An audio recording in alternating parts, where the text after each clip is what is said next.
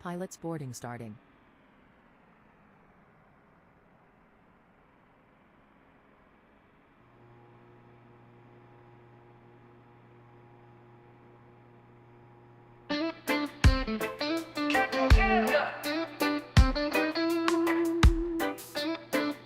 Crew boarding starting.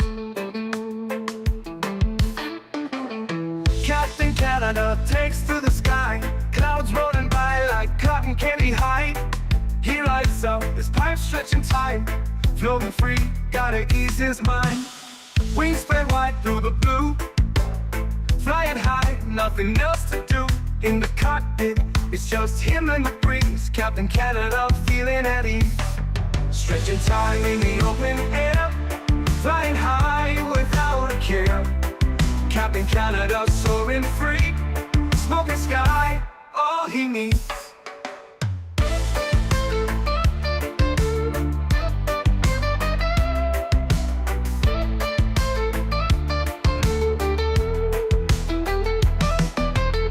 Turbulence can't shake his vibe, every puff makes him feel alive. He's the captain you can't confide, loving life and stretching time. Sunset glow as he climbs higher, heart beats to his own choir. With a grin, he takes another puff, for Captain C no sky's too tough. Stretching time in the open air, flying high without a care. Captain Canada soaring free, smoking sky, all he needs.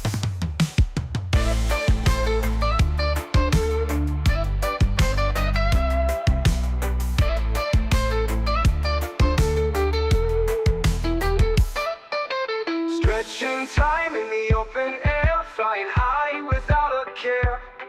Captain Canada soaring free, smoking sky, all he needs. Stretching time in the open air, flying high without a care. Captain Canada soaring free, smoking sky, all he needs.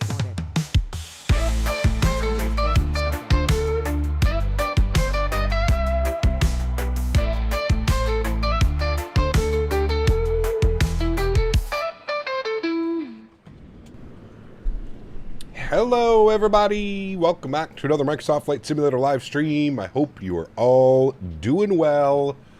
Happy Sunday, my friends. Hopefully everybody's recovered for our long haul yesterday. Memphis up to Anchorage in the MD-11. We are back in the 777, my friends. Yes, the 777 in the beautiful Star Wars on the pond livery. Beautiful. Jeff, good to see you. Mopar, good to see you. Quick Match, welcome back. Skyworker, good to see you. Captain Robbie, welcome. Leonard Grant, good to see you. Key and Arthur, welcome back. K Apex, good to see you. Gary P, welcome back. Jonathan Sellers, good to see you. Bearded Yeti, welcome back. Skullface, good to see you. Aviation Central, welcome. Morph, good to see you. Bomb Tech, Rydog, AntoniBaldo, Ken LeMay, Nismo, SF Aviation, Air Marshal, High Tech, good to see you. Mofo, good to see you, man. Going Dutch, good to see you. Justin, good to see you. Delta Sim Pilot, good to see you, my friend. Hamzir, good to see you, man. Goodmen, welcome back. Average Aviator, good to see you. Spotting, good to see you. SR88, good to see you. Keith, welcome back. JR3000, good to see you. Welcome, welcome, my friends. Hope everybody's doing well. Thank you so much for tuning in this afternoon. Appreciate y'all being here, man. Hope everybody's having a great weekend. Hopefully everybody has updated their aircraft and they've been flying their aircraft around. There was an update, I think Friday, pushed to this aircraft. I'm not quite sure what the update entails, but I know that there's probably a bunch of other bug fixes and stuff like that. So, Jesse, good to see you, man. Boeing fan, welcome back. Ayub, good to see you. Mike, good to see you. Freddie, welcome back. JR, good to see you. Robert, good to see you. Sorry, got to keep my throat hydrated. Lubricated, that's a weird word. Leonard, good to see you, man. Anthra, good to see you. Welcome back, friends. Hope everybody's doing well. Once again, thank you again for tuning in today. We've got some great fun flights planned for you. We're here on the ground in Tokyo. RJTT. We're going over to Hiroshima. RJOA. They do send 787s and 777s on this this route. So should be a lot of fun. Very much looking forward to this one. The aircraft has already started boarding. Wanted to kind of speed up that boarding process a little bit for us, so we're not just sitting waiting. We have 360 passengers on our aircraft today. Very high density routes here in Japan. Feels great to be back in Japan. It's been quite a while since we've been here. This is one I've been circling for a while. I've promised this pretty much since the release of the 777. I said we're going to go in Japan. We're going to do some domestic ops in Japan with the 777. One of those rare kind of ops that you get in the 777. There's not a lot of domestic 1 hour flights that you can do in a 777. So if you're looking to do some, Japan is the way to go, friends. They got all kinds of 777 domestic ops here in Japan, so very, very cool. Just landed in Hiroshima, not a lot of parking, a bit like Innsbruck. Yes, it's the terminal itself is kind of small. You're right. There is only, I think, like 6 or 7 parking gates that we can go to. But stunning scenery. Again, this is the handcrafted Tokyo with the enhancement pack on top, so you can put exclamation point scenery. And then Hiroshima, again, is a freeware. I truly feel like Japan has some of the best freeware airports that you can get in this simulator. The detail, stunning, payware quality. Really, scenery when it comes down to it. So, without further ado, let's jump inside the aircraft. Let's get this bad boy programmed, ready to rock and roll. We're looking at 58 minutes into Hiroshima today. An hour and 25 minutes gate to gate. Very excited for this one. Should be a lot of fun. So let's jump inside the aircraft and we'll get this bad boy programmed, ready to go. Beautiful. Inside the aircraft, I haven't done much. The only thing I've done is I've got the battery switch on and the external power. That's it. So let's continue our flows. Let's get our IFE and passenger cabin utilities on. We'll get our Adiru aligned as well. Emergency lights can go on. We'll get our window heat on. And that's pretty much it for now. We're not going to worry about APU and any of that. We'll leave all the hydraulics off as well until we're ready to push and start. Everything else looks good upstairs for me. Fuel pumps can all stay off and all that fun stuff. Beautiful. Cool. Let's spend some time down here on the electronic flight bag, shall we? Let's go to our electronic flight bag. Let's request our flight data. Good. You can see we are out on the pond 671 heavy. We have service. The map is freaking out. Stop. Freaking out. Maps freaking out. No problem. We are going from Tokyo over to Hiroshima. 364 nautical miles. It's going to be a fun one. I am very excited. Is it just constantly bugged out? Yep, constantly bugged out. I wonder if that's a bug. Or anybody else having that issue? Or Slivery is goated? It is. That must be a new bug that was introduced with the latest update of the PMDG. I'm sure that they're probably aware of it. Somebody's probably made some comments on the forums, but yeah, that seems to be bugging out a little bit, so we'll just pull back. It's nice that they've added the manual tab here as well, so you can get the introduction manual, universal. You just scan that and boom, you're good to go on your phone. So pretty cool. Brian, good to see you, man. Welcome back. Hope you're doing well. Your map was doing that in the flight this morning. Yeah, so it's definitely a bug that if we're all getting it.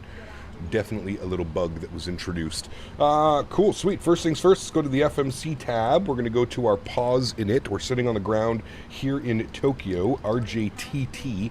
Throw that into our reference airport. Good. We'll grab our GPS position. We'll set that into there. Wonderful. Let's go to our route tab. We're going to do our route request. Good. You can see SimBrief route, RJTT to RJOA. That is exactly what we're doing. We'll select that one. Beautiful. The map issue is being looked at tomorrow. Real weird one. No problem, Mathis, at all. Like I said, man, probably a weird little bug that was somehow introduced in the last update. Because I don't remember that doing that to me before. But anyways, not that big of a deal. I really don't use that map page all that much.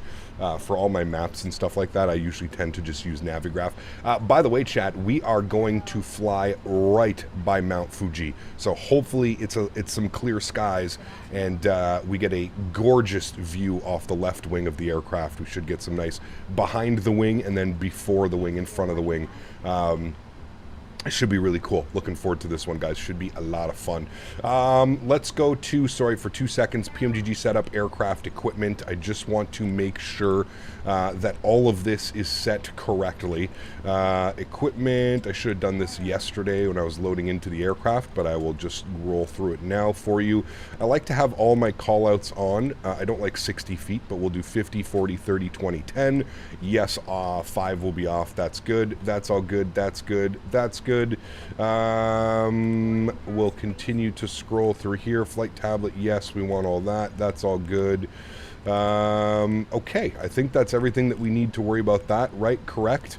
I think we also have to go to simulation, and I think we need to do the,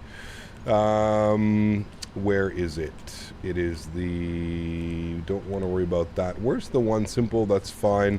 Where's the one where you do the, where you select if you want the, what's the thing I'm looking for? The crew alertness. I can't ever remember where that is. Crew alertness. Is it in aircraft? I feel like it's in displays somewhere. Crew alertness. Although I don't know if that would be in displays, but range arcs are on. That's good. That's good. Range rings are already on. We got that. I'm looking for the crew alertness, but I honestly don't think we have to worry about it. It's an hour flight. But if somebody knows off the top of their head where it is in here, I can always take a look at that. Make sure the damn parking brake is on realistic or it'll get stuck. Okay. Where was that? Equipment. Was it in equipment? I feel like I just saw it. Maybe it's in displays? No, it's got to be in equipment, right? Parking brake. Parking brake. Parking brake. Maybe it was in the other one. It is in the other menu. It's in the simulations menu. Options simulation. Idle flare. We're gonna go.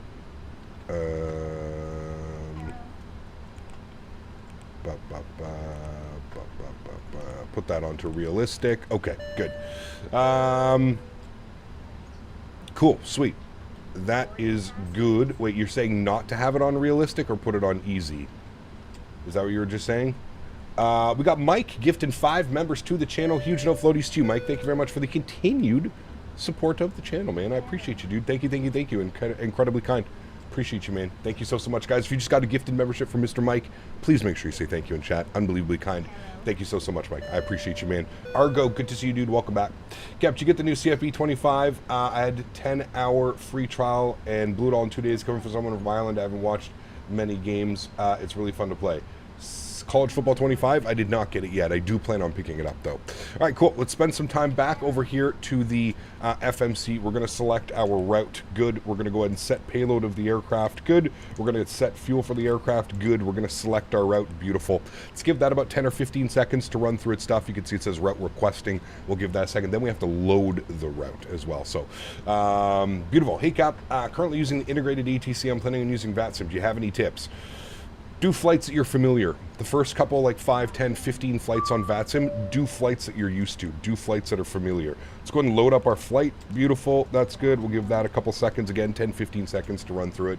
Wish college football was available on PC. Don't feel like buying a PS5. I agree with you, man. I finally caved. One of my best friends only plays on PlayStation, and I essentially bought a PlayStation just so I could play with him. NHL, college football, that type of stuff. So, yeah. How many of us on board? 360 passengers today on this aircraft. We're going to activate and execute our flight plan. Beautiful. That is all in there. That is all set. I am happy with that. Let's go to our departure page. Now, it didn't give me a departure. Let's see what the winds are doing here in Tokyo. Winds are 180 at 11. 180 at 11, which means we're probably going to take off from 16 left, considering we're parked up here. 16 left seems to be the most common at 180 at 11, correct? Me if I'm wrong, right? Or do they depart on 22? I think we're going to use 16 left. I think that's probably the most common runway. Which hopefully the winds stay the same, which means we get the 16 left approach, which is coming in over the city and stuff like that. So that'll be absolutely awesome. Tired Shiva's good to see you, man. Welcome back. I hope you're doing well. You're departing on 22. Perfect. We can stagger some of the departures. That'll be absolutely excellent instead of everybody kind of lined up on 16 left. Okay, well, departures out of 16 left then. I don't know. Standard instrument departures. I don't know which one we would be looking at. That's not for that one. This is not for that one. Albeit we could take off and kind of go like that. That would probably be the most. Bekla. What's our first waypoint? First waypoint is Tiara. First waypoint is Tiara, which is I mean, I guess we could take any one of those ones, to be honest with you. The Beklas, let's take this one. What's that one? No. The Gusro. No, we don't want the Gusro. We don't want that one. We don't want that one. Don't want that one. Rover. I'm surprised it didn't give us a departure, to be honest with you. Okay, let's just keep things easy. Let's go with the Bekla 3 Charlie departure out of runway 16 left. So Bekla 3 Charlie, there it is right there, 16 left, and we'll execute that. Good. Let me scroll down here. It's going to be Bekla, then to Tiara. Hopefully we don't have that all messed up. And let's go look at the weather here into Hiroshima today. If we go to weather, winds are 280 at 7. We've got the pilot Grayson celebrating 2 months. His long time no see, been busy. Gonna be back for a while. I saw you streaming yesterday, but I had to leave early. Good to see you, Captain. Pilot Grayson, thank you for 2 months. Appreciate the support, man. Huge, huge, huge no floaties to you. Thank you very much, man. 89% humidity, 24 degrees. Eek. I mean, 75 is not too bad, but that 89% humidity, that's going to be, 26 degrees, 79 with the dew point of 24. That's spicy. Few clouds at 2,700 feet, broken clouds at 23,000 feet. Good. Well, with winds like that, 280 at 7. Is she saying hero? Am I going crazy? Is she going hero? Chat, behave yourselves. Winds are 280 at 7. Dude, stop. She's going, can I see your boarding pass, Paris? Fuck off. Runway 28 is what we're planning here today with winds. Obviously 280 at 7, blowing right down the runway here on runway 28. So, boarding pass, Paris. Fuck off, dude. You're going to get me canceled, GSX. Fuck out of here. Let's go to the charts for Hiroshima. Approaches, they only have RNPs. So this is kind of cool. We'll get to fly an RNP approach. I don't know if I've ever flown, turn it up. I don't know if I've ever flown a RNP approach in this aircraft. So that'll be cool. Fuck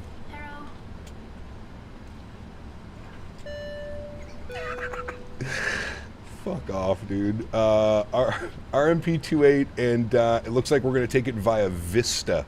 So that's what we're going to plan. So we're going to be on the Vista RNAV arrival.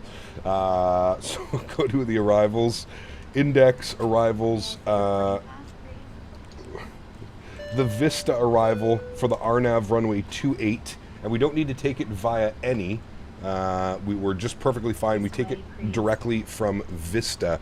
We don't need to take it from Isola or Mentha. We're coming right into Vista. So we'll just use no transition today. We'll go ahead and execute that. Beautiful. We've got Kian celebrating 18 months. This is the AI song. Might be one of your finest creations, Captain. Might have to make it a full playlist. I vote in favor. No getting canceled too. I actually didn't make that. I can't take credit for that. That is from Mr. Midnight Maverick. He is the one that came up with that one. So absolutely awesome. Patrice celebrating 2 months as well. Says, I've already been 2 months for me. Time goes by fast. Huge no floaties to you, man. Thank you for the support. I appreciate you. Incredibly kind. Thank you, thank you, thank you. Chat, stop it. We're going to get canceled, man. You got to be careful nowadays. All right, let's go to our legs page. Let's make sure we don't have any crazy discontinuities or anything like that. Everything looks good on my end. I'm happy with that. Beautiful. Let's go to our knit ref. Let's start plugging in some numbers here. 0 fuel weight, 2078, which is correct. We'll accept everything else. We're only going up to 32,000 feet actually today. So we're going to go 32,000 feet at a cost index of 15. Beautiful. Everything else looks good there. Let's go to our thrust limits. We're going to go over to the electronic flight bag. Going to go to our performance tools, and we're going to start selecting some fun. So we're departing on 16 left. We're going to import from aircraft. We'll flip that over to kilograms. CG weight looks like it's going to be about 29.1. AC config, we're just going to put that on auto. Everything looks good there. Let's go ahead and import the live weather as well. You can see winds 180 at 11 knots. Good. 2980. I'll hit B on the keyboard and we'll set all of that. Cole, 32 months, says sheesh. 32. Cheers, Cap. Have a good flight. Thanks so much, Cole. I appreciate you, man. Thank you for 32 months as a business class member, man. I really do appreciate you, dude. Thank you, thank you, thank you. Okay, everything looks good there. I am happy with all of that. Let's go ahead and calculate our V-speeds. Looks like we're doing a takeoff 2 today, 89.9. Have a great flight. I'm off to work. Thanks so much, JJ. I appreciate you, man. Have a great day at work, dude. Thank you for your continued contributions to the channel. I appreciate you, man. Thank you, thank you, thank you, buddy. We've got V-speeds 48, 52, 58. All of those numbers look correct. All right, cool. So back down to the FMC. We're doing a D-rate, takeoff D-rate of 2 with a cell temp of 45 degrees. Go to takeoff. Flaps will be 5 degrees. CG weight will be 29, which gives us a trim value of 475. V-speeds 48, 52, 58. 48, 52, 58. Everything looks good to me there. Beautiful. I'm happy with all of that. That looks great. I think that's pretty much it. We don't have any ATC online. What is this? This is... Welcome on board. Okay, never mind. And that's pretty much it. We'll get our range rings on. Range rings on. Good. Altimeter set 2981. Beautiful. And everything else is essentially good to go. Let's go to return, and we'll keep that on this one, on legs. Good. Cool. Sweet, chat. We are looking good. We can start plugging in some numbers here. 158 on our V2 speed. So we'll plug in 158. Good. Runway heading will be good pilots. We'll sync up our runway heading. It's going to be 160. We'll hold this way, and we're going to go, oops, wrong way. Thank you. 160 on the heading. Good. That should be good right about there. Beautiful. Okay. I'm happy with all of that. Everything else looks good to me. We can start running through some checklists. Actually, what we'll do is let's blank this out, and then we'll bring this over here. ICAS, left side, engine, back to center, lower pedestal, and we'll do checklist. Good. Cool. Oxygen tested 100%. Flight instruments, heading, altimeter, all set correctly. And park brake. We need to put the park brakes on. There we go. Park brakes are on. Beautiful. Pre-flight checklist is complete. Next, we'll have our before start checklist. We're going to wait for all the passengers to get boarded before we do any of those. But it looks like the cargo is done. So we'll come down here. We'll go to our ground operations. We'll go ahead and close those 2 doors there. Beautiful. And it looks like we've got about 120 passengers left to board, chat. 120 left to board. Yarny, good to see you, man. Welcome back. Hope we're doing well. Cap Nolan, good to see you. Richie, good to see you, man. J Foot, good to see you. We are all ready to rock and roll, my friends. Heading to Edinburgh from Doha on the Qatar A330-900. It's practically chasing the sunset the whole time, which is cool. Felt like a long gate-to-gate, 7 hours and 47 minutes. That is a long one, yeah. Probably puts you at about just over 7 hours on your flight time. Not too bad. Not too bad. I've got a really cool livery for us tomorrow as well. We're going to be doing more domestic Al Nippon ops, and I've got the Pokemon livery for tomorrow. So today is Star Wars, and then we've got the Pokemon livery for tomorrow. Absolutely love Al Nippon that they have all these crazy liveries and stuff that they put on these aircraft. It's so badass. So I'm flying with the Pokemon livery right now. Nice. Very cool. Yeah, tomorrow's going to be cool with the Pokemon, man. Yeah, I think a lot of people are also using the Pokemon livery, which is kind of cool. Andre, what's up, man? Good to see you, dude. Appreciate you being here. The Star Wars livery is sick. We need to do a long haul in this livery, man. Yeah, 100%.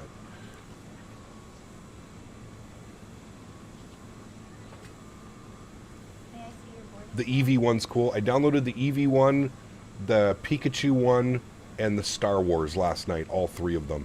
I'm also still using the FT Sim sounds for the engines. I still prefer the FT Sim sounds, especially startup and spool down and stuff like that. So I am still using the FT Sim sounds for this aircraft. Just the engine sounds. Is this a 1-leg flight? Nope, 2 legs today. Real world domestic ops. We're going to be going from Tokyo to Hiroshima back to Tokyo. So it should be really cool, man. Most looking forward to it. The default sounds are much better now. They are much better now. I definitely agree with you. Yeah, I still prefer the FT Sim engine sounds. Hey Cap, all the VATSIM software tells me the PC says that they are dangerous to use. Should I just use them anyways? Yeah, you're fine, Russ. You're fine. Russ, the way that these antiviruses and stuff work is they basically work off how many downloads. For like all of Flight Sim stuff that you're going to download, it's probably going to trigger your antivirus just because it's not downloaded tens of thousands of millions of times, right? So it's not considered a safe download. That's how these antiviruses work half the time. But yes, you're fine.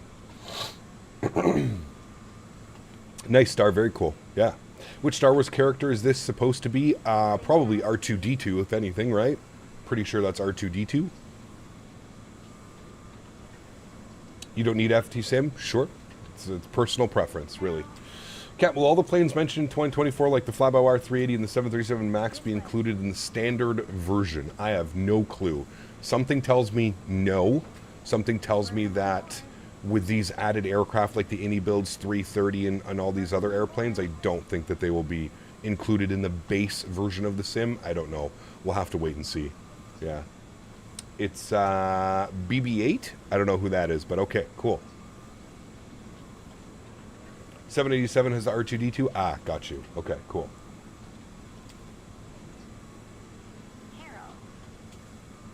Harrow. It's not marked dangerous, it's marked unverified because VATSIM didn't want to spend a very large amount of money to get verified digital license. There you go. That makes sense. Japan is default scenery. I mean, it's part of the world update. You have to go get the world update Japan, but man, it is incredible. Wait till you see some of the ortho. It's probably, in my opinion, other than California, this is probably the best ortho flying that you can get in this simulator. Again, you pair that with all the freeware airports that you can get. This is a handcrafted airport, RJTT, but it has the freeware enhancement package on top of it, which again kind of makes the airport like payware quality. And then again, Hiroshima is completely free. Some of the airports that we're flying to tomorrow, Osaka, is completely free as well. There's just, Japan is an amazing place to fly in this sim. It's incredible. Yeah. What is the hide command on VATSIM? You put .aircraft in the chat box and then it pops open another message. C3PO is this 777-200? Nice. Okay, cool. Hey Cap, do you use the frame gen mod? I do, yes. And I actually just got a huge update about a week or two ago.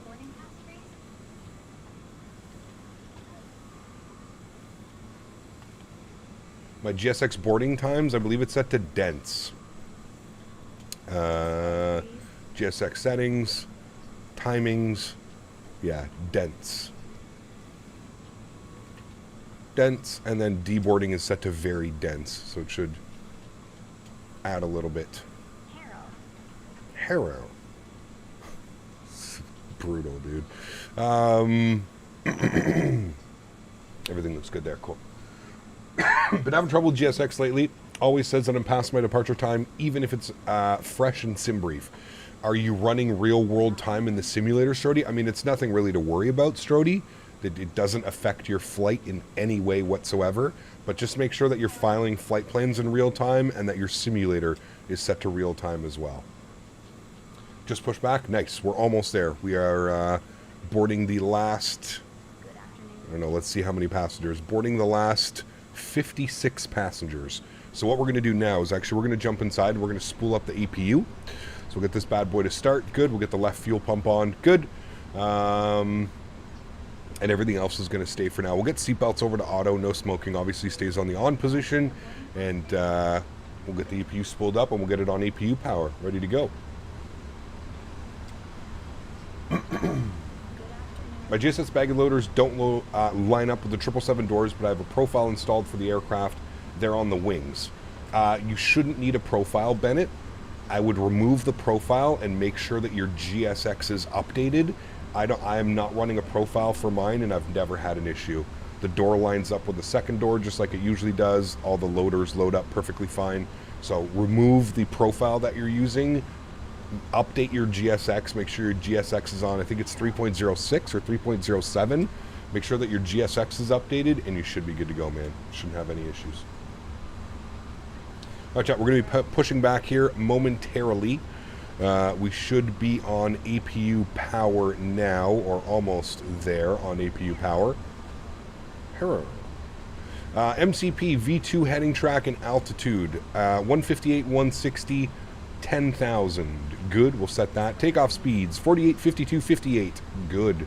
CDU pre-flight complete. Trim value, 475. We'll set that now, 475. Now the EPU's on. Trim. My trim is not working, chat. Do you have to wait till... No, you've always been able to set your trim, right? Somebody else was saying that they were having this issue as well. I can't set my trim. Turn on the hydraulic pumps? Ah, thank you. That is one thing that I didn't do. Get everything onto auto. Thank you, chat. 4.75. Good. That is set. Beautiful. Taxi and takeoff briefings complete. Sure. And then we're going to do flight deck door closed and locked. I think it's closed right now. Yeah, it's closed. Okay, cool. Flight deck door is closed and locked, and we're just going to wait for the beacon light, and then our before start checklist will be complete. Let's go ahead and remove the external power. We are now on APU and APU gen. Good. We'll come down here. We're going to go to ground connections. We're going to release the ground power, and we're going to remove the chocks. Good. And then we'll keep this on door management because we're going to have to close the left door here as well. What's the altimeter? Is it standard here? 2981 is what I'm getting. 2981.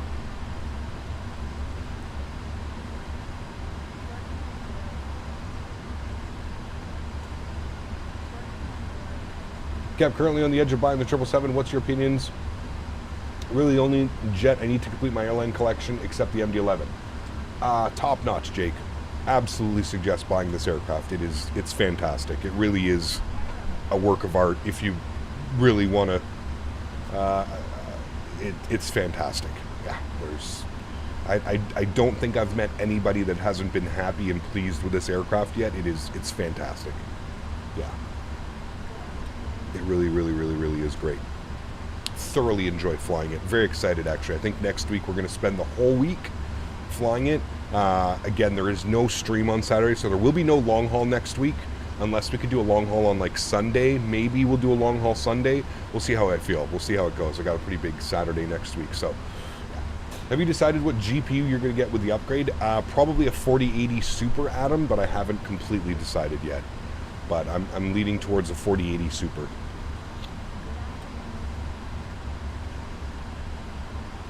All right, chat, 6 more passengers to go, and we will be pushing back. 777, my man, coming in with a $14 dono. Thank you very much for support. Huge no floaties to you, Star. Thank you, man. Incredibly kind.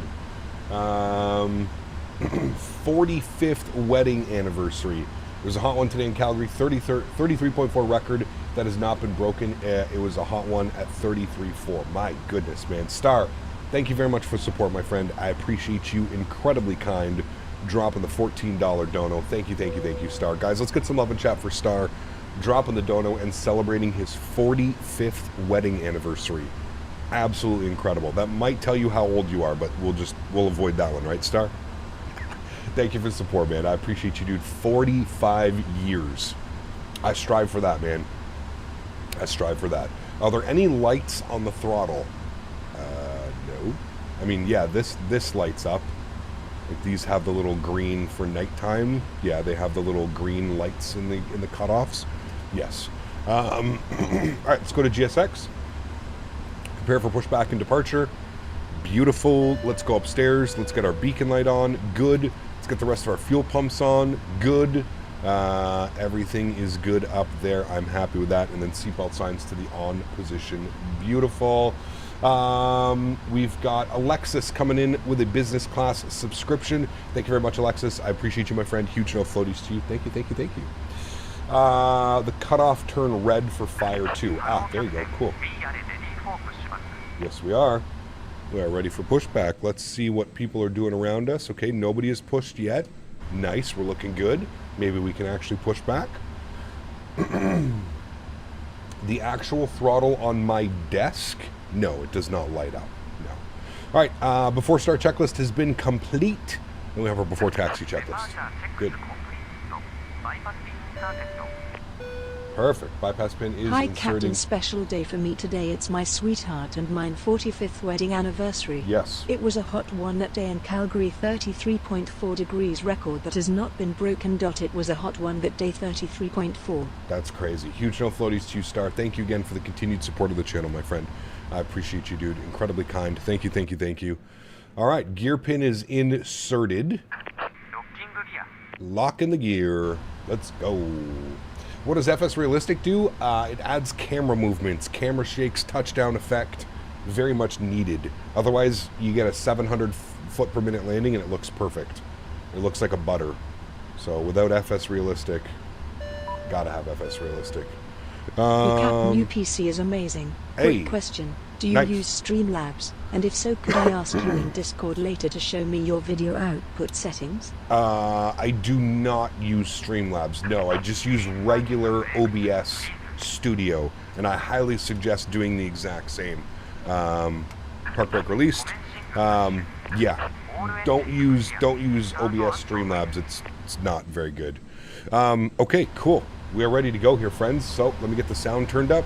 Let's go over to the auto start is on, and we'll spool up engine number 2. We'll introduce fuel. Good. And we're going to sit here and we're going to watch these bad boys spool up, chat. Let's do it. Yeah, Streamlabs OBS, no. Just use regular OBS Studio and then import any type of like Streamlabs. You just make a little overlay exactly like I do, right? So thank you, Excavation. Appreciate you on the 5 bones, man. Thank you for the support, dude. Appreciate it. Redmans, what's up, dude? Good to see you. Welcome back. Hope we're doing well.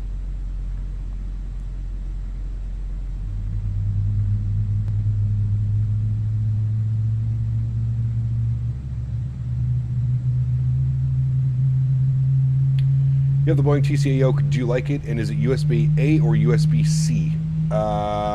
USB-A. USB-A to the computer, USB-C to the actual physical yoke. And yes, I love it. It is by far the best yoke on the market for its price. 100%. Capo, made you want to go with the 4080 Super over waiting for the 5000 series? We don't know when the 5000 series is coming out, Blue Crayon. There's a lot of talk that it's going to be fall of 2025. So, yeah. That's the main reason. And if the 5000 series ends up... Look at this little thing. That's pretty badass. What, is there like a little tunnel underneath?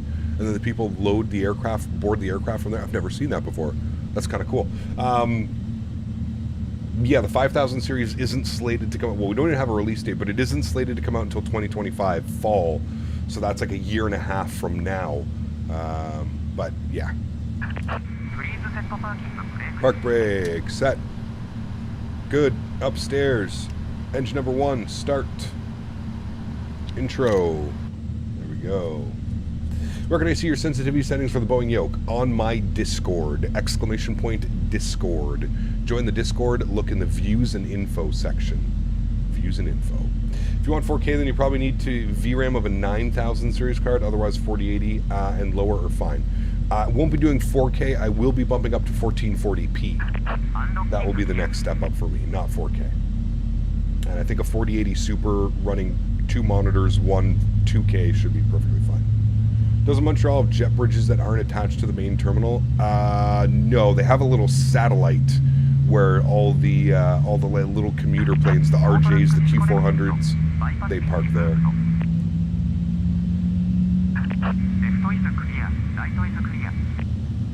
The Super cards were released this year, Blue Crayon. So the 4070 Super, the 4080 Super, those were released this year.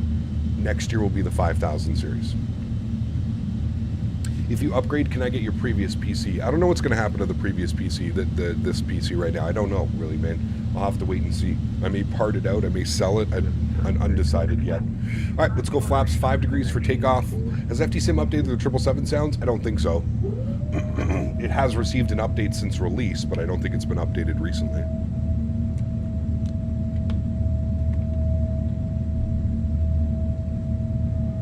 I've had a few problems with the 777 where I hear the same sounds that I would if I was an external view. Yes, that was a bug, Windy. It should be fixed now, as long as you're updating your aircraft. This aircraft has received quite a few updates since release, so make sure you're running your PMDG Ops Center and make sure that you're keeping the aircraft up to date, and it should resolve those sound issues. All right, cool. Flaps are set. That's all good. Auto brakes to RTO, good. Anti-ice off as required. Recall. Why is this saying tire pressure? Do I have to reset a fault or something in here, chat? How do I even do that?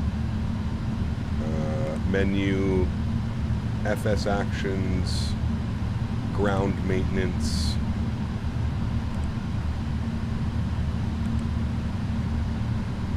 It's a new bug, you get it too. It's in the EFB.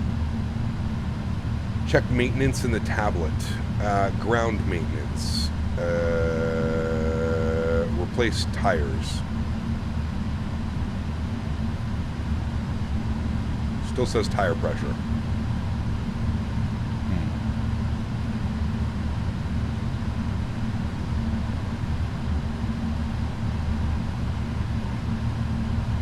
We'll just hit everything. There we go. Ground maintenance in the FMC page 2. Ground maintenance FMC page 2. Service all.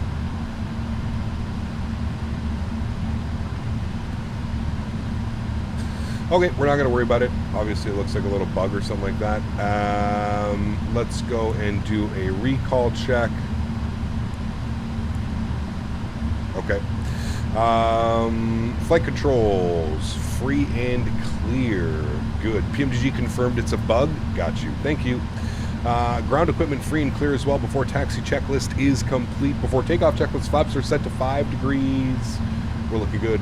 Next will be our after takeoff checklist. We'll close out that checklist. Good. Let's get the checklist non-normal. Tire pressure. Okay. Override. Normal. Good. Thank you.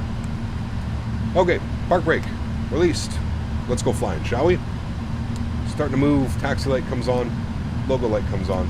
Get the hell out of the way of these guys. Sorry, guys. Tire pressure issue. My bad. Sorry. Okay. For us today, taxiing around Tokyo. I think we want to go... We can take Echo 12 Charlie. So we can make a right here.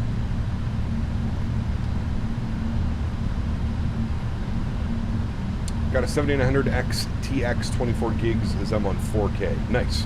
Still not sold on AMD video cards. If you are, that's all that matters, right? It's your computer, it's your build. I'm still not sold on AMD graphics cards, man. I'm sold on the AMD CPUs, but I ain't sold on their graphic cards yet. No way, Jose. Honestly, we could probably take it from Charlie 11 right here, chat. We got lots of room, so we might as well just line up here.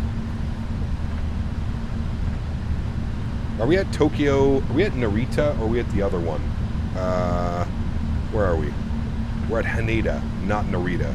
Narita's done by Drzecki. Haneda traffic on the pond 671 lining up runway 16 left. Haneda.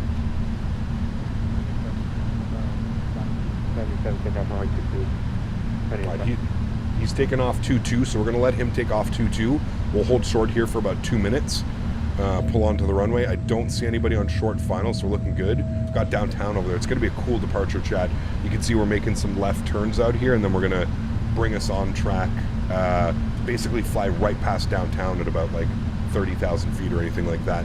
Let me just confirm I'm not forgetting things, because I already am. I already know I am. The EPU can go off. The rest of this looks good. We're pulling onto the runway, so we'll get all of the lights on here as well.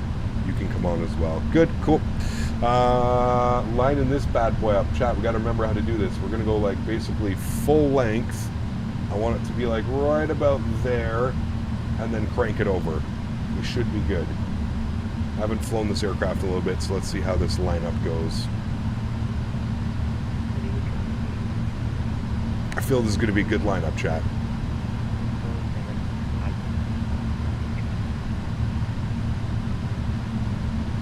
Not bad. I'm taking it. That was a real good one, actually. Look at that, chat. We're freaking professionals, baby. Professionals. All right, cool. Let's wait here. Let's give him a second. He was departing on 2-2, so let's just give him a second. No need to cluster, you know what, the... So I got an email chat. Remember, first they're planning up on the 2-2 at Bravo 14. All the 1265. Not professionals, professionals. Yeah, why don't airliners or Microsoft have the feature where you can zoom in and see the taxiway? I know the Flyby R380. Well, Jake, it's a lot of those airplanes don't have that feature. Like the 777 doesn't have that feature, you know what I mean? So it's more of like a modern thing. So I'm sure we'll eventually get there. All right, let's go ahead and call it. Haneda traffic on the pond 671 departing 16 left. Haneda. All right, beautiful friends. Flight director left side, flight director right side, LNAV, VNAV. We are ready to go, my amigos. Let's punch it. Yoke cam comes on, sounds go up. Let's go flying, friends, shall we? Beautiful. Throttle's up to about 55%, I believe, in this aircraft. Something like that. Slight nose down pressure. Shake big time, friends. And toga. Clock's on. I forgot to start block time, but that's fine. Takeoff power has been set and achieved. Airspeed is alive. 80 knots. We're neutral on the flight deck for flight yoke. I think I have my wrong yoke sensitivities in for this. D1. Rotate, chat. Oh, I definitely have the wrong sensitivities in for this. I'll have to fix that in a second. Rate of climb. You're up.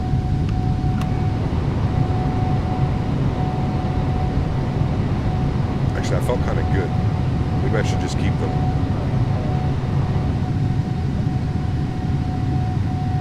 Bumpy. Start our left turn out.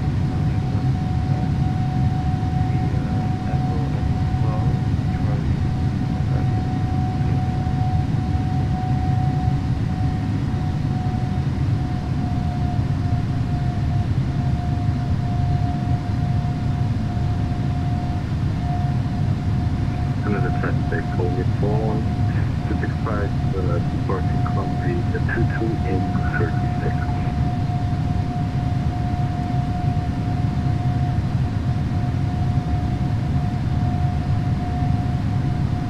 Flaps up, position 1.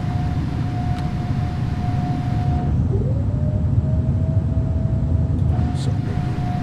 So good.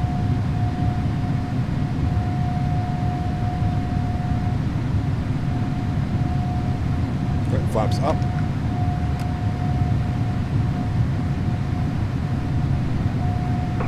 The traffic only phone 65 departing from the 22.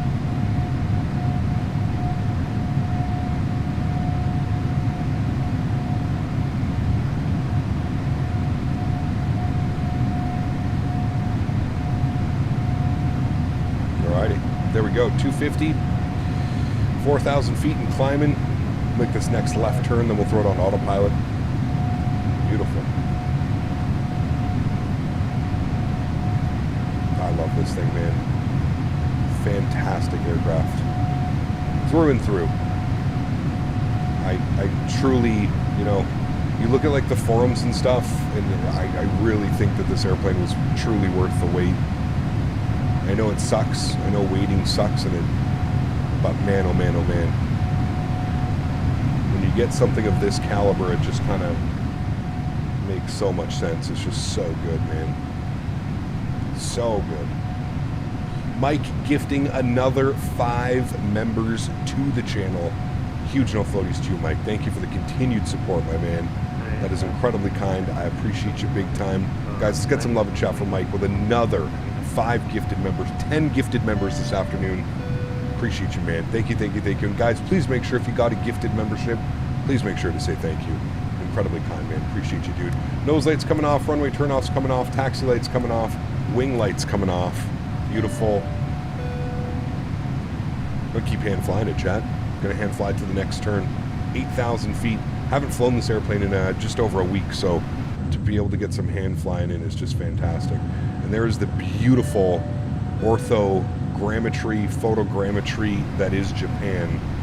It is some of the best. Some of the best. CHLM, my man, coming in with the support. Appreciate you big time, dude. Thank you, thank you, thank you. 32,000 feet is our cruise today. Put that in there. Beautiful. Some people departing now as well. Beautiful. Looking good. A little bit bumpy on that one there.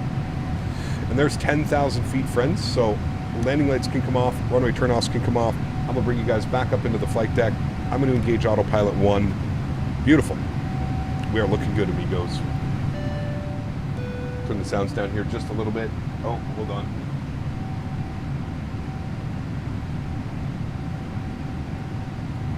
Streamlabs broke OBS again. Don't forget the seatbelt sign. It's a little bit bumpy. I'm just going to leave that on for just a second, and then we'll get to that.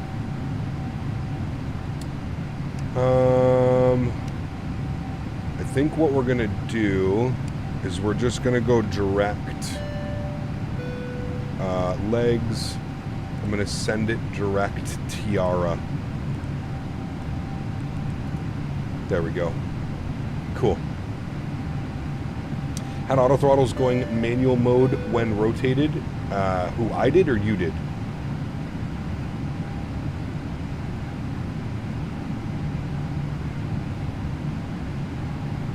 What's that, Andy? Sorry. The tire pressure is an impossible number and the minus billions. That's why it's a bug. Ah, got you. Okay. Jacob, why do you keep putting an angry face, man? Please stop spamming just angry faces. What's wrong, man? You want to talk about it? Or Birdie, what's up, man? Good to see you, dude. Welcome back. Hope you're doing well. When is standard barometric pressure in Japan? What is their 14,000 feet is transition altitude? Okay, cool. Cap, you just turned the landing off. Oh, yeah, that's right, because I double-clicked it. Thank you. Yep, I forgot about that. 14,000 feet, standard barrel pressure, good. And it's like downtown Tokyo right here. Man, oh man, oh man. Just incredible. I don't know if you can see. Well, you can. There's Mount Fuji. We're going to be passing right by it, friends. Should be incredible. All right, seatbelt signs can go to the auto position now. It's a little bit smoother of a ride. Everything looks good to me.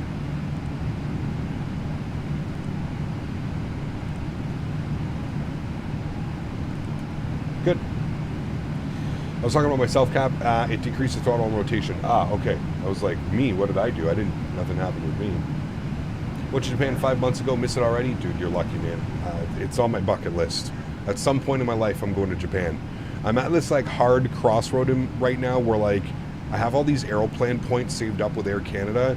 Do I like spend it to like, you know, go somewhere like a little bit closer, or do I keep saving my aeroplan points so that eventually one day I have enough aeroplan points saved up that I can just pay for the airfare to go to Japan? You don't see any angry emojis because I removed them. You should return to parking if the aircraft sends a message like that. You shouldn't ignore it. Okay, man. Loosen up your tie just a little bit there. This is Microsoft Flight Simulator, and we've already discovered that it's a bug. This isn't real life. I don't need to return to the gate because there's a bug on the aircraft. You must be real fun at parties. I'm almost sure of it. Went to the Philippines last year with the wife. We're going to do Japan next. It has to be up there, man. Has to be up there on the bucket list, dude. Has to be, man. Two Wicked, 18 months. Appreciate you, my man. Thank you very much for the continued support of the channel. Huge no floaties to you, dude. Thank you very, very much for supporting the streams, man. Appreciate you big time, buddy. Thank you, man.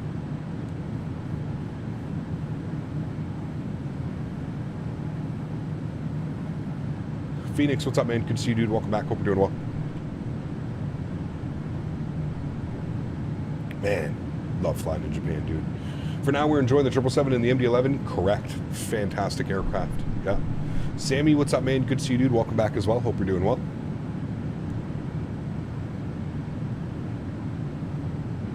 Oh no, tire pressure bug. Return to gate and end stream. Maximum immersion. Well, that's what I'm saying. Like, what the fuck does he want me to do? We already discovered that it's a bug. We have PMDG literally in chat saying that it's a bug. What do you want me to do? You want me to end stream? Hey guys, so sorry, man. We're getting this tire pressure bug. No stream today. Maybe return tomorrow. Maybe the bug will be fixed tomorrow. And if it's not fixed tomorrow, well, no stream tomorrow again. And we'll see you guys next week, okay? The fuck?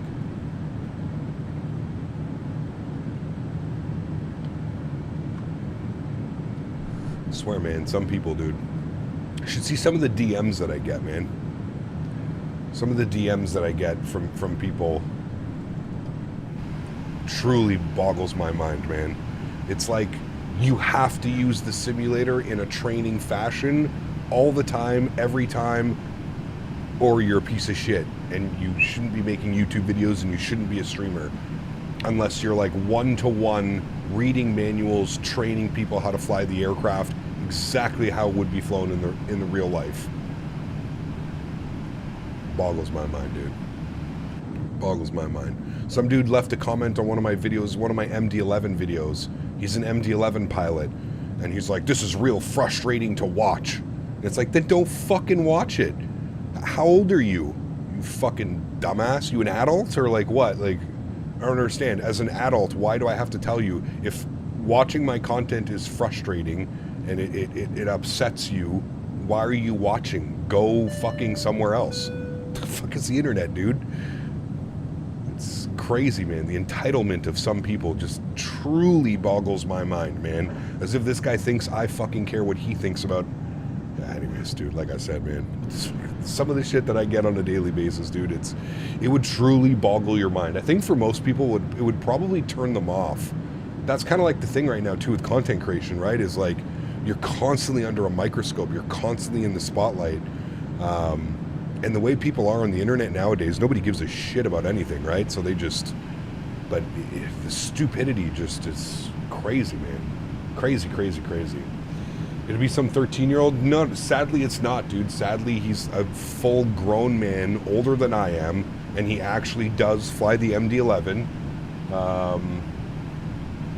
But like, instead of offering advice, do you know what I mean? Instead of being like, hey man, I realize you don't hold an MD-11 or an actual airline pilot's license. Here's what we do in the real aircraft, right? Like, that's like, am I wrong in thinking that that's like the normal way to approach a conversation? Not leaving a comment on some guy's YouTube channel about how it's frustrating to watch me fly the airplane. What good does that do? You feel tough now there, big guy on the internet? Bet you feel real tough leaving those comments. That's what I'm saying. Like, it just doesn't... People are so fucking stupid, dude, sometimes, I swear to God. The fact that I have to be the one to be like the voice of reason here, it's insane. You know what I mean? So, no, it's not the Father Time guy. That guy's awesome, dude. That guy's absolutely awesome. He's like a genuine, super nice guy. No, this is just some random. Who knows, man? Who knows? Not using proper real-life procedures, I'm out of here. And you know what, dude? That's fine, right? Like, Ian, like, I don't have a problem with that, man. I'm not saying that that's wrong, necessarily. Like I said, dude, there's some people that use these simulators and they one-to-one aspect of real life. This is how they do it. Do you know what I mean? And there's nothing wrong with that. And there's certain channels out there, there's certain YouTube and content creators and stuff that would be, that would find you with that. You know what I mean? But, like I said, instead of like, you know, you would think somebody who's like an actual airline who holds like a license or like a type rating on a certain aircraft, instead of trying to like walk into a room and swinging his dick around, you'd think like he'd be like, hey man, I realized you don't fly this aircraft. It's super quirky. Here's some advice.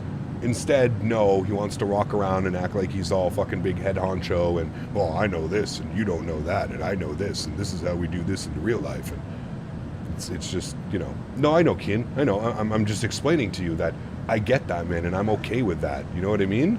Like, I'm completely okay with that. I understand that in the world that we live in, my flight sim content may not be for everybody, and that's okay. I'm perfectly okay with that. I have no quarrels about that. I do not mind. What irks me is, like I said, the people that leave the comments. Instead of like being productive and being like, hey, by the way, we do this thing in real life because it does this. It's like, awesome, thank you so much. You know what I mean? But yeah, instead of that, they want to act like they're all, you know, big tough guys and this and that. And so, yeah. Dave over here giving you a lecture on an Airbus, and he's a bus driver. Yeah, we all know them, though. That's it exactly, right? You never know, man.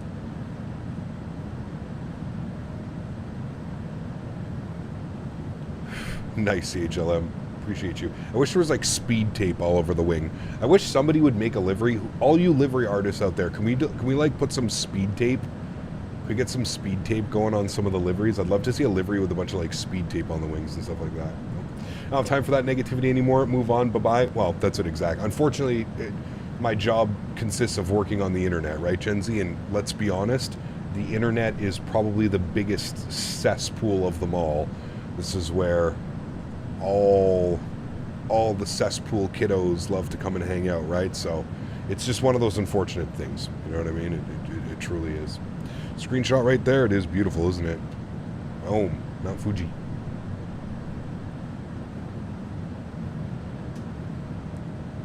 That is Mount Fuji.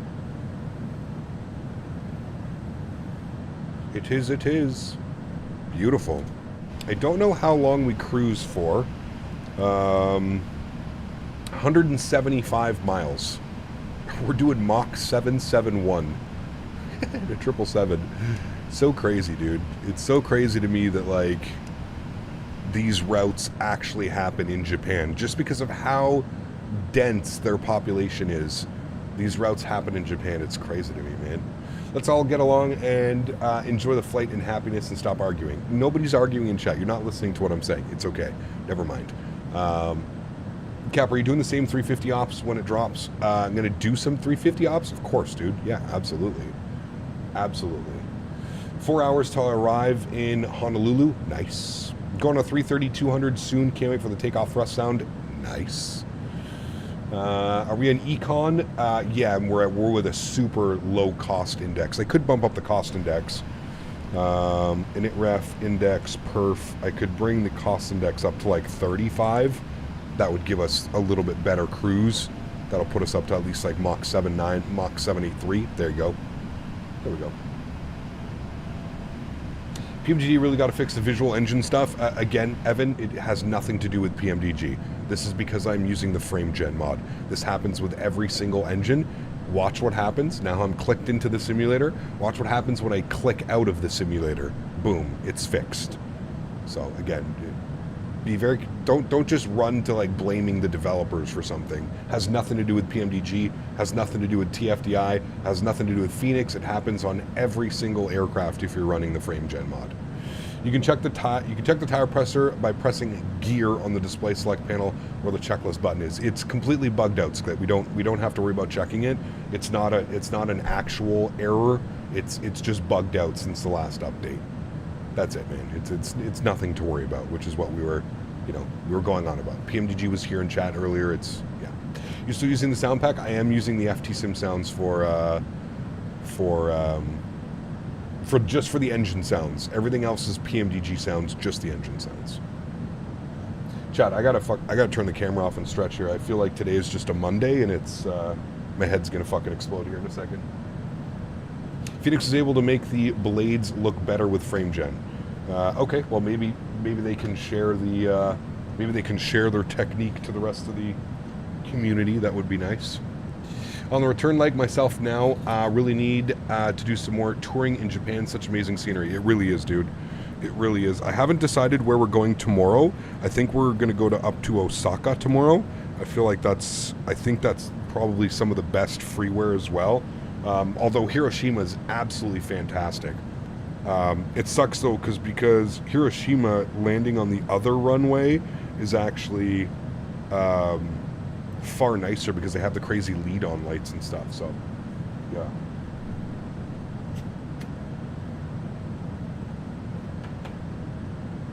I just turned the camera off to have a quick little stretch. That's it, man.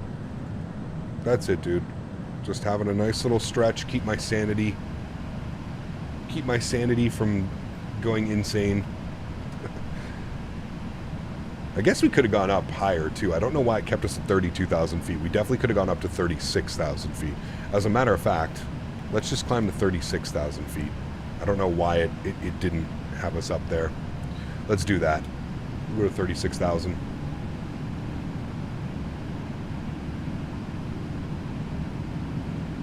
With how heavy we are, we're probably burning a ton of fuel sitting at 32,000. You got 34,000? Yeah, okay. Yeah, 34, 36, pretty common. The no stretching signs are on? Oh yes, sorry. Let me fix that. No smoking. Off. Not even auto. Off.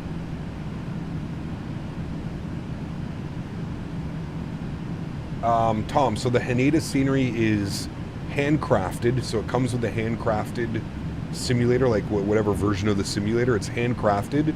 And then I have, if you put exclamation point scenery, I have an enhancement package, a free download on flightsim.to of the enhancement package for it. It's fantastic.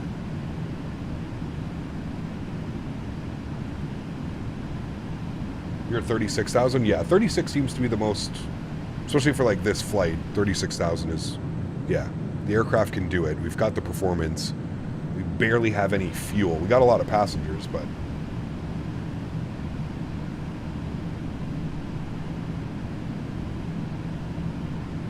remember, guys, if you are enjoying the content, don't forget to smash down that thumbs up button. We're going for 300 likes today. Hopefully we can do it. And once again, we're going to be back in Japan tomorrow as well, doing some more domestic ops in Japan.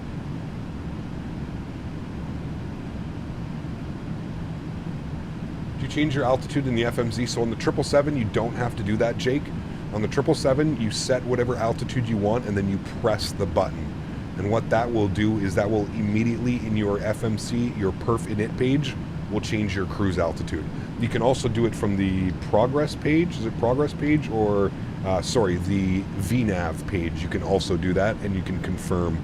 But as soon as you dial up your altitude and then you push it, you don't have to set it in the FMC. There's a few little subtle differences between like this aircraft and flying like a 737 and stuff like that. On a 737, yes, you would set 36,000 feet and then you would bug up and then you would, yeah. Let's go outside and enjoy some views, shall we? Good. I wonder if I can, hold on, let me see if I can find some Japanese music up, a Japanese playlist. I probably can. Epidemic Sounds is pretty epic. Japan. Let's just put Japan and see what happens. Japan. Let's go, friends. Oh, let me turn that down so we don't go deaf. Let me get some Japanese tunes.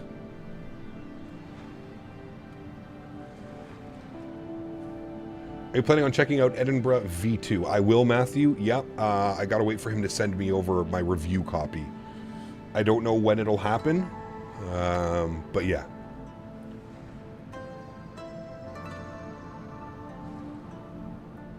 Gap Clothing Company. They don't even exist anymore, do they? I don't think they do. Actually, maybe they do. Does the EFB show the electronic flight bag option in OFP? Show it only wanted you at 3-2 only. Well, that's what SimBrief gave us. SimBrief gave us flight level 320. That's what that wanted. But we're going up to 36,000. You don't really have to listen to what SimBrief tells you, right? Gap and Old Navy. Oh man, going back.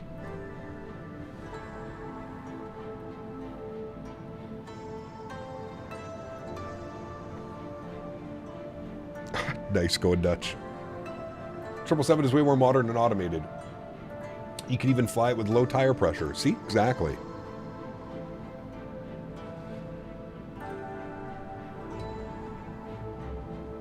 Reggie, what's up, man? Good to see you, dude. Welcome back. Hope you're doing well, bud. Ginji is top of descent. Yeah, right before Ginji, it looks like. Yeah.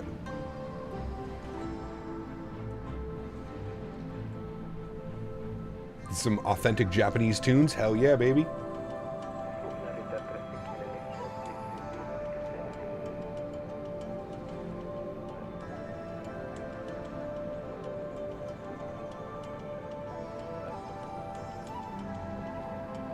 I agree, Tom. It is a beast, man.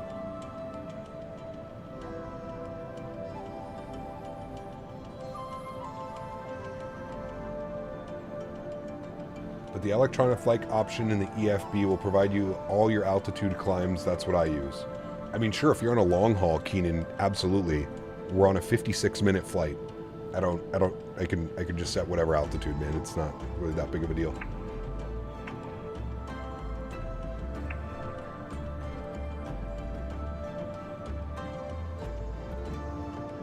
Eating toasted cruise. Nice. Christopher. Captain is a great tune, man. Check it out. Well, I'm using Epidemic Sounds, right? So guitar doesn't actually have A330 Neos. I have no clue, Keen. I'll have to check on that one.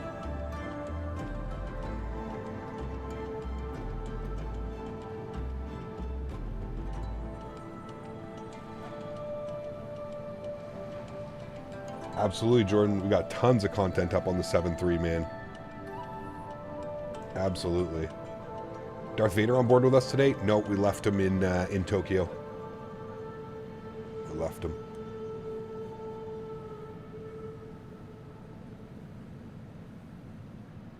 Yeah, that happens, Adam. I was just toggle the button or something. Don't forget, you can always have your client up and it'll show you, right? So if you're like transmitting, the TX will light up. I always have this on my second monitor, just always monitoring it just in case. Gonna do real time on the return leg? No, it's like 2 in the morning. No, I don't get to fly in Japan enough to do that.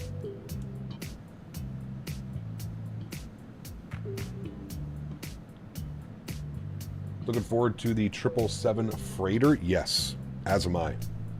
As am I. Top of Sense at Ginji. Mine is right before it, so yeah. How long is this flight? I should say right up here, 90. Not very long, man. Probably about another 40 minutes we'll be down on the ground. So, Cap, read the email. Damn, dude. I'm glad I read the fine print yesterday before spilling the beans. Holy macaroni. Holy macaroni, man. Looking more forward to the 200 ER? Sure, yeah. Does PMDG have top of descent markers? Absolutely, Jordan. Yes, just make sure that you set everything correctly. Yes. Seeing the 777 is coming to Xbox in 2 to 4 weeks. Very cool. Nice.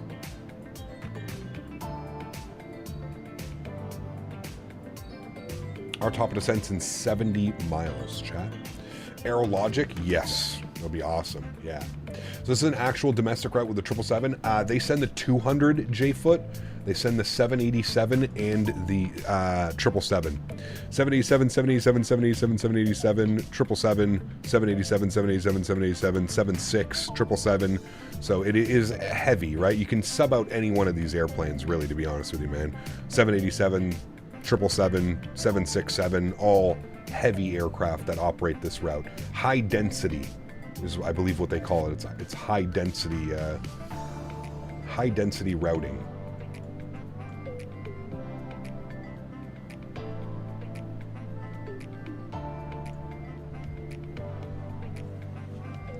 Darth Vader's on your plane? Nice. Seems like a short stream today. Well, I mean, we were live for almost 8 hours yesterday.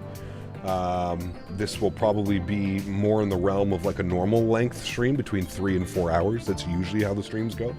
I don't think it's going to be short by any stretch. Joining you guys on the flight back into 320. Sounds good, mate. Do you see what Horizon is doing with the 787? They're doing a custom model. Good. Awesome. Maybe I'll fly it if they do.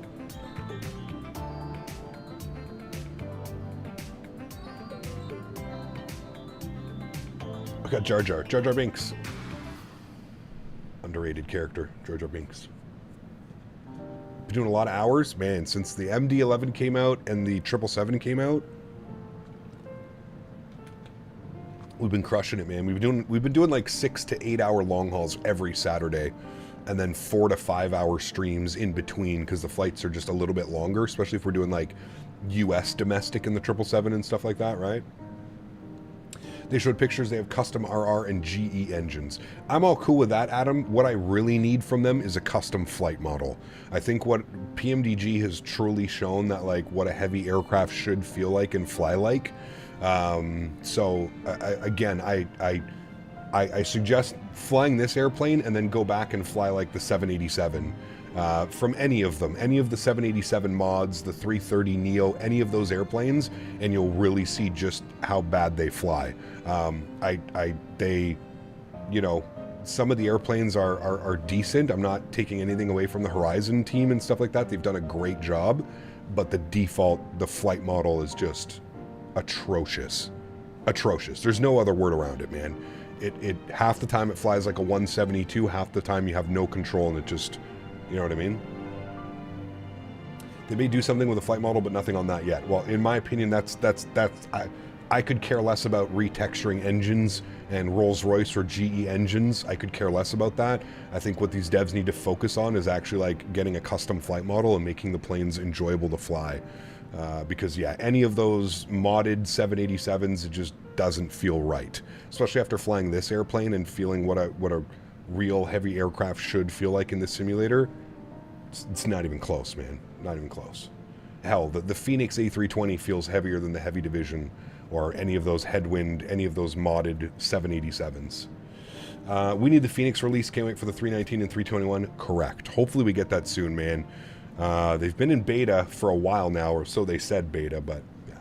Are there any IRL flights in the 777 that go 4 to 5 hours? They're usually 8 to 12 hours. No, there's a lot of flights like that, 90. There's a lot of flights, especially like in Europe, over here in Asia, Malaysia as well, like Malaysia Airlines, one of the bigger 777 fleets. They do like shorter flights. There's some 2 to 4 5-hour flights in the US as well. United, American Airlines, they operate some flights as well. So yeah. Did you check out FSDG Maldives? No, but I do want to go there. That is a scenery that I've been circling. I would love to do like Singapore to the Maldives or something like that, you know, because I think it's not that long of a flight. I'm not quite sure exactly the length, but yeah. We need a 340. There's a lot of other planes I would choose before getting a 340. Again, that's just personal preference, right? But yeah, it's not a lot of 340s still flying around, man. They're kind of dinosaurs by now. But yeah, I'd much rather have like a 330, 319, 321 LR, XLR, an A220, 76, 75. I want all those airplanes before a 340 would come out. Emirates do Dubai to the Maldives. How long of a flight is that one, though? Also planned for VABB to LTFM Indigo 777 IRL ops. That would be a good one. Yeah. Probably around, like, what, 4 hours? 4 or 5 hours for that one? Could be a good one. Latin VFR isn't worth it unless you have the Horizon Sims. Even then, it's still not worth it. Professor somebody, to be honest with you, man. Is it really worth supporting a developer that you have to buy a payware plane from and then go and mod it with a freeware mod to make it flyable? Doesn't really sound right, does it? I have a hard time supporting developers that require that type of stuff.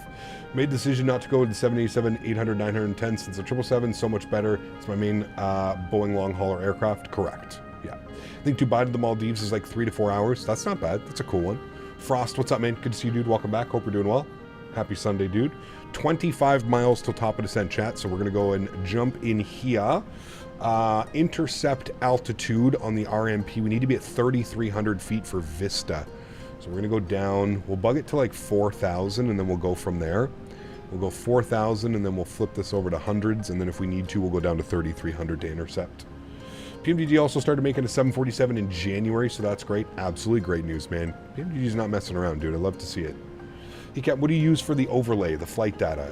Sim Toolkit Pro. You can put exclamation point banner in chat, and then Nightbot will provide you with a link directly to Sim Toolkit Pro.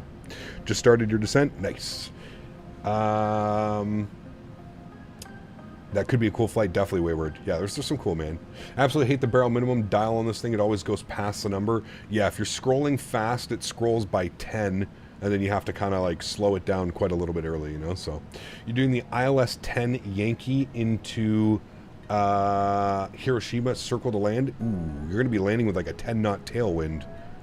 What are the winds? 290 at 6. You're going to be landing with a 6-knot tailwind. I think, well, are you on VATSIM, Bomb Tech, or are you off of VATSIM? That may cause some problems. Just because everybody's going to be... They do have cool ILS approaches, though. I think we flew it last time. Yeah, this one. The ILS Yankee, where you come in like that. I wish we could fly that, but just it doesn't make sense with the winds, right? Oh, there's also this one, RMP. That'd be a cool approach. Yeah, it just doesn't make sense with those winds like that. You're doing it offline? Got you. Okay, cool. Need some good biz jets, now globals, etc. And the Q400, all these airlines are the same, especially Airbus aircraft. Yes and no. I wouldn't necessarily say the same, but yes, diversity of aircraft. And you know, it's funny because, Ricardo, we have all those airplanes in development, man. I mean, again, off the top of my head, in development right now, today, 7576, A350, Q400, A220, A330 by 2 developers. We have a 737 MAX. I'm probably forgetting a bunch of airplanes, but we got a lot, man. A319, A321 coming, 747 is in development. Yeah, I really think the next, like, year and a half is just going to be incredible, man. Are you using OBS? Yes. OBS Studio.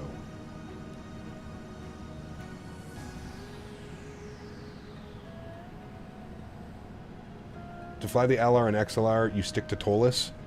Well, considering there's no other option,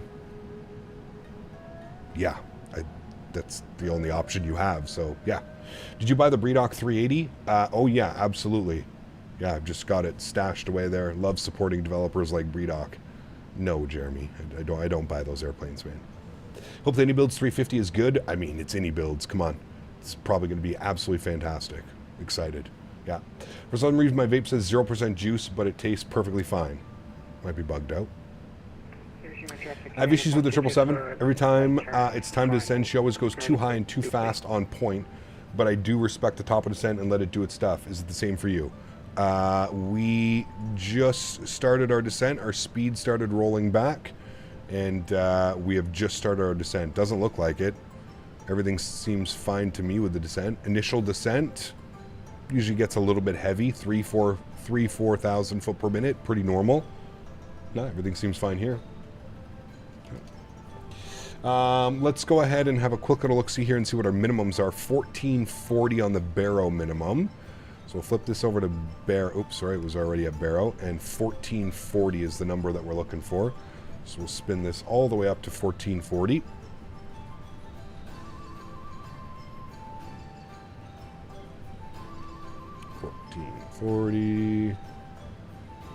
Almost there. Oops.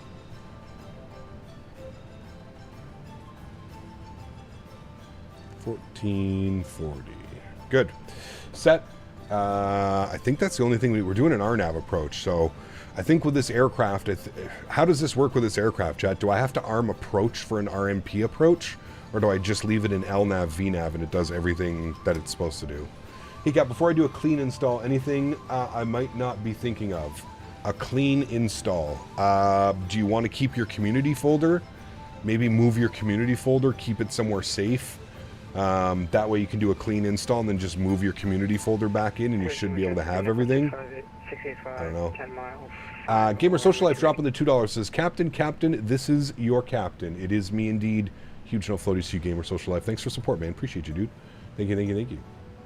What's the minimums into landing? We got it right there, 1440 on the minimums. Just ride LNAV, VNAV all the way, sounds good, and we'll disconnect autopilot. Is it an RNP? It is an RNP approach, yes. RNP runway 28, and we're coming in from Vista. You can see there's our arrival, Amuro, Carroll, Tida, and then Vista above 3,300 to intercept, well, not even intercept, for final path from Vista to Bueno, and then we got the 2 waypoints there. Wayward, my man, gifting 5 members to the channel. Huge no floaties to you, Wayward. Thank you for the support, man. Appreciate you as always. Thank you, man. Huge no floaties to you guys. Let's get some love in chat for Mr. Wayward, gifting 5 members to the channel. Appreciate you, man. I think it's an optional piece of equipment that you can turn on. If it's like the 7.3 in the sim, you can do either. Okay, got you. Thank you, Andy. Flew my first instrument approach all the way to minimums in actual IFR yesterday. Nice. How was that? Must have been pretty cool, right? A little bit nerve-wracking. Nairobi, we do need to go check out the AnyBuilds Nairobi. Correct, that will be happening at some point. Maybe next week, actually. What was the flight that somebody was giving me? It was a real-world... was it Kenyan Airways? I forget the... Who is it? Somebody gave me a route.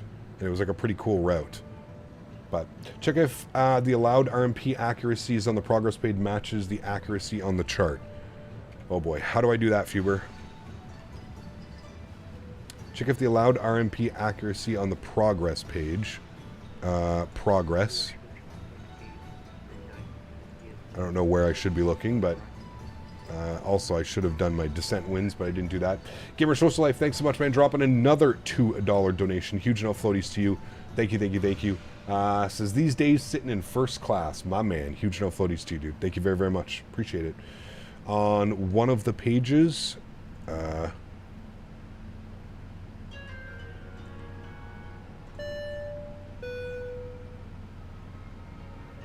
RMP approach 0.3 nautical miles, 400 feet. I don't know. I don't know, man. Well, listen, we're just gonna fly the approach. I'm sure we'll be safe. It'll be good. Thank you again, Wayward, for the 5 gifted members in Gamer Social Life. Thank you again for another $2, man. I appreciate you, dude. Anybody's Nairobi performance is so bad, I actually want my money back. It's that bad? Chart should say 0.3 as well. Chart will say, I don't know where I should be looking on the chart.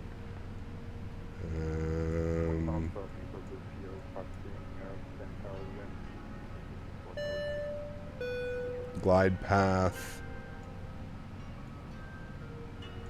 I don't know where I would be looking for 0.3, but if you see it, let me know. I'll leave that just like that. I said Addis Ababa to Nairobi, Ethiopian 777. Cool, thank you. Yeah. Performance in Nairobi is amazing. That guy must have technical issues. Okay. Interesting. Do you know that Airbus is fully automated flight from Toulouse to Paris? No pilot needed to do anything. The future is scary for a pilot. I don't know, man. Insurance. I don't think insurance would cover that. Hiroshima traffic, Erin 265, vacate runway 28.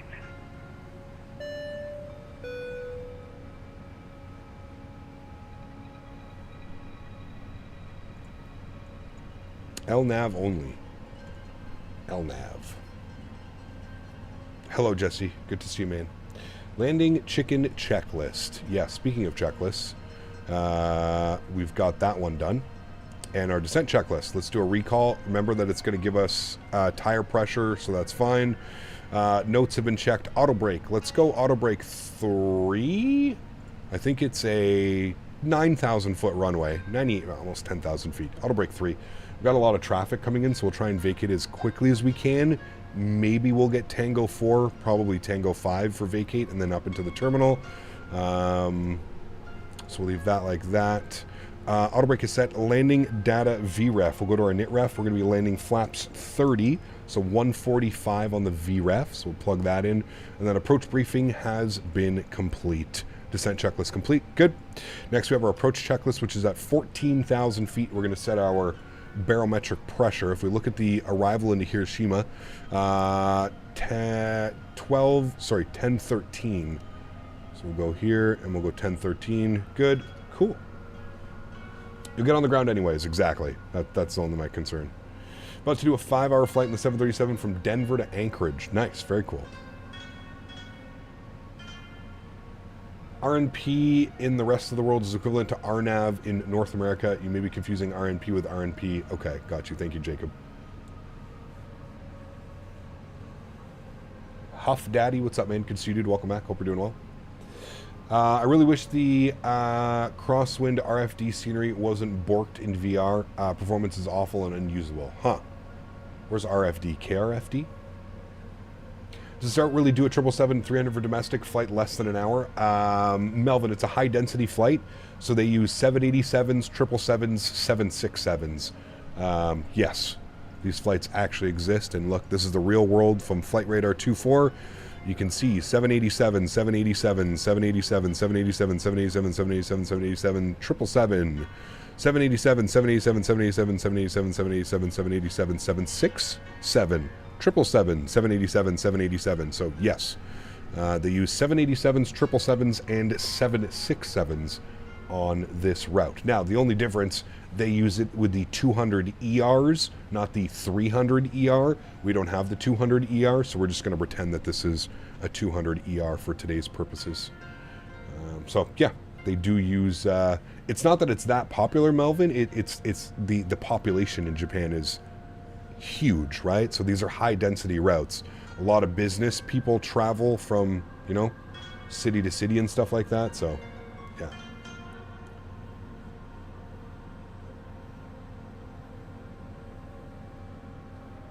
Cathay flies a 777 from Hong Kong to Beijing. That could be a fun one. Yeah, that'd be kind of cool. Satcha, hello. Good to see you. Welcome back. Hope you're doing well. Do you fly Latin VRF aircraft? I do, as no other choice being on Xbox. I do not, Samuel. I'm not on Xbox, so I don't have to, thankfully, purchase those products.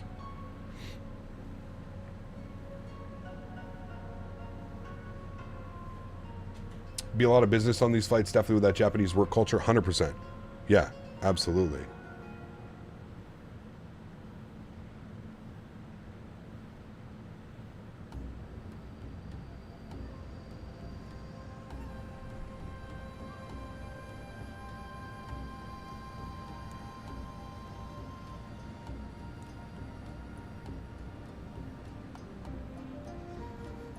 Yeah, these routes probably only exist because people who are traveling for business, right? Either daily, weekly, bi-weekly, whatever it may be, right? When will the new 777 MAX launch? There's no 777 MAX. There's the 777X with the folding wingtips. Is that what you're talking about? There's a 737 MAX. Look at that airport down there, chat. Kind of looks like where we're going now. Hiroshima's kind of like that. It's like sitting on top of a plateau. It's pretty cool. You'll see. It is pretty cool.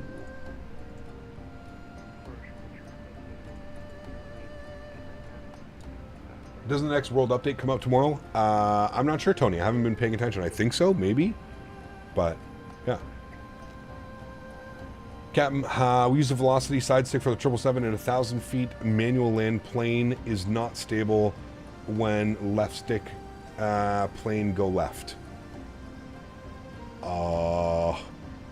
I don't know, man. I don't have those joysticks, so I can't really help you out very much, man. Try calibrating the joysticks? I don't know, dude. I don't know. Yeah, let's be a little bit there, respectful there, Professor somebody. It's, you know.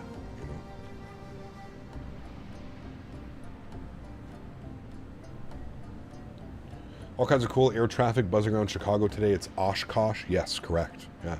Really excited for the next world update as it's Ireland and the UK. Yeah, like we were saying, isn't it's finally fixed, isn't it? The ortho and photogrammetry around London and stuff. So your views on the Windwing CDU and McDo that will be worth spending? I think so, babe. Yeah, absolutely. I'll be picking some up, man. 100%. 100%. It's fully improved. Nice. That'll be nice, dude. Actually be able to fly like into London City and not just see like a melted city on top of it. So great news. Great news. What is my favorite plane? I don't really have one, to be honest with you, man. I like all airplanes. Airplanes of all sizes and brands. Airbus, Boeing, McDonnell, Embraer. They all interest me, man. Yeah. The moving stuff felt pretty good. Yeah. Yeah. It's looking pretty good, man. Like those, you know, I want to pick up the McDo for the Airbus, and I want to pick up the Boeing MCP and the Airbus MCP. I think that'll be a nice little addition to the to my little home cockpit, you know.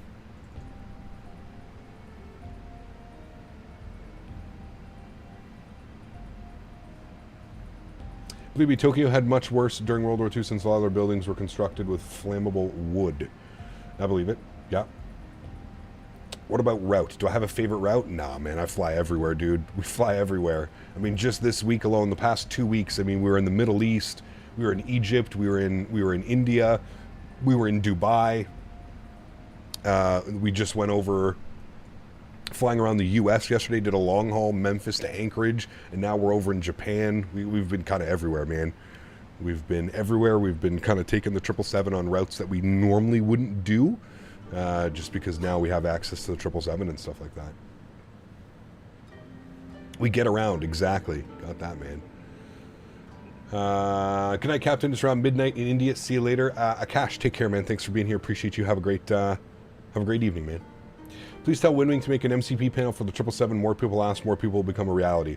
I mean, I'm sure they will at some point, and you could probably use the 737 MCP for the 777 as well. They're kind of similarly designed, but yeah, we'll see.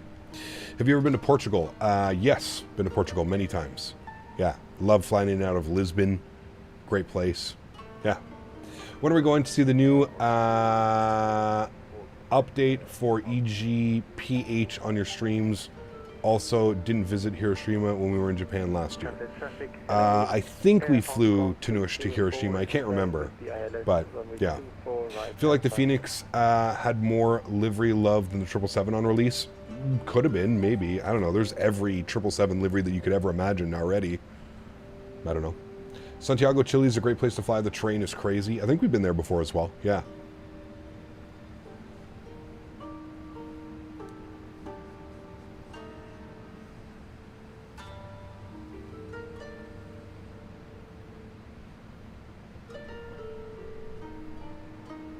Airbus A320s are significantly more common than the 777. Yeah, in most places, obviously, yeah. Did Fort Lauderdale to SLC JetBlue ops yesterday. It was a nice approach. I was high and fast, but recovered pretty well and had a decent butter. Nice. Very cool. Any plans to go to South America with the 777? Maybe. I would like to. Yes. I don't know when it's going to happen. I've got a lot of things planned for the next little bit, but yeah, we'll have to wait and see, man. Most common variant of the 777 isn't even the 300 ER, it's the 200. Correct. 200 ER LR, then I believe the 300.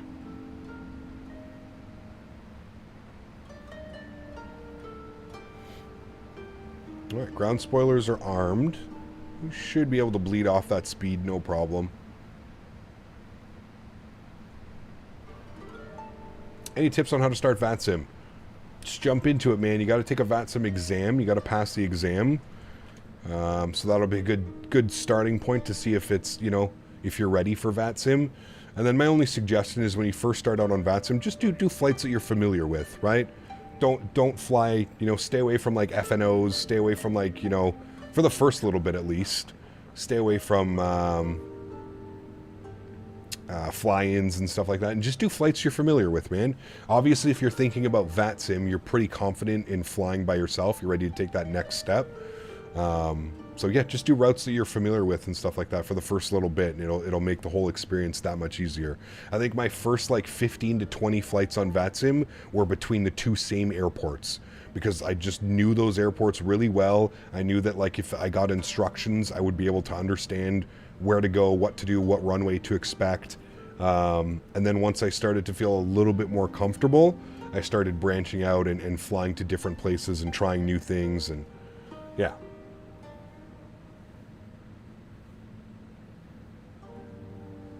He said he departed Fort Lauderdale and landed into Salt Lake City. There's a VATSIM exam. Don't remember having to pass an exam. Correct. There used to never be an exam. You would just sign up for VATSIM and you're good to go.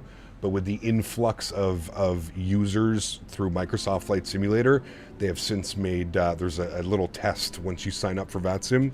There is a test that you need to complete. Landing lights on, wing lights on, looking good. Speed is below 250, under 10,000. We're looking great. And you can see here, we're actually getting kind of close. I'm going to pause the music. I'm going to turn up the sounds here in the sim. And we're going to get ready for our arrival, my friends. Now, if we look at this, we can take this down to 1,440 feet. So what I'm going to do is I'm going to bug up 2,000 feet. And then I will take control of the aircraft at about 2,000 feet. We'll look to be fully configured 2,000 feet, which should get us about a like 5-mile final-ish, somewhere in and around there. That's what we're playing for. Can you do Courchevel to Perro in a 777 or a 320? No, thank you. Wrong channel, man. You know who will do that for you, though? Swiss001. Go throw that on his channel. I'm sure he'll love to do that flight for you. Drag required, that's fine. Everything's good there. We're perfectly fine. Watching our drag. You ever flown on Al Nippon? I've never. No. Did you hear about the VATSIM alternative? Which ones? There's plenty, Mr. Amar. We've got Pilot Edge. There's a couple other ones. Passed the exam yesterday. Just have to go get a mic today. There you go, man. All right, cool. You're good to go, man. You're good to go. There's IVAO. There's Pilot Edge. There's... What's that other one that kind of flopped? It was like supposed to be like Pilot Edge, but it was going to offer around the whole world. I forget the name of the... I was in their Discord server forever, and then I recently left it because it's just deader than dead. Can't remember what it was. POSCon, thank you. Whatever happened to POSCon, man? That, like, they had plans, dude. They had big-time plans. We go 210 on the speed, friends. Yeah, they had big-time plans with POSCon, and that never materialized into anything. So... Is there a Navigraph alternative? Oh, not with what Navigraph offers. There are alternatives to just get like charts and stuff like that, but you won't get moving maps and all the cool features, weather features, and that you will have on Navigraph. But yes, there's a website called ChartFox, and it's great if you don't want to spend the money. I get it. It's an expensive hobby as is. We're gonna go flaps 1. I totally get it. We're a little bit above profile, but we should be able to come back up to profile. I've got the ground spoilers out as well, so the aircraft will start to descend and we'll get ourselves back on profile. And I hope we should have given ourselves enough spacing in between flights, so we should be good to go. Avia Planner is on the horizon. Yeah, there's also a new one coming with Microsoft, right? That's going to offer like charts and all kinds of cool stuff, I believe, as well, so that'll be pretty neat. All right, approach checklist. Altimeters are set 1013 across the board. Good.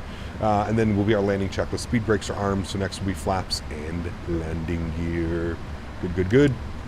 Watch the approach from here. Again, we've got 2,000 feet plugged in. We want to be fully established by 2,000 feet, ready to go. And if we look out here, you can see the airport. You can kind of see how it's like on this little plateau here. It's really cool, man. Really, really, really cool. And I mean, look at that, dude. Stunning, man. Flying in Japan is so awesome. A nice little wing view here. Turning inbound on the RMP approach. Let's go flaps 5 degrees. I think I'm going to do Memphis to Seattle to Anchorage and the A300 FedEx, as I'm used to flying that route with it. Sure, there you go, man. Now the problem with that being Kirk is just that there's not a lot of ATC in Alaska. But again, if those are just flights that you want to just get, you know, used to like making calls and stuff on frequency, that's a great flight to do, man. Absolutely great flight to do. All right, 190 on the speed. Good. Any plans to land at Skardu in a smaller aircraft? Maybe. I don't know. We'll see. We'll see. We'll see. I definitely want to go back and do Pero, Bhutan. Definitely want to go back and do that. Man. There's the city, I believe, of Hiroshima down there. So cool, dude. Would have been cool if the airport was like one of those man-made island ones. They got a lot of those here as well. A lot of freeware stuff as well, so it's pretty cool. All right, let's drop our gear. We need to really start to slow this aircraft down. We'll go flaps 15 degrees, or is it 10 degrees? I can't remember. 15 degrees. We're going to go 145 on the VAP. Good. All right, it's got all of our lights on. Beautiful. That's all set there. That's all good. Get these guys on. Good. Let's go flaps 20 degrees. Good. Slowing down nicely. We'll go flaps 25 degrees. And you know what? We're through 170 knots. It takes so long for these flaps to come out. We're just going to go flaps 30 right away. We'll just get this bad boy ready to go. Flaps 30. What a beauty, chat. What a beauty. There is no replay because we are doing the return leg. Absolutely correct. Cool. Joystick game's going on, friends. Let's enjoy this stunning arrival into Hiroshima. I mean, look at this right now. Hiroshima traffic, out upon 671, 5 mile final, runway 28. Hiroshima. How do I use CTAF? In the chat box of your thing, you put .CTAF and then the airport that you want to fly into. My airplane friends, enjoy the arrival. Trimmed out beautifully, 14 knots of headwind, looking great. I mean, look at this, dude. What an epic approach, man. Lovely, lovely, lovely. 1,000.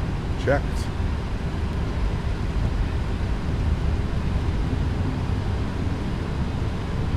It's even cooler if you can come in on the other way, to be honest with you. The other runway, they've got some wicked, like, circle-to-land RNAVs and ILS approaches.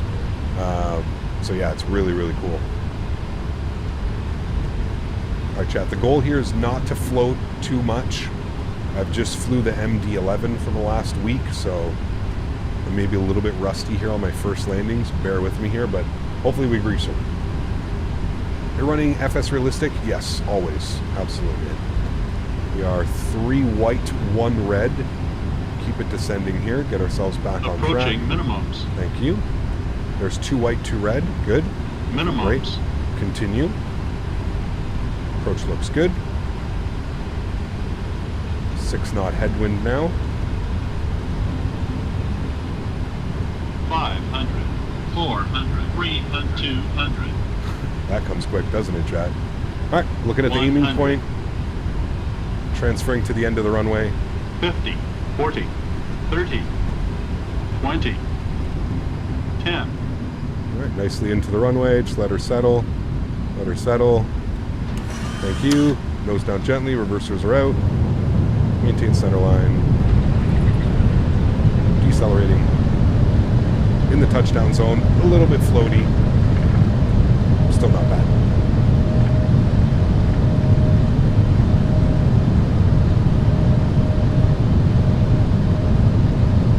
.70 knots, reverser stowed, manual braking. Auto brake goes off, ladies and gentlemen. Welcome down to Hiroshima. Not bad. Not bad. Sorry I haven't flown this in about a week. We'll take that as our first one. Not too bad. A little bit floaty, a little bit sensitive on the controls, but other than that, pretty good. We'll get better on the next one. Back into Tokyo. Cool. Auto brake goes to the off position. It was disarmed. Good. Landing lights can come off. Taxi light can go on. Strobe lights can go off. Wing light can go off. Hiroshima traffic. On the pond 671 vacated runway 28. Hiroshima. Alrighty. Sweet. Pretty happy with that one. And now for our taxi into the terminal. We hit Tango 5. That's what we expected. We said Tango 4 would be a stretch. If I didn't float it, Tango 4 would have been good.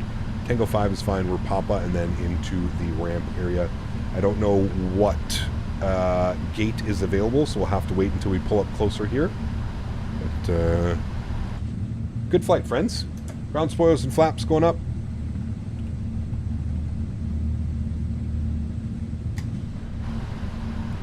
And we'll stop our flight time. 1 hour and 1 minute.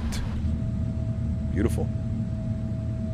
Crazy to think that the famous arc in Hiroshima still stands to this day, especially after the bomb World War II. Crazy. Yeah, I agree. I agree. All right, what do we got here? We've got this guy coming towards us. All right. After what I've just seen, it's going to be the first thing I'll do tomorrow. What's that? Flying here? Dude, I'm telling you. Flying in Japan is goated. It really is. And we've got some really cool flights planned tomorrow as well. There's so many cool ops that you can do, man. There are so many amazing routes and stuff that you can do on this one. It's absolutely incredible. If you've never flown in Japan, do yourself a favor. All of these sceneries are free.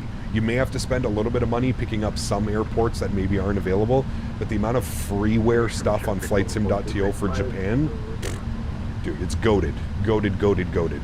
Goated place to fly. Absolutely. APU, start. Runway turnoffs, off. Good.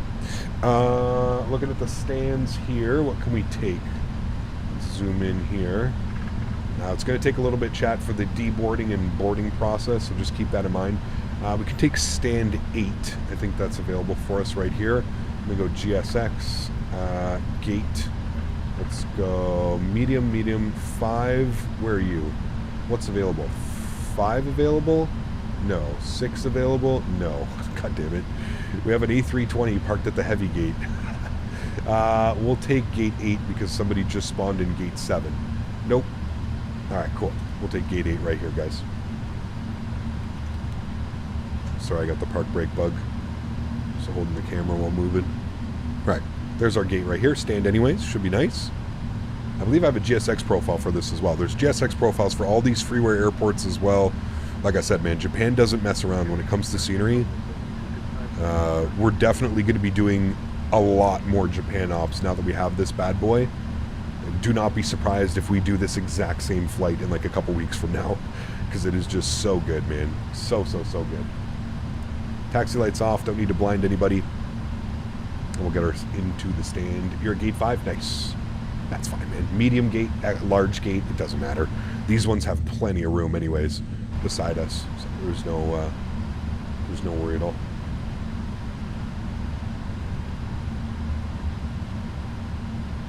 Well, we'll follow our marshaller.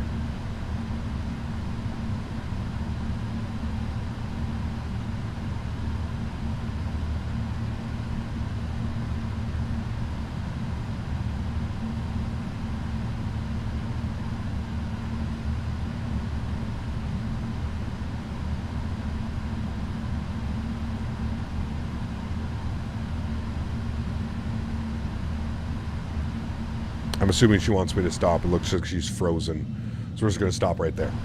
Cool. Park brake is on. Upstairs, APU's on. Bleeds are on, pardon me. Let's turn up the engine volume. Listen to this bad boy. Spool down. These airports are freeware? Yeah, they're both freeware, dude.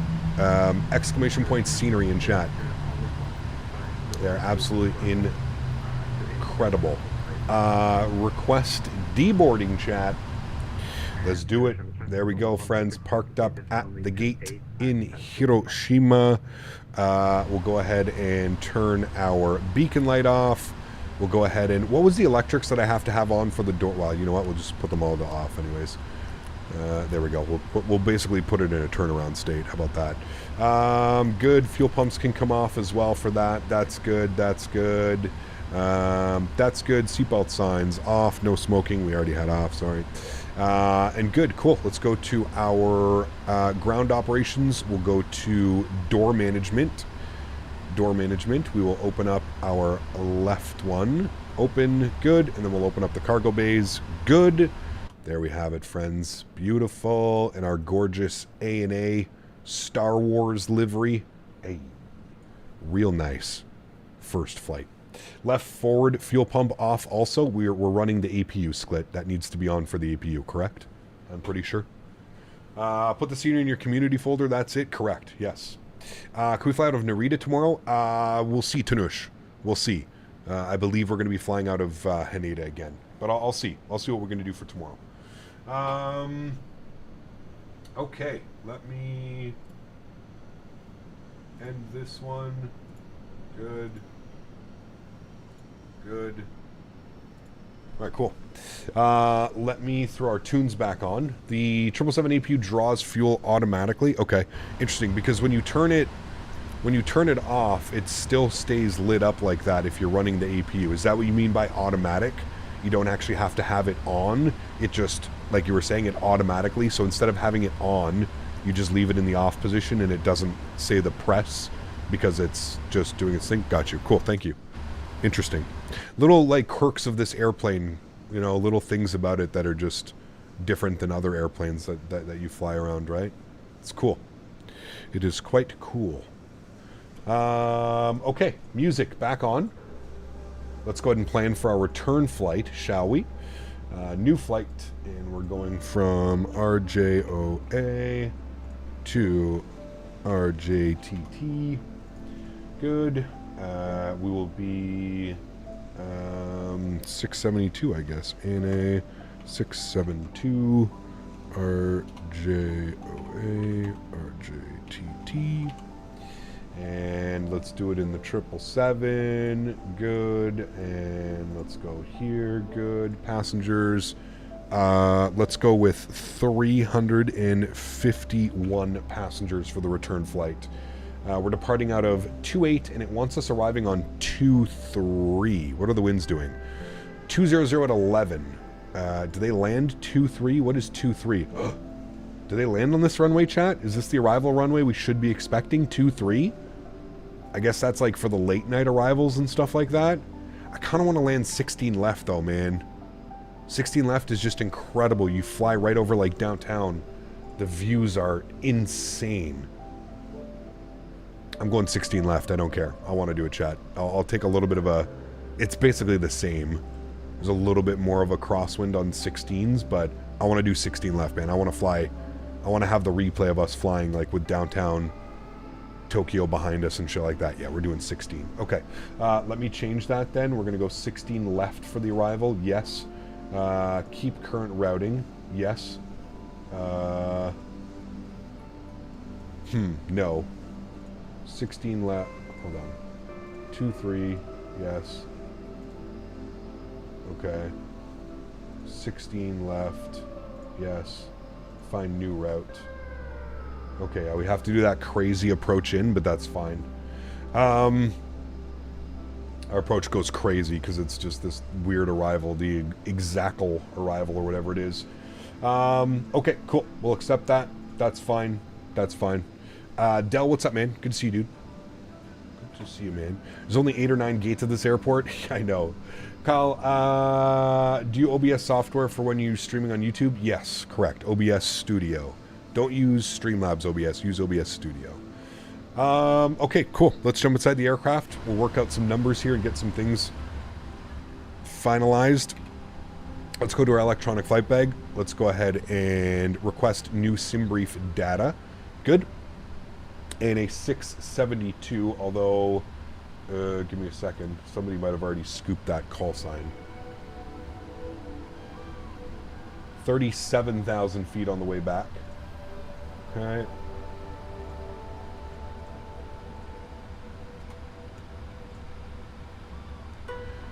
Okay, close that out. You're going crazy. All right, cool.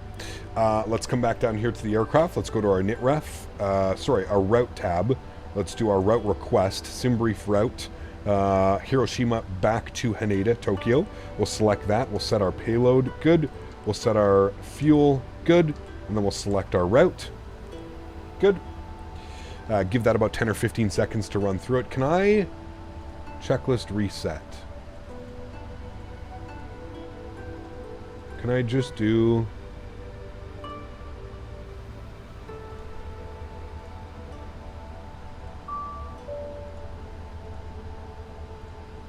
Okay. Good. Pre-flight. Okay. Perf init uplink ready. So we'll go ahead and clear that out, clear that out. We'll load our route. Good. Again, give that about another 10-15 seconds to run through it. You can see that it's loading. Beautiful. Aviation Central, thank you very much for gifted membership. Appreciate you, man. Huge no floaties to you. Thank you, thank you, thank you. Kyle, what app do you use for the loading and the sub announcements? That's Streamlabs. Streamlabs does all of that. Ooh, we've already got some people spawning on top of one another. Gates are very limited here, and it looks like everybody wants to come and hang out. Look at that, chat. You can actually see people walking through the terminal. I mean, that's pretty cool, man. That's people getting off our airplane and walking around in there. That's pretty sweet. I just noticed that. Pretty cool. Reset was in the top middle. Oh, resets.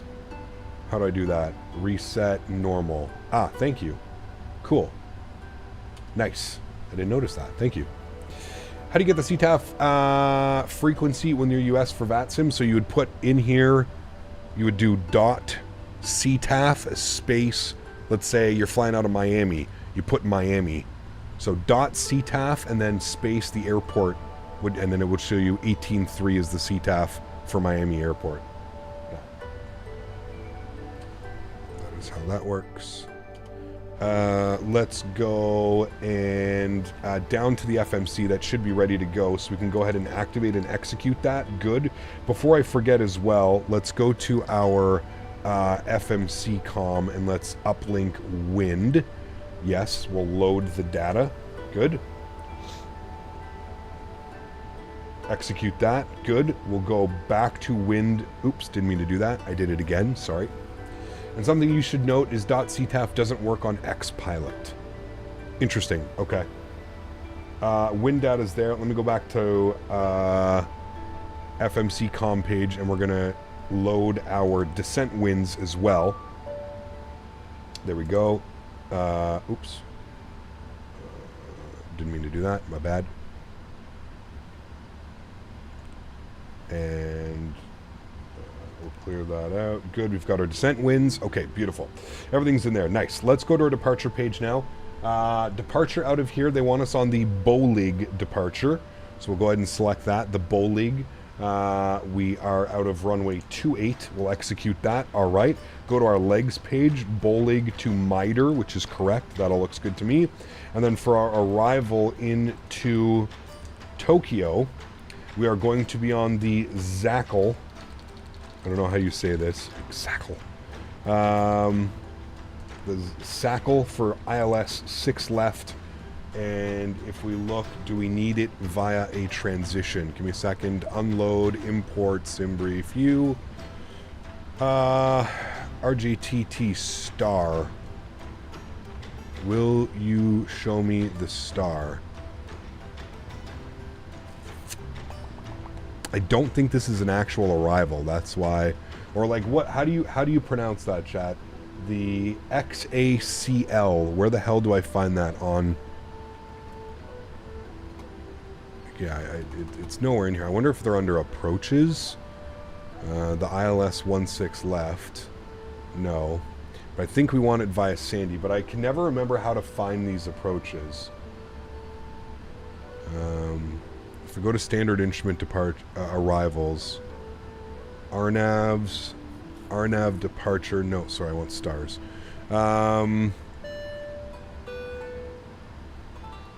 Is it this one? Hold on. I'm going to execute that for now. Legs. What do we got? It's going to be... I'm looking for Lori. Wait, what? Hold on. I got to look at our flight path here for a second.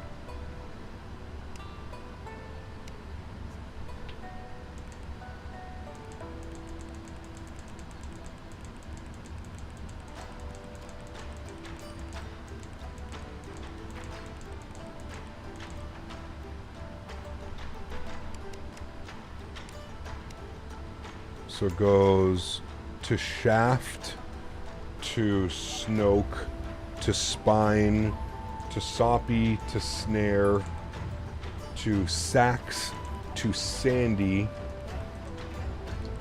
Lori, Lycos, runway 16 left, and then that's the go-around procedure, left turn out to snoke. Okay, cool. That's all in there. That looks good. I should just say, I don't see it though. Like it won't even find it in stars. What if I just put X? Will you find X? Because like it's not an actual arrival. That's what's kind of crazy.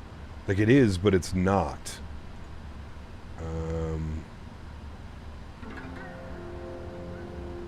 I wonder if it's under procedures.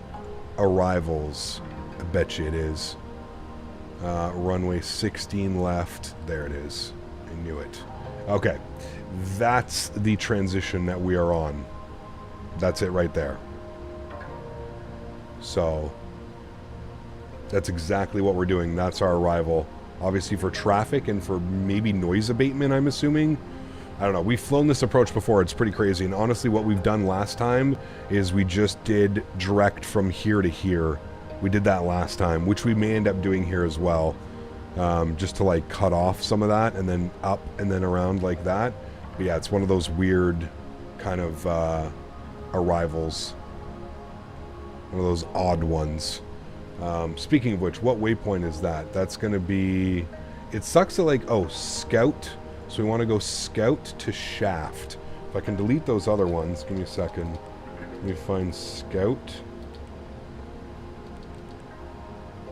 Scout to... What is that other waypoint?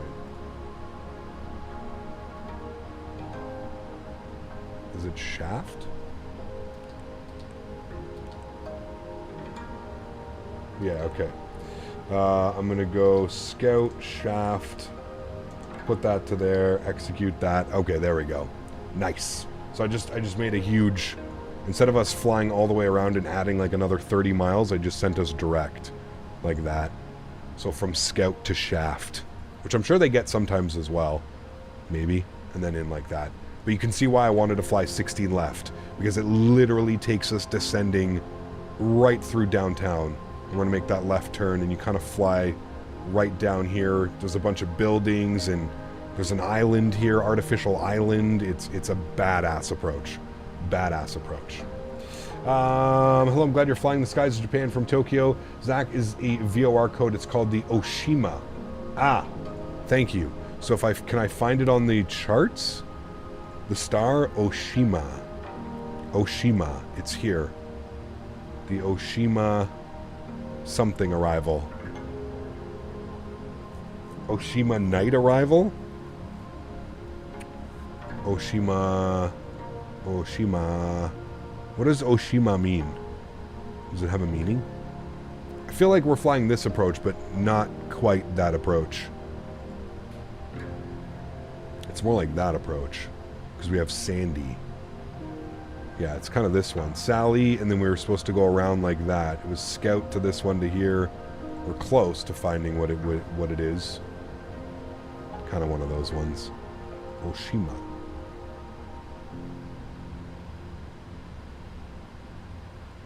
Okay, anyways, we're fine. We know what we're doing. We're happy with that. Are they done deboarding? I think they're done deboarding. GSX. Deboarding complete. Wow, cool. Reload sim brief. Beautiful.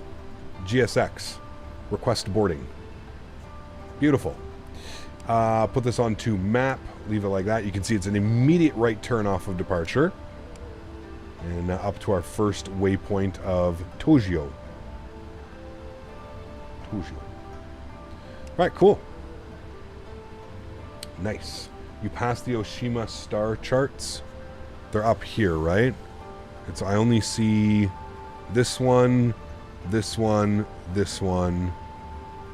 Unless there's another one down here that I missed. Oh, here's another one. Oshima.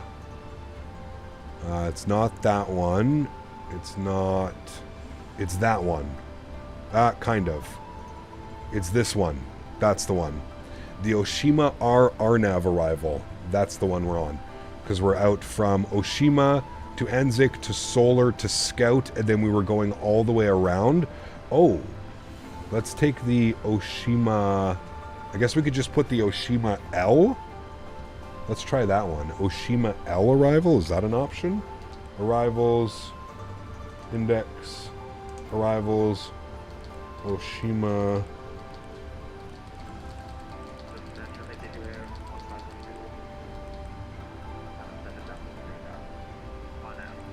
I don't know what the hell it would be called in here though, man. It says the Oshima L, Oshima R.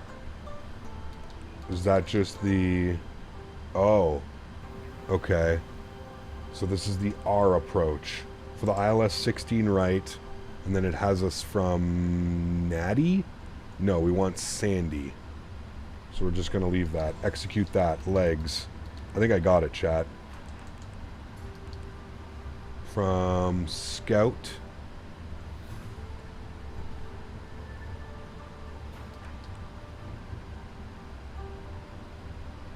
Okay.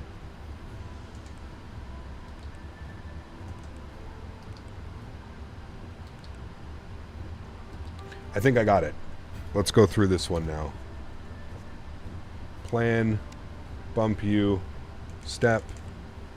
Okay, Solar, Scout, Scope, TR 70, Newman, Norick,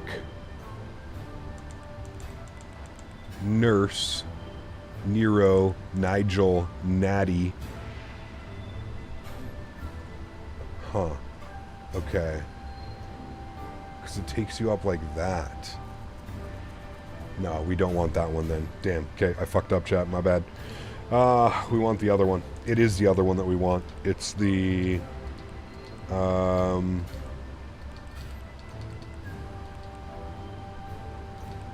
the L arrival. 16 left. Sandy. Execute.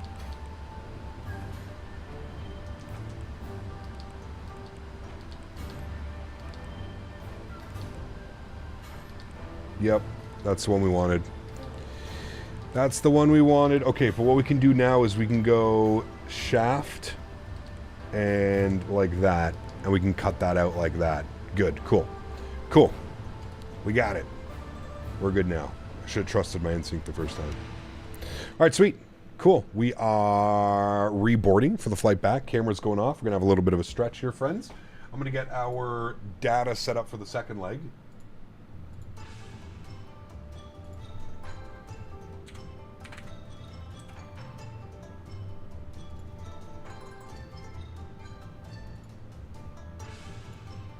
All right, cool.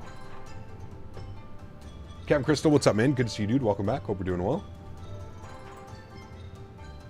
And I'm going to reconnect you. Good. Cool.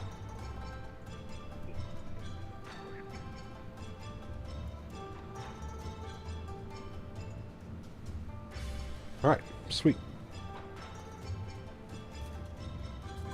Looking good, my amigos.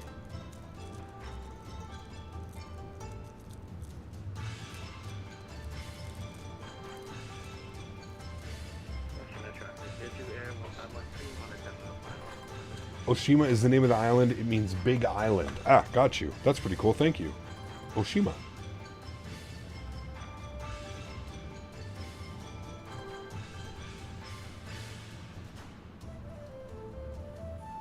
I want to go to Japan so bad, dude. I want to take in the culture, the food, everything, the sights.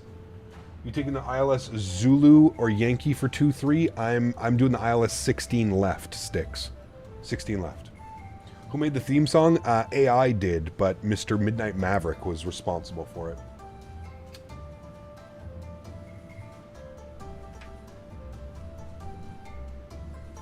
So weird seeing my job on a video game. What, the cargo loaders or the pilots?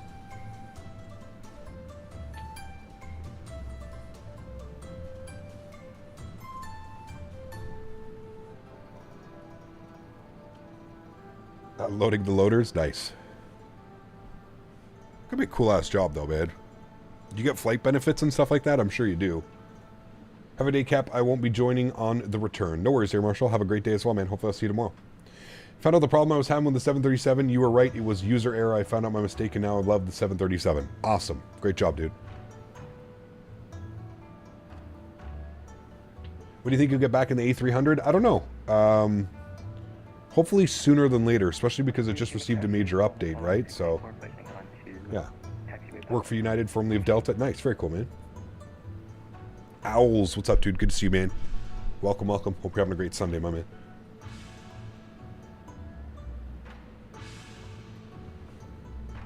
The arrival, we're taking the Oshima L, which is the XACL in the aircraft. The XACL. But we're taking this little shortcut here. We're taking this out to shaft. We're going scout to shaft, so I cut out this little thing here. Can't complain, man. Can't complain. Had a nice arrival into Hiroshima earlier. 191.098 on the G. Felt real nice on the landing. Not that bad. Pretty happy with it.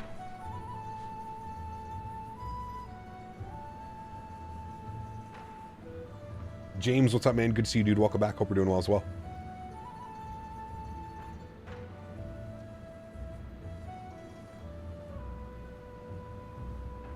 Now we're going to be headed back to Tokyo, Haneda. I'll see if tomorrow maybe we can fly out of Narita. I'll see how that works. Had a 78 landing. Oof, nice, dude. Great landing.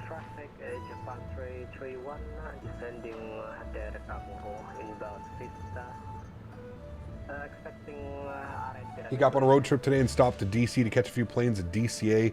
They weren't using runway 19 though. Oh well, man. Hopefully you got some cool shots. Some cool memories, right?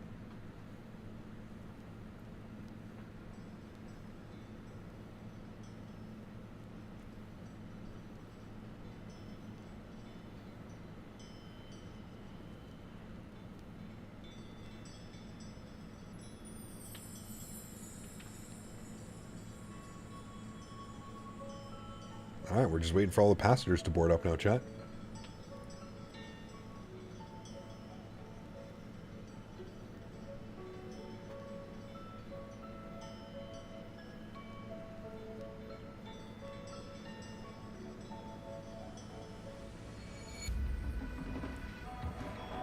Got 737 that just landed as well.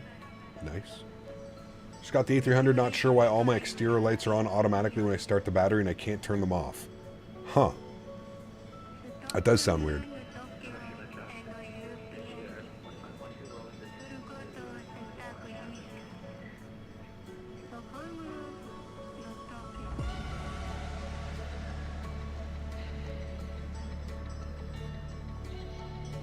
We fly to Hong Kong. We will fly to Hong Kong at some point, Zemp. Yeah.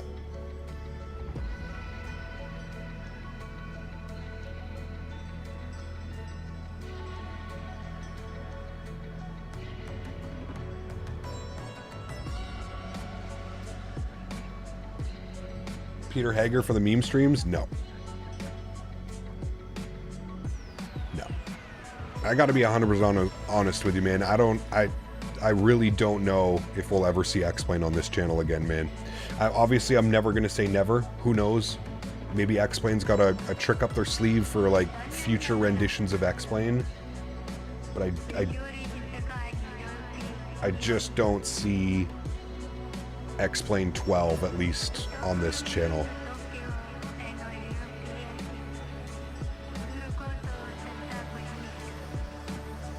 Is a 3060 12 gig good for Microsoft? It's okay. I would much rather you get a 3070 Ti if you can afford it, if you can fit it into the build, but yeah. How do you turn down the cockpit wind noise in Microsoft? It's in the settings somewhere. You have to go to the sound settings. I can't remember where it is. It's somewhere in there. Depends what aircraft you're flying as well. Some airplanes just naturally have it louder.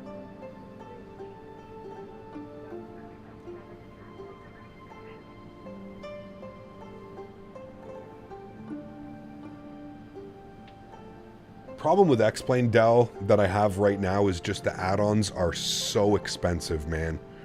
Like, you know, when it comes to like scenery, utilities, airplanes, you're basically spending $100 US.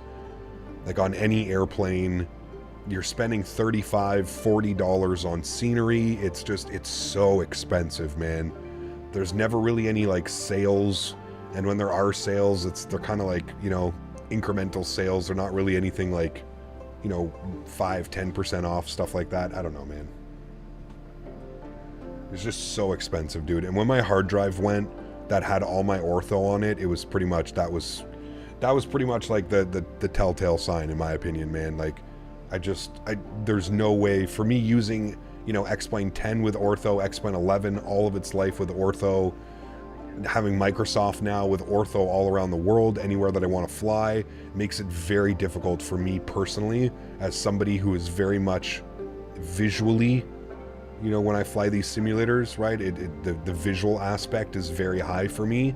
So to jump back into those simulators, it's just, yeah, it makes it a little bit difficult. Let's go ahead and close our cargo doors. Those guys are done. Very efficient, ready to go. And we still got 240 passengers to board here, Chad, so we might be here for a little bit. Outrageously expensive. I bought 10 airports in the AnyBuild sale, spent $100. X-Plane could never. Nah, dude. Yeah.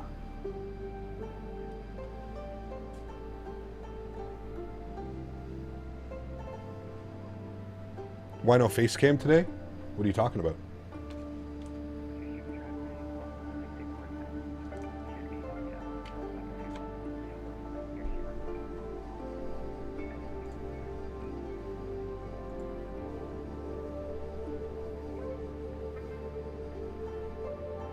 You got big update drop for the AnyBuild's A300? Correct. Yeah.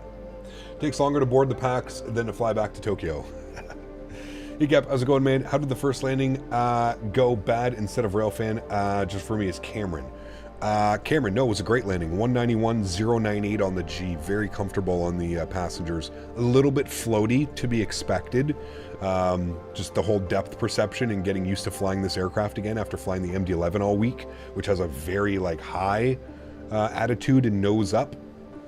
Just getting used to it again, man. Take me a couple flights. It's pretty normal. I think everybody here is used to that, but I'm very happy with that landing. Under 200 feet per minute in the touchdown zone. Vacated exactly where we wanted to vacate. No problems. Just have to convince my wife that a new PC is worth the money. Wish me luck. Ooh. Just tell her whatever other hobby you have, just say you won't be doing that hobby if you get a new PC for a while. Currently doing Montreal to JFK, Air Canada 737, then JFK to Tampa, and a JetBlue 320. Nice. Enjoy, man. Why does my screen keep flickering after installing the frame gen mod? You may have to turn some of your settings down. I don't know what GPU you have, but you might be using too much VRAM. This landing is very busy. There's a lot of people here at the airport. Yes, a lot.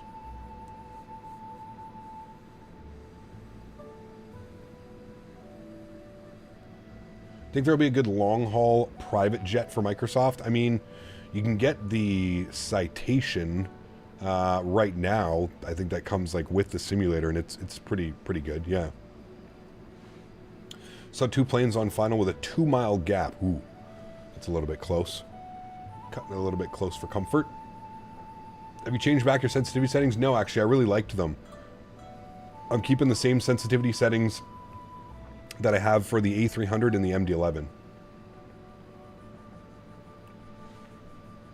Tayab, how are you, man? Good to see you, dude. Welcome back. Hope you're doing well. All right, we can finish up some stuff here, friends. Let's go to our init, and we'll go ahead and accept those. We're actually going up to 37,000 feet, so we'll bug that up. 0 fuel weight, 2068. That all is correct. That looks good. We'll go to our thrust limits here today. Let's go over to our electronic flight bag, and we're going to go to our performance tool. We are going to clear all of that out. Good. We're going to select runway 28 for departure. We're going to import from aircraft. We're going to import the live weather. Alert. Please enter an airport ICAO code. What? Airport ICAO. RJOA. Hiroshima. Okay. 28. Good. Import from aircraft. Import weather. Good. Calculate V-speeds. Good. Flaps 5 degrees and 1 percentage, right around 90% again. Takeoff D-rate 2 with a 43 degree cell temp. So takeoff D-rate 2, 43 degrees on the cell temp. Takeoff page, flaps 5 degrees. CG weight 29% gives us a trim value of 475. V-speeds 49, 53, 58. 49, 53, 58. All are correct. Beautiful. Good. Was there an update to the MD-11? Anything noticeable? Haven't flown it since it came out. Yeah, man. Make sure that you download the most current installer. If you go to the TFDI website, you can download the most current installer. Suggest doing that. And yeah, it should be version 1.07, I believe. And yeah, dude, it flies so much nicer than it did on release. Like, so much nicer. Okay, let's go V2 speed, 158 knots. Good. Again, we'll bug up 10,000 feet, and then we'll go from there. I'll probably hand fly close to 10,000. And then runway heading will be 280 on the runway heading, so we'll bug that up. 280, good. Actually, it's like 278. That's fine, we'll bug that up. Good, cool. I'm going to kill the flight directors for now. We'll get those reset anyways. Cool. Yeah, no, it's completely changed now. Feels much heavier and much smoother. Wonder what X-Plane 13 would be like? I don't know, man. Who knows at this point, dude? Who really knows? Ooh, Japan Airlines 767 behind us. Nice.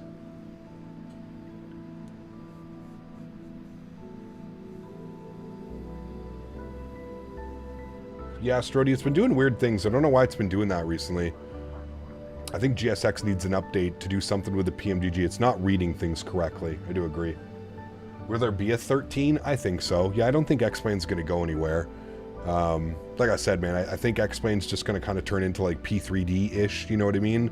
Where like it gets an update or a new version of P3D comes out, it's all the hype for like a week and then it kind of just dies off. Like I said, man, in my personal opinion, as somebody that's been doing this for many, many, many years now, I just don't know how you're even going to compete or come close to what Microsoft is going to be pushing out when 2024 comes out. Think about the default airplanes that are being shipped with that. I mean, you're talking about an A330. That's the only thing we know about. There's going to be a bunch of other airplanes as well, right? So I don't know, man. In my humble opinion, the future of home flight sim, so meaning somebody that's not, you know, sitting at home and using flight sim as flight training or for whatever reason, the future of like, you know, regular home-based flight sim is 100% with Microsoft. It's not even close. You know what I mean? Hey, Copper, your sensitivity settings for 777, the same as the A300 and the 73. Yeah, I'll show you them quickly here. Go to the control options. Hopefully this doesn't screw anything up with the aircraft. We'll scroll over to my TCA Boeing yoke, and I'm using my PMDG 737 settings. So if you open up my sensitivities, that is my sensitivities, and that's what I'm running. So -9 on the sensitivities with a reactivity of 10%. This feels really good to me. Yeah, try that out if you like it.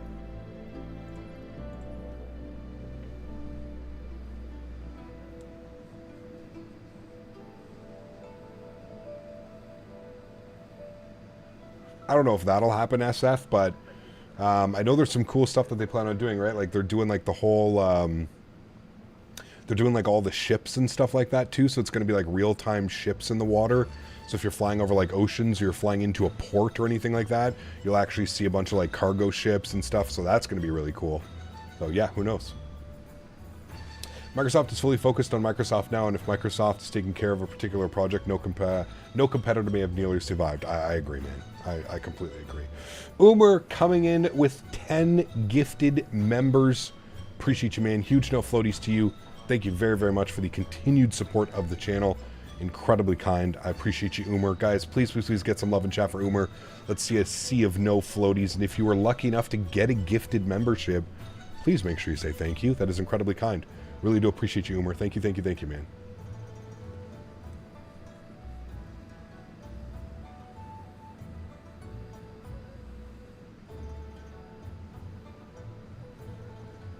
Almost there, chat. 130 passengers to go. I don't think Microsoft realized how popular Flight Sim was. The numbers were off the chart for the sim. I agree, man. Like I said, dude, it's taken what's been possible in a home simulator and just like completely flipped it on its head, and like it's just incredible, man. There's a 787 departing.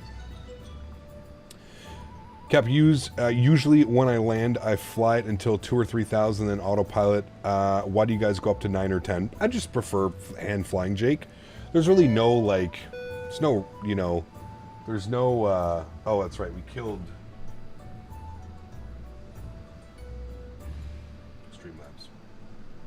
Streamlabs. There's no, like, right or wrong. Sometimes pilots will, like, hand fly it down from, like, 10,000 feet or something like that, you know what I mean? Cap, you're going to fly a 777 and 380 when Fly-by-Wire releases it? Are you going to fly the 777?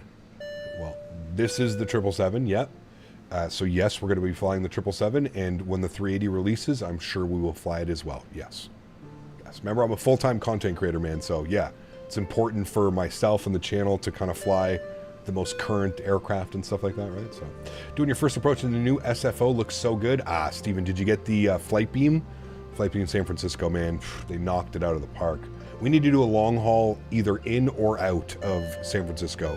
I agree big time on that one, man. Yeah, they did a great job, dude. Great job.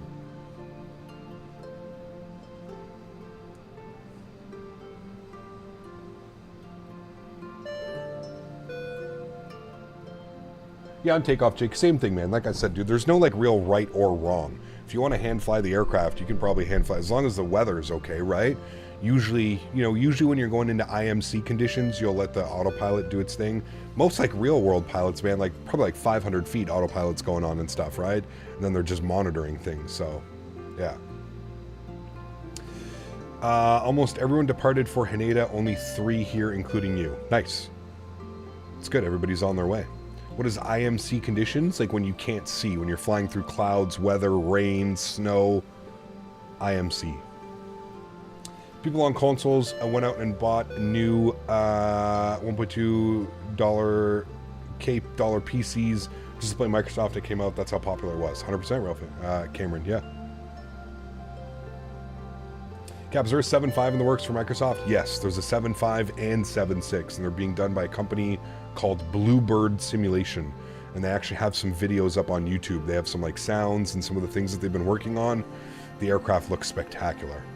Yeah, I'm really, really, really excited for the Bluebird 7576. Money's all FS on here on out. Thanks for the flight. Having a good drive listening to you. No worries, Captain Doc. Thanks for being here, man. Heard PMDG is in the works of 747. Correct. I think they're actually doing the 400 and the 800 SF. Yeah. And I believe that that's confirmed. They've been working on it since January. It started development in January, so quite a while they've been working on it now.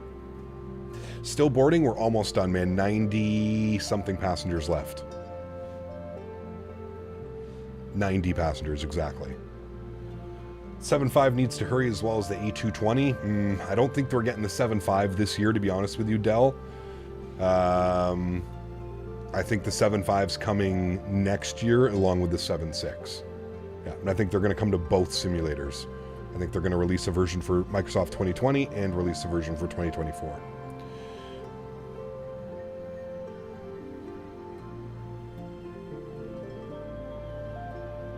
Yeah, there's SF Simulation and SF Aviation in chat right now.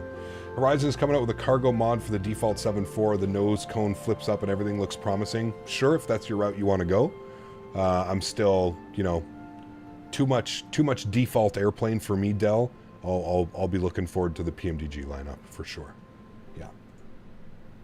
Guys, for those of you talking about Biden dropping out of office and stuff like that, that's cool, man. Like, that's fine. But this is a flight sim stream. We don't like it's that news is irrelevant. We're all gonna find that out anyways, right? Let's just keep things focused on flight sim. There's been a lot of you in here, and Nightbot keeps timing you guys out and stuff like that. Yeah, it's okay to be excited, but just it's a flight sim stream, man. It's not a it's not a political stream. Cap, what's the red thing moving behind your plane? That is the radio beacon, I believe. Yeah. Do you have any Hawaii trips planned in the near future? I'm not sure, Steven. Not really. We just did a trip. We did it in the Horizon 787, actually, like about a month ago, maybe a little bit over a month ago. We did San Francisco to Honolulu. We'll do it again. I'd love to do it in like a United 777 or something like that. So, but yeah, we just did one not that long ago. So if you go on the channel, you'll see it if you click on the live section. So, not for default plane guy, but I'm dying for cargo ops. Man, you'll have the 777 freighter out probably before they do anything, Dell. So like, I don't know, man. Like I said, for me, I just prefer waiting.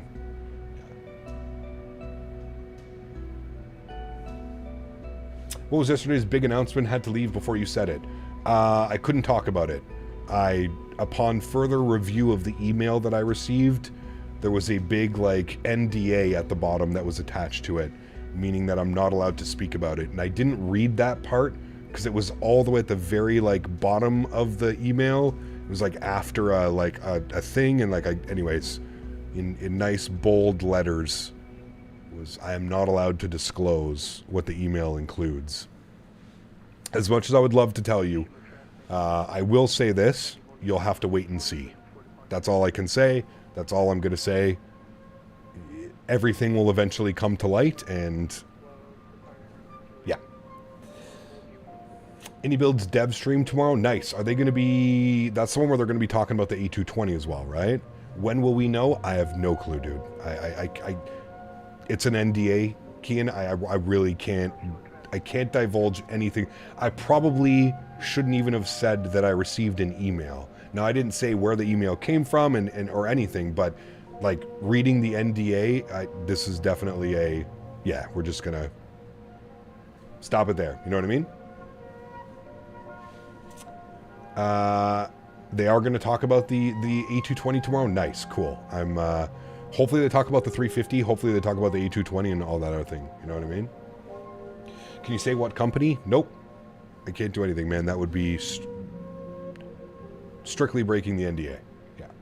How many passengers do we have? 351 on the return flight, and we're almost done. We've got 10 passengers left aboard. Weiberg, what's up, man? Good to see you, dude. Welcome back. Hope you're doing well. Hope all is well, man.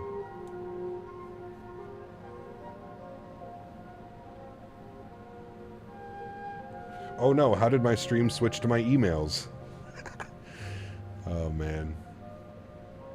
Ikap, play that Sukiyaki. It's a great song. I don't even know. That's probably, you probably just made me say something stupid. I don't know what that is, man. I don't know where to find that song either.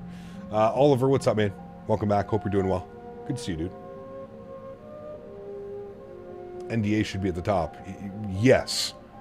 Yes. I agree that that should have been the very first thing that I read. You know what I mean? So, it's on YouTube. Yeah, I probably don't want to risk playing anything on there, man. NDAs. The copyright and stuff on YouTube is pretty crazy, you know. There's just too much planes for the sim. That's not bad, but my bank can't keep up. Yeah, there's a lot now, Jake. It's going to get even crazier, Jake, to be honest with you, man. It's going to get even crazier here in the near future.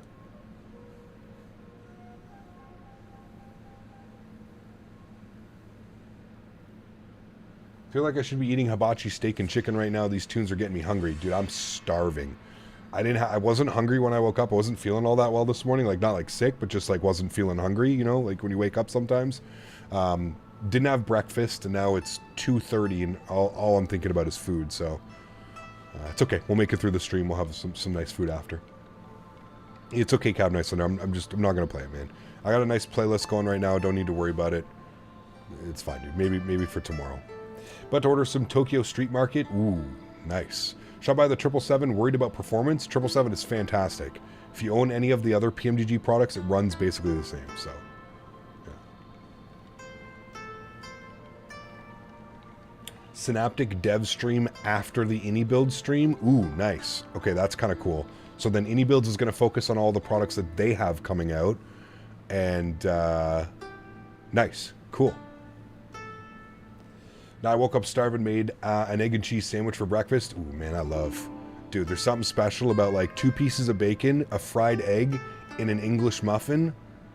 A buttered English muffin. Oh, baby. A little bit of salt and pepper on that bad boy. Maybe a little bit of ketchup. Just a little bit of ketchup. Or you make 2. One with ketchup, one without ketchup. Ketchup just adds that extra little element. Just a little bit, you know? Wow.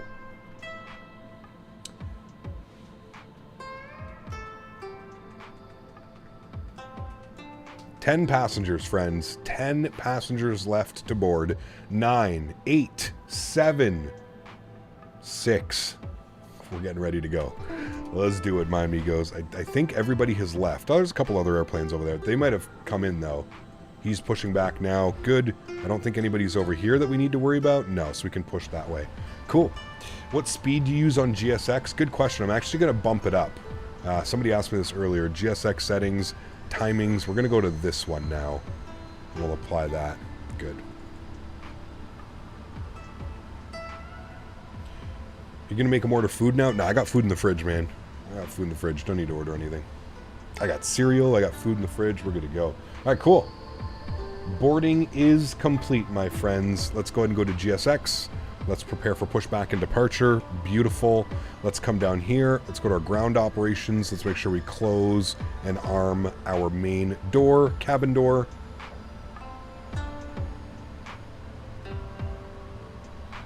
Arm all doors. Good.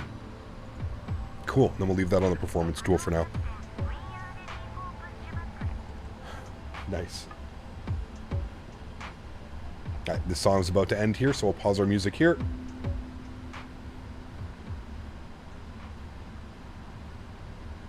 Alrighty, wonderful. Turn the sounds up. Let's get ready for push and start, friends. Alright, upstairs. Let's go and get our beacon light on. Get our hydraulics on. Fuel pumps all come on. And everything else looks good up there. Beautiful. Let's go down to our pre-flight checklist. Oxygen tested 100%. Flight instruments, heading and altimeter set and checked. Good. Next checklist. Before start checklist, flight deck door closed and locked. Passenger signs, auto and on. MCP V2 heading track altitude. Yes. 158, 278, 10,000. Good. Takeoff speeds 49, 53, 58 set and checked. CDU pre-flight complete. Trim 4.75 units. All the way down here, 475.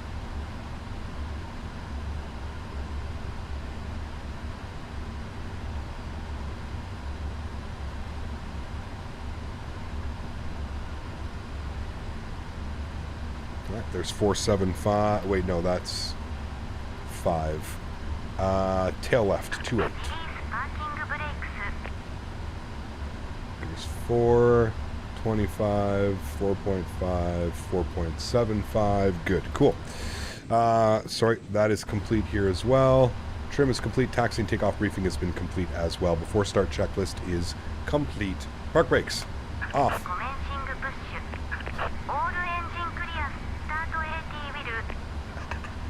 Dude, I love GSX, man. These accents are killing me today. Let's start our block time here on the FO side. Let's go upstairs. Let's go ahead and spool up engine number 2. Sounds are coming up for engine start. We'll introduce fuel. Number 2, give you a nice little wing view. Let's do it. Nice, we're going to be like number 3 or 4 for departure. Cool, we'll get to watch some cool departures.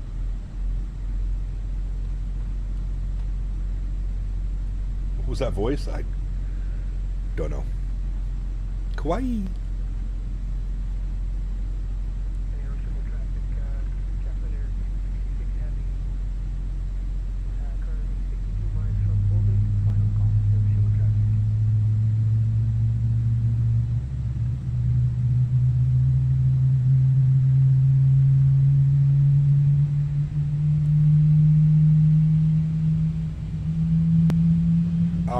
Slicks, yeah, if you're going to leave for more than 30 minutes, Slicks, you usually want to disconnect and then just reconnect when you're back at your computer. You can also put a note, you know, like in your... when you file your flight plan, you can make a little note and you can say like, hey, doing an overnight flight might be away from my PC. You can like add little notes and stuff like that for the most part, 30 minutes is the maximum that you're allowed away from the computer on VATSIM, so it just depends, man. It's not like you're going to, like, if anything, they'll just disconnect you. They'll just disconnect you from the network, and then they'll just, like, send you an email saying, hey, man, you're supposed to only 30 minutes, blah, blah, blah, blah, blah. So, all right, engine number 1. Over to start. Intro fuel. Good.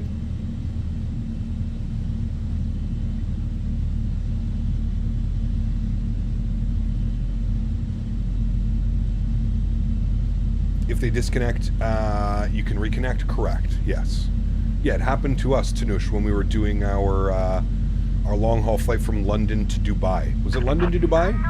Yeah, I think it was London to Dubai. They disconnected me because I was away from the computer for like an hour or 2. I've been disconnected while on long-haul from JFK to Athens, overflew Athens and got called twice by Croatia and 12 times by Athens. Jesus. You should check out some Shanghai sometime. Great airport. Yes, be fun. How do you install the sound packs? Dave, you download it and you follow the instructions, my man. Just like anything, follow the instructions.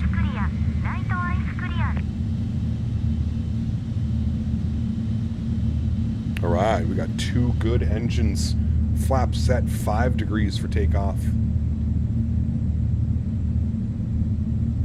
Never understood why people want to do long hauls and not be at the CPU. What's the point of doing them? To each their own. I mean, I don't hang out, Dell.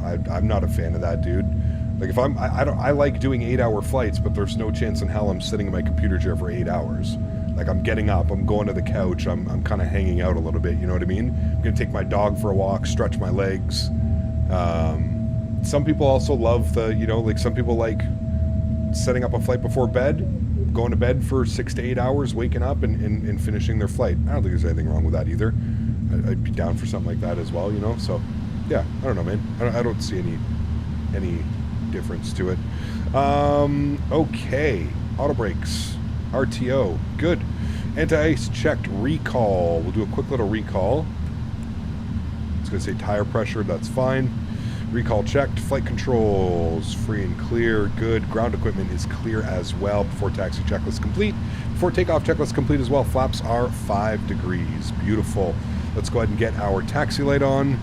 Park brake can come off. Let's get our taxi going. Look at this. Rotating 777 right in front of us. Oh, baby. Yes, sir. Look, nice. Great flight, man. Oh, we got this triple pushing back now. It's okay. We'll sit behind him. Look, I just did a 10-hour flight yesterday and the sim froze on approach. Ooh. That's not good, dude. Not good at all. Tried to sleep during a long haul, but I was so paranoid. Yeah, I would have a hard time doing it. I'm with you, Evan. I would have a hard time, man. Absolutely.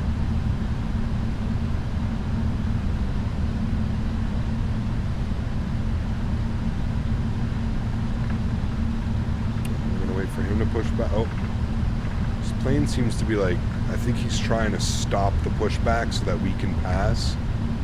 It looks like that's what he's trying to do. If that's what you're trying to do, you're a hero, and I will hurry my little butt up and get past you, man. Thank you for that. I almost did tell like GSX is messing around with him. I'm gonna give it a little bit of throttle. We're gonna give him a, we'll pass him here quickly so he can continue his pushback. Thank you, sir. Tip of the hat, chat, to whoever that pilot is. All right, we're past him.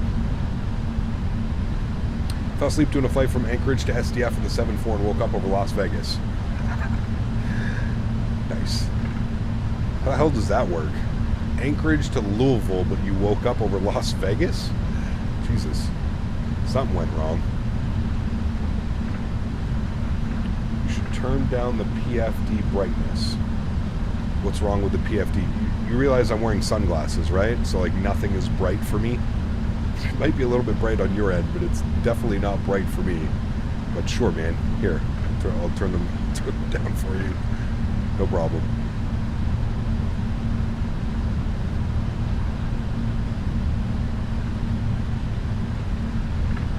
Is that better?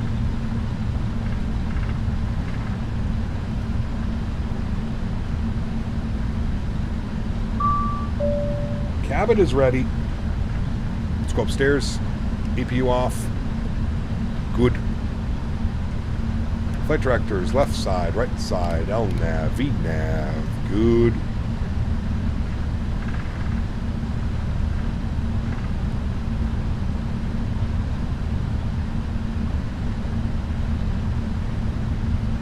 What's your favorite N1? What's your favorite? Jesus, you guys.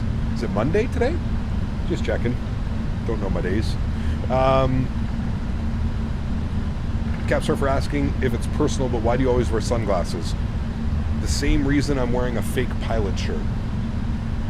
It's to play the role, the character, Captain Canada, right? Like I, myself as a person is Kyle, but I play Captain Canada, you know? It's the same reason. Same reason. I need a traffic on the pond 672 lining up runway 28. I need a Hiroshima, not Haneda. Your backup sunglasses have smudges on them. Ah, yes, Haneda. Yeah, we're not in Haneda. I messed that one up. Landing lights are going on. Runway turnoffs are on. Strobe lights are on. Wing lights are on. Taxi light comes off. All right, can we have another epic lineup, chat? I feel like we absolutely nailed. On the pond 2710 heavy, clear runway 28, Hiroshima. We absolutely nailed the lineup in Haneda. Let's see if we can do this again. Should be good right about there. How we doing on the lineup this time, chat? When do we get a Kyle stream? I mean, you still get Kyle. Just a little mix of Captain Canada, which can be a little extra sassy. You know?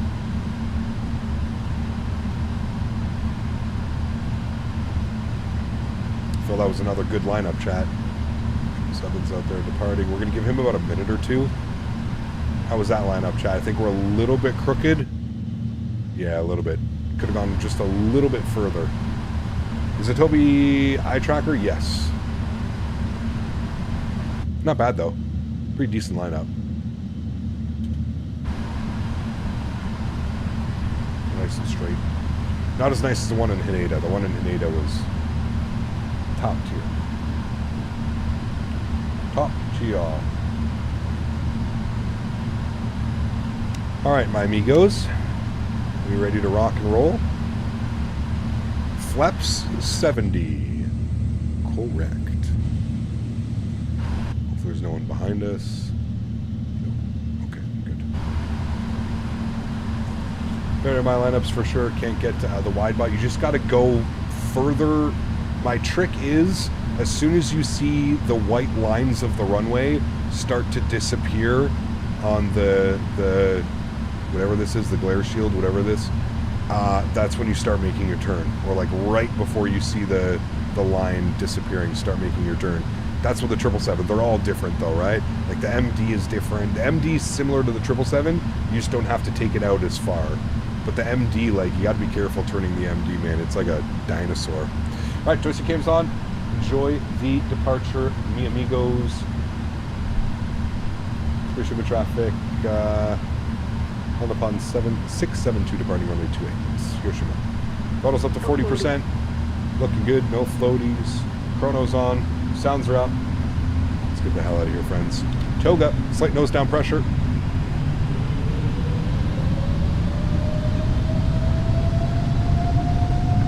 Takeoff power has been set.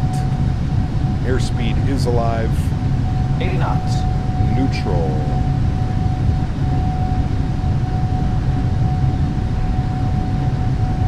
Hiroshima traffic, L on 244 lining up 28. V1. V1. Rotate.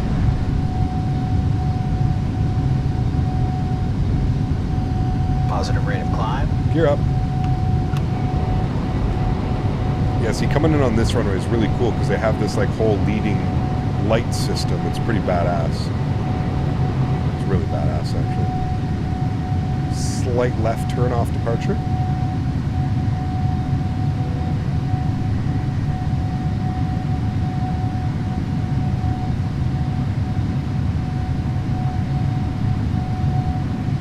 A little bit bumpy. Climb power's in. Definitely bumpy. A little bit of back pressure as I get the trim going.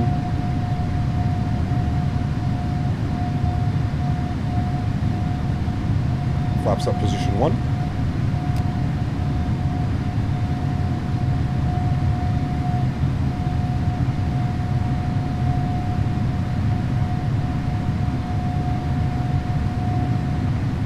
Still using real cat turb? Absolutely, dude. Every time. 220, flaps clean.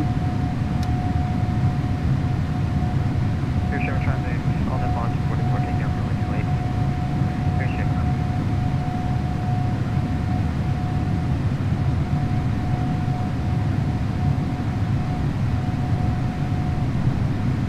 Start our right turn. A little bit of back pressure on the turns.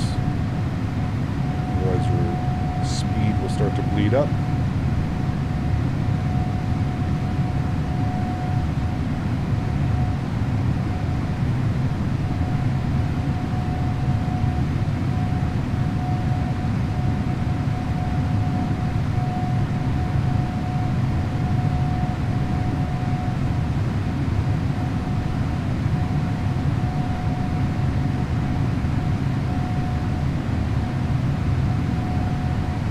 Is this the latest update? Yes, correct. I updated last night.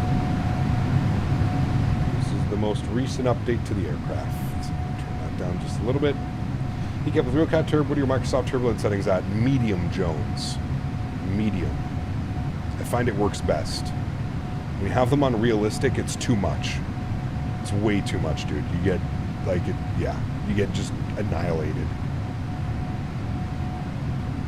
All right, let's get our cruise altitude. 37,000 feet on this leg, friends.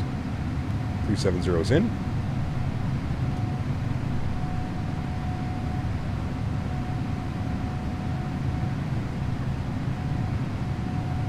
And we're rolling out of that turn, going straight now through 9,000 feet. Autopilot 1 is on. I'll bring you guys back up into the flight deck. I'll give you some wicked wing views of us climbing out of Hiroshima. There's the airport right there that we just departed out of. And, oh, I don't know what that airplane is doing, but that airplane's right there. So I hope that's not the guy that just departed.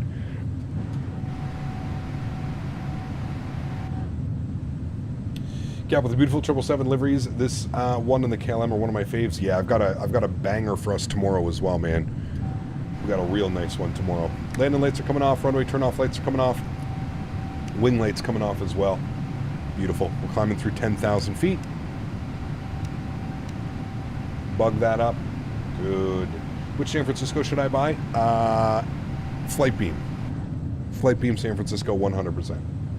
Cap, I notice your plane doesn't say rotate when they're There's a way to enable that in the FMC settings. Do you know how? I do, but I prefer saying rotate. Fine. That's why I don't have it on. That's why I have the V1 call out, but then we say rotate. What is route for tomorrow? Not sure yet. Got a couple ideas. I think that we will be flying. I've got RJCC. I don't know what airport that is. RJCC, and there's RJOO.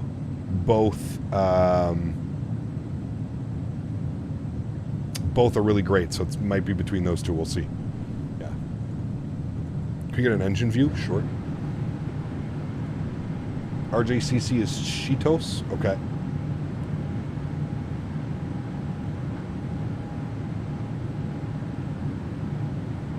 Let us smoke? Hey man, you gotta tell me twice, dude. I still have half the stretch from earlier. You ain't gotta tell me twice, my man. Flamin' hot Cheetos. I see what you did there. I see what you did there.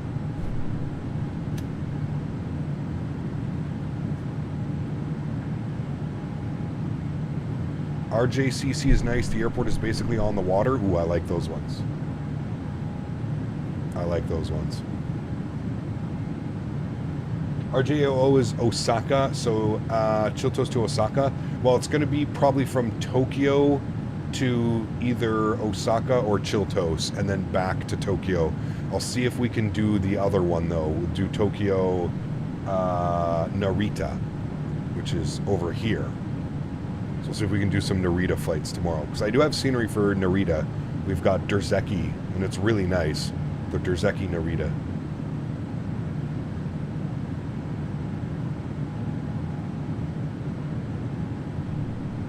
Del, take care, man. Have a great one, dude. Thanks for stopping by. Let's go to flightsim.to. Let's see here then. So we've got RJCC. Look at some scenery. So we've got this one here from Cappy. Again, dude, these are look at this, chat. This is freeware. Free. Anybody can go and download this right now. Freeware. Look at that, dude. That's better than like 50% of the paywares out there available. Ooh, it's got the yellow. Nice. Damn, man, we may have to fly there tomorrow, chat. And then we've got RJOO as well, which is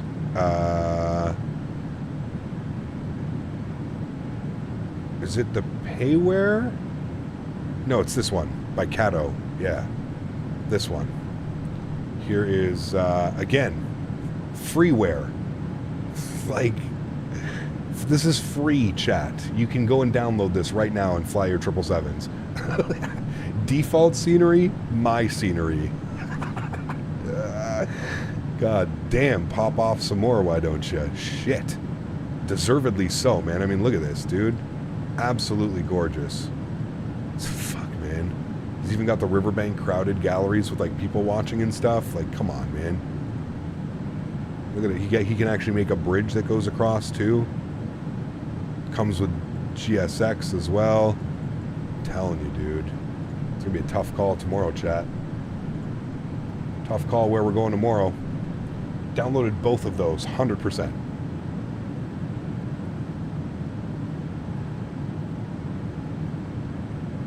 Kept using the honeycomb throttle if you are using the custom throttle levers and you get them from. I am using the Bravo and the custom throttles. I got them from Etsy. Somebody on Etsy. All right, we're through 14,000. Standard barrel cross-check across. Good. And we are climbing up above 23,000 feet, friends. RJCC is Sapporo? No. But there's a bunch. Like, they got a great one as well, dude. Can you show your throttles? What do you mean? Like in the camera? No.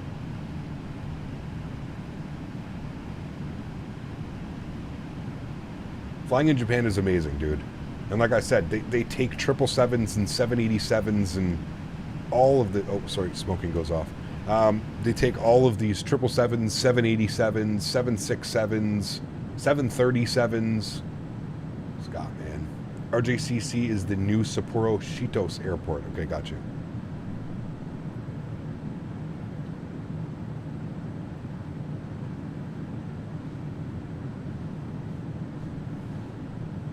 Man, there's so many of them. Like that, we're just scratching the surface.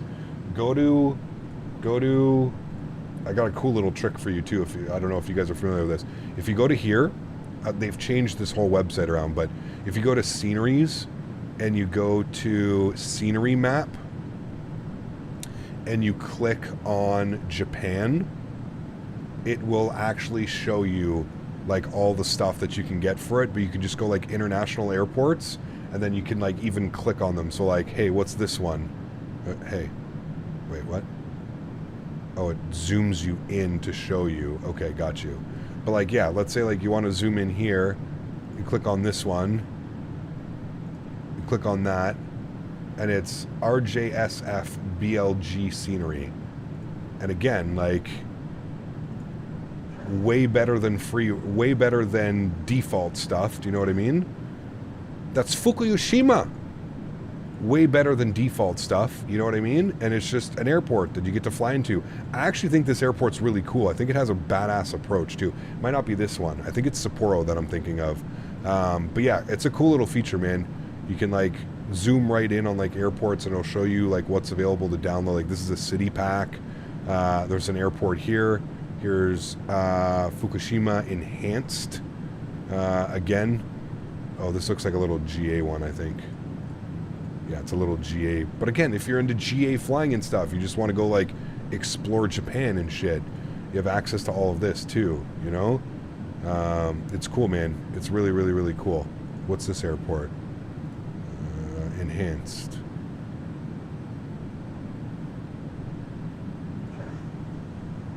Again, way better than default. And it offers you another cool airport that you get to fly into. So it's really, really cool to utilize the map feature. It was done a little bit differently than that, but it's cool. Yeah. You unselected the international airports? Oh, my bad. But anyways, you get the gist of it, right?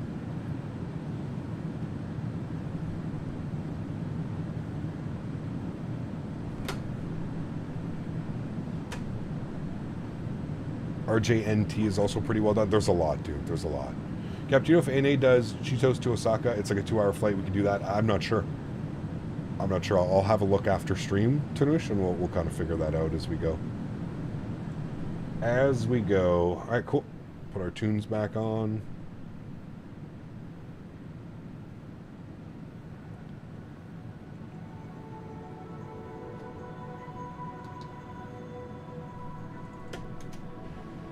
Climbing up to 37,000 feet. We're through 30,000 now.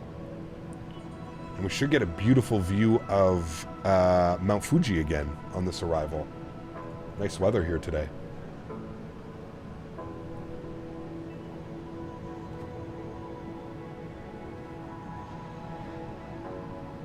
Damn, that is weird, Vite. I didn't know that.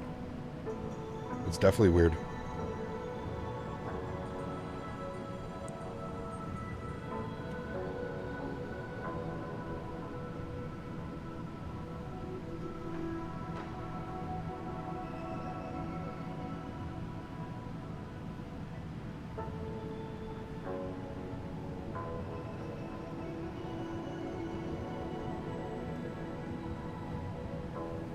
So it's never cloudy in Japan? It is sometimes. I think we've flown a couple times. It's been pretty crazy weather.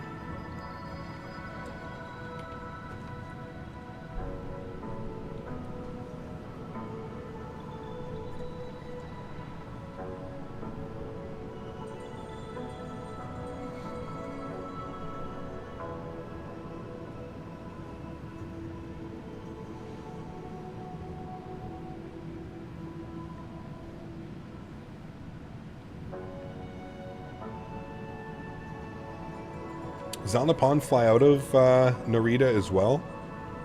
Maybe that's why they only do Haneda? I'm not quite sure. I'm flying 777 a lot lately. Last couple of days I've flown approximately 50 hours in total. Must try out the Shanghai though. Great scenery and great for 777. Cool, yeah. Air Canada also ordered 12 787-10s. They never had them before, but they're replacing a bunch of the older aircraft with the -10s. I don't know what they're thinking, considering the 787 has bad history. It doesn't really have bad history.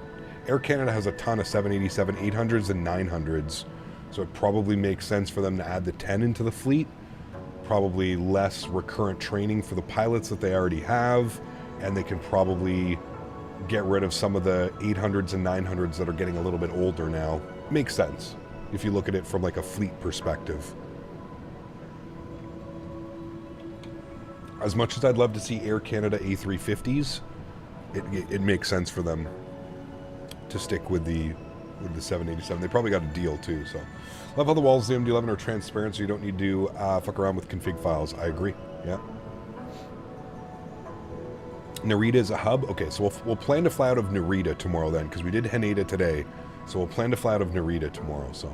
Also, you have 77k subs now, 777 special long-haul stream when?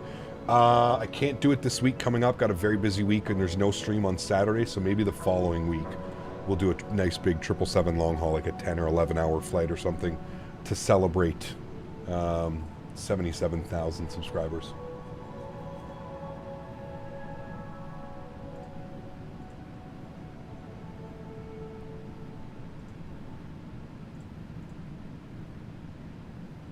I've Tanush for the fourth time now. I don't know yet, man.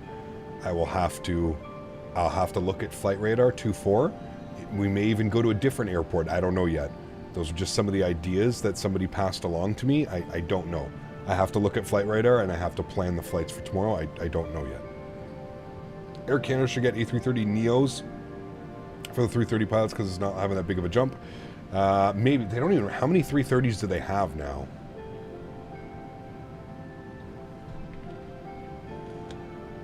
That might be a good flight, Tanush, yeah.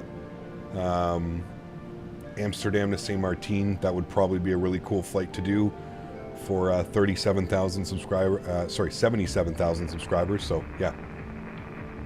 Air New Zealand ops in the 777, yeah, we got to do that. We got to do those as well. I really want to do, they even send it from like Sydney to, they go Sydney to, why am I drawing a blank of where they go? Not Wellington. Anyways, you know what I mean. They go Sydney to one of the airports over there that I can't think of for some reason right now. Auckland, thank you.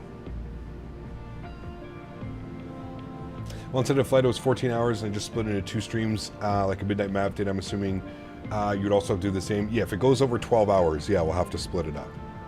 Yeah. Next year, Canada's getting the A321 XLR to start phasing out the 320s and 321 aircraft on the main line. Correct. Yeah. Matthew, what's up, man? Good to see you, dude. Welcome back. Hope you're doing well. Happy Sunday, dude. Charles de Gaulle to DTW for a long haul. Until we get a Charles de Gaulle, I'm not flying out of that airport. The handcrafted Charles de Gaulle is a mess, which is kind of surprising considering it's like a Sobo and they're like headquartered in France. You would think the Charles de Gaulle scenery would be like one of the better sceneries that they have, but no, it's not. It's not very good at all.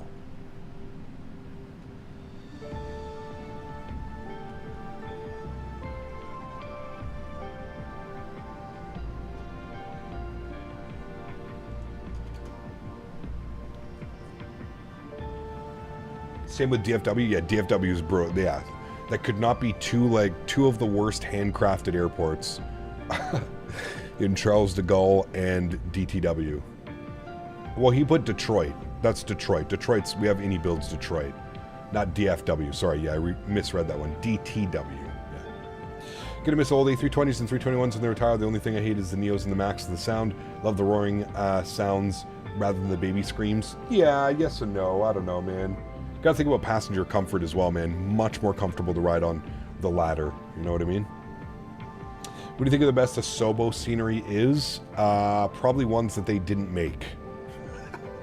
I don't mean that in a bad way, but like after they started getting third-party scenery developers like Gaia Sim, right?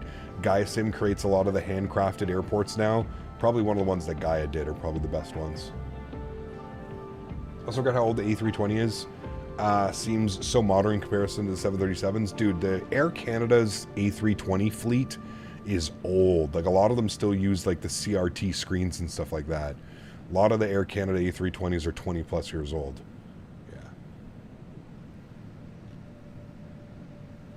Yeah. The 321s will probably go to AC Rouge. Yeah, Dom. I don't know what will happen to the 320s, to be honest with you, man. Like, those are... I think that's the oldest plane they have in their fleet is the 320s. Yeah. Does anyone know whereabouts the A220 is? I can't wait to do some hops in it. Jake, they're doing a developer preview, I guess, tomorrow or something, somebody was saying. Hey Cap, how hard is the Fila 7.4 to learn? Want to pick it up? It's a handful. Yeah, especially because it's got the whole engineer panel, but there's tons of videos out there, man. Plane's been out for years now, so I'm sure there's tons of great tutorials and stuff that you can watch. Last time I flew on Delta, it was on an old NWA 319. Ooh. 319s will be gone before the A320 and 321. Yeah, they don't have very many of the 319s flying anymore, man. I think they only have a handful of them. Most of them are over on Rouge now. How do you make a GSX profile? I wouldn't be the person to ask, Kirk. There's a whole tutorial and stuff online on how to do them, but... Might buy the DC Designs Concorde. I'm looking for a change. That would be a big change. Yeah, for sure. Surprised at how good the freeware sceneries are in Japan, and the freeware in Europe are atrocious, where people fly more in Europe than Japan, so you'd think some sceneries in Europe will be good. I don't think that really has anything to do with it, Tanush. I just think it has to do with the developers who are making the sceneries, man, to be honest. Maybe there's just more skilled scenery developers in Japan, or people that are interested in flying in Japan, right? There's a ton of scenery in Europe as well.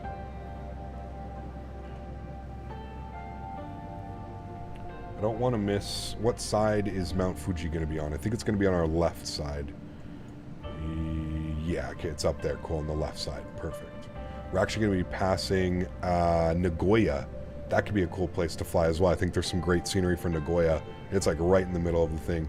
Where's the... That's this one, RJBB.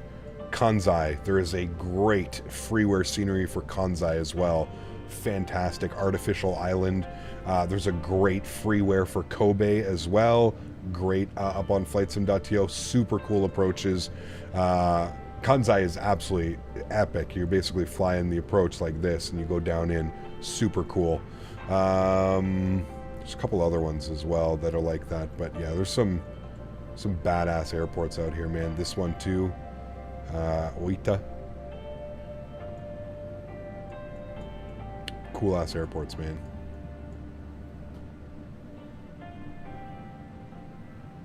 There's Osaka right now. Down there. Massive. So cool. Kansai is cool, big FedEx facility there. Ah, got you. Speaking of scenery, I added Flightbeam's Denver tier list. Nice. Very great scenery. Yeah.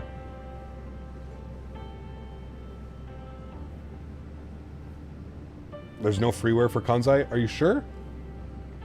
Maybe it's payware that I have then. I have scenery for that. Are you sure there's no freeware? I thought there was. What was the airport? RJBB. Community RJBB. Who is this? Technobrain. Technobrain Kansai. Pretty sure it's free.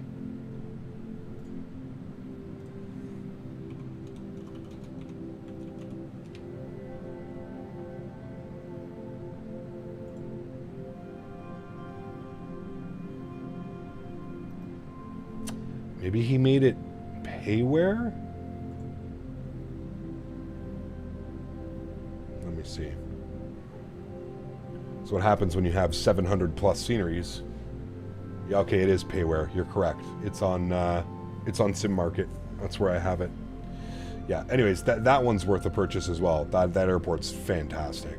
like I said, there are a few airports that you may have to spend some money on, but I mean, look at some of these pictures, dude. Like, there's some of these you may have to spend a little bit of money, but even like that, well, this one's on sale right now as well.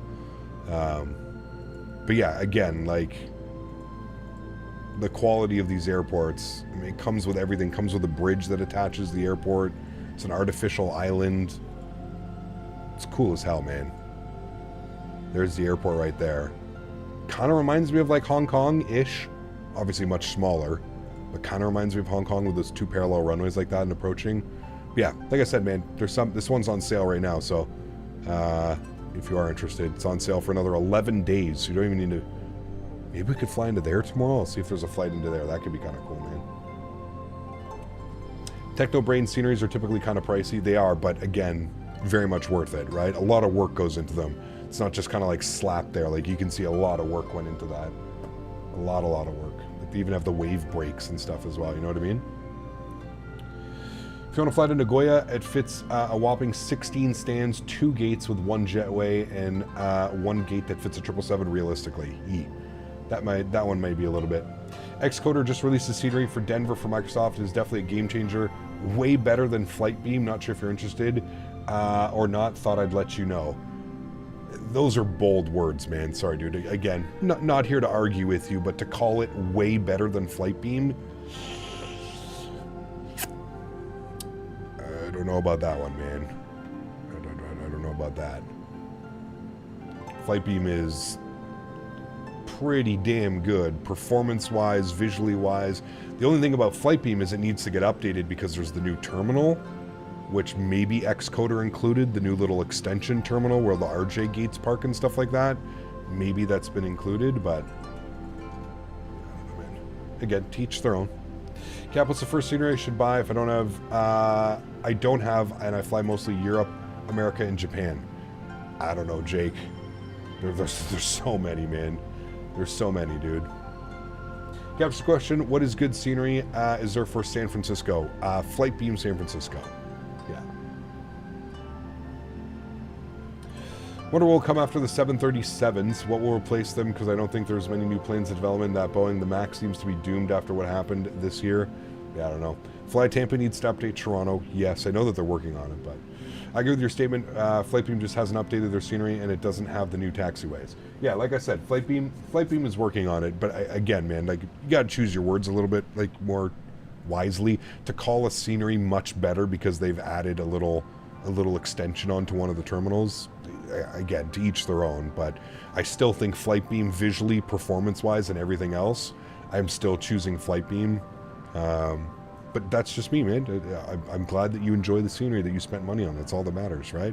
For me, I'm sticking with Flight Beam. It's okay. I don't really fly a lot of regional jets, so I'm not too concerned about having the little regional extension. And like I mentioned, and a couple people have mentioned in chat as well, is that Flight Beam is aware of that, and they are updating their Denver scenery. So no need for me to purchase another Denver scenery when I already have one that is, in my opinion, top quality.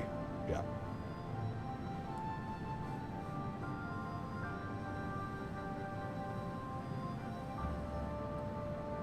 You think about the new MK Studios? I haven't flown in yet. We need to fly in. They sent it over to me, so we need to fly in at some point. But yeah, MK Studios does great work, man. Again, another one of those developers where you can buy in confidence. You know what I mean? So yeah. Cap, what do you think about the? Sorry, I got that one. IRL route. This is an IRL route. Yes, this is an IRL route. Yes. Thoughts on the Google Map improvement mod? In my opinion, you don't need it, but that's just me. I don't know. The scenery looks great up here at 37,000 feet. I don't really have an issue with it, you know? Flight Beam SFO is heavy on FPS. I suggest you try the BM Sim AM World if you want to see something that's heavy on FPS. Flight Beam is like... you know, the default runs like shit. The default handcrafted San Francisco, terrible.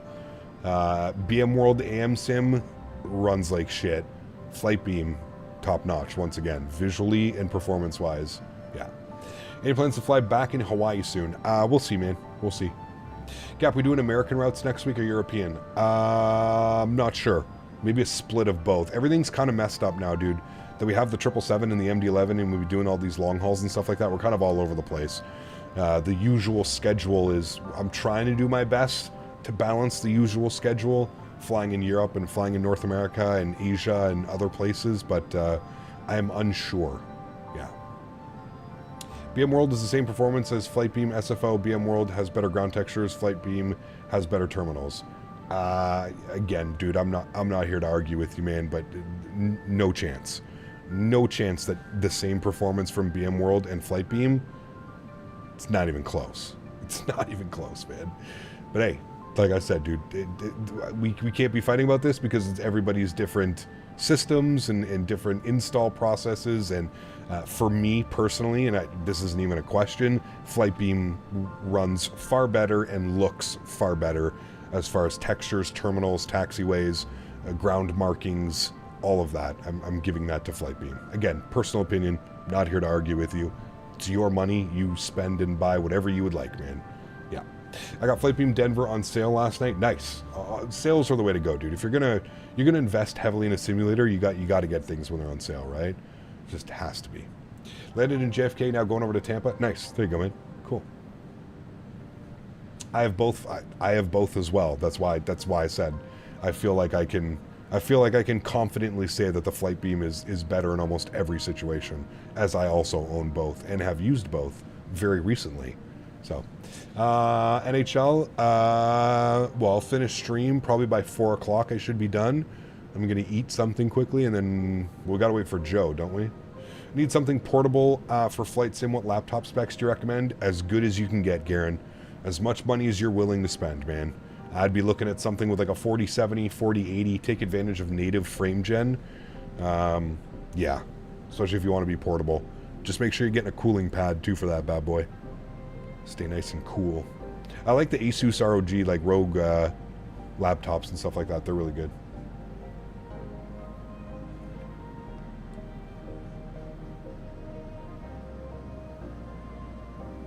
What am I going to eat? I have a pulled chicken taco bowl. Pulled chicken taco bowl. Phoenix is okay. My problem with, and here's the thing, I'm not trying to take any credit away from BM World, AM Sim, they make fine scenery. They're not bad. My big issue with their sceneries is performance. Performance is a little bit heavy on almost all of their sceneries, and the same can be said for Phoenix.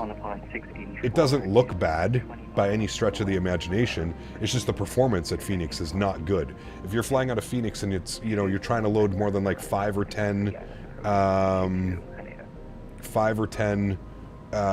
aircraft on VATSIM and stuff like that, your performance gets into like the, you know, 25, 30 FPS barely, you know what I mean? Phoenix is terrible on performance. That's my only issue with BM World, and that's why if there's another option for a scenery, most of the time I'm going to go with the, you know, the better performing and usually the better looking. Have you tried the new Feel There Denver? No. Kind of upset we don't have an A321 or 319 yet, like more than halfway through the year. Oh yeah. Oh yeah. We're coming up on 9 months now, Vine. 9 months since they said we would have it. And remember, they're the ones that said it.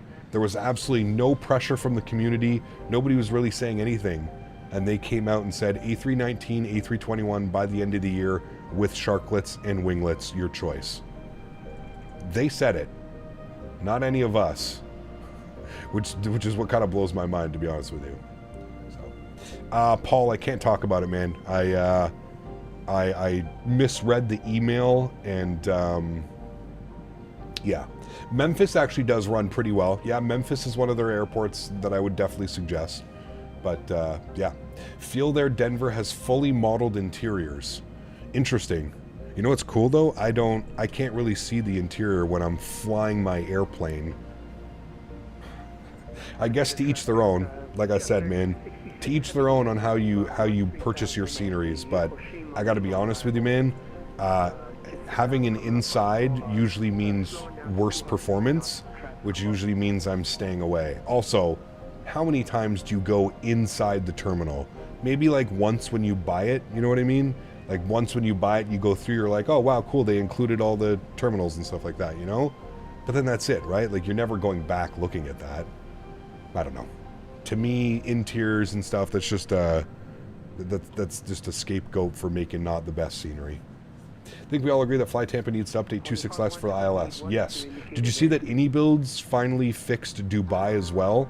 They fixed the ILS and the whole approach into Dubai, the elevation data issue.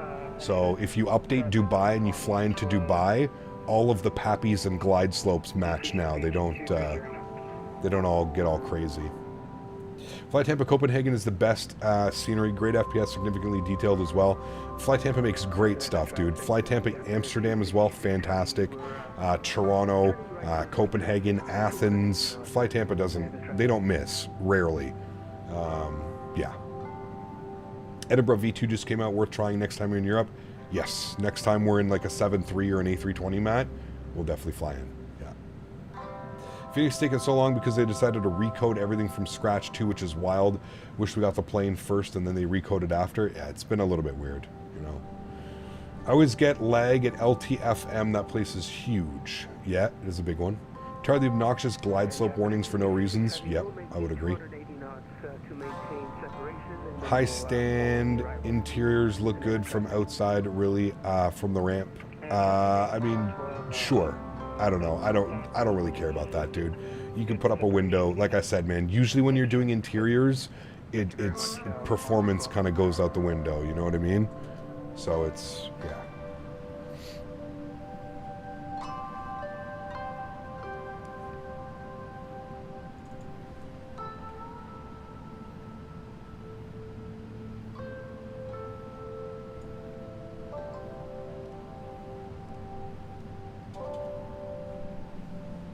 Everyone wants ultra realistic, but that's over the top.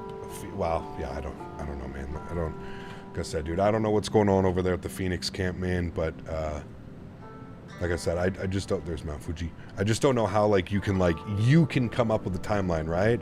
So internally, they came up with this timeline of having this aircraft out before the end of the year, and then poof, all of a sudden 9 months. That's half development time. Yeah, I think it took Phoenix about 2 years to push out that airplane. So you're pushing 9 months, which is getting close to 12 months, which is half of the entire development cycle of the A320 that you have. It's just weird to me. It just doesn't make sense. You know what I mean? There's a freeware Glasgow. Cool. Hey, Cap, been wanting to buy the MD-11 freighter, but is it worth it? Sorry for asking twice. In my opinion, if you love the MD-11, you will love the TFDI MD-11. Hendo, they've done a really great job, especially the version 1.07 was a huge step forward for that aircraft. Probably should have been the release version of the aircraft. But yeah, 1.07, man, fantastic. Fantastic. What happened to the Airsoft 330? Still in development, baby. Still in development. They got that, dude. They got that free German taxpayer money, man. They ain't got no rush, dude. They are, I mean, which might be good for us. I'm not gonna completely destroy Airsoft. It might be good for us as the end user. We may be benefiting from this, but yeah, dude. How many millions of dollars did they get from the German government and grants and all kinds of stuff? So they're winning big time, dude. Airsoft is they don't gotta worry about shit. They got a bunch of grants and free money from the German government, and then, yeah. Oh shit, top of descent's in 9 nautical miles, friends. So, we're going to descend now. We need to be at 6,000 feet for snare. So we're going to go 6,000 feet. Good. It'll be cool when TFDI gets the Pratt & Whitney engines out for the MD. Yep. Last status update from Phoenix was in April. Yes, correct. Do you like the LaGuardia Airport with the new terminal? I've never been on Flight Simulator, flown it. Yeah, it's nice. Yeah. This song's a little bit loud. Why did Aerosoft get money from the German government? They got a bunch of grants and stuff. Yeah. Michael, what's up, man? Good to see you, dude. Welcome back.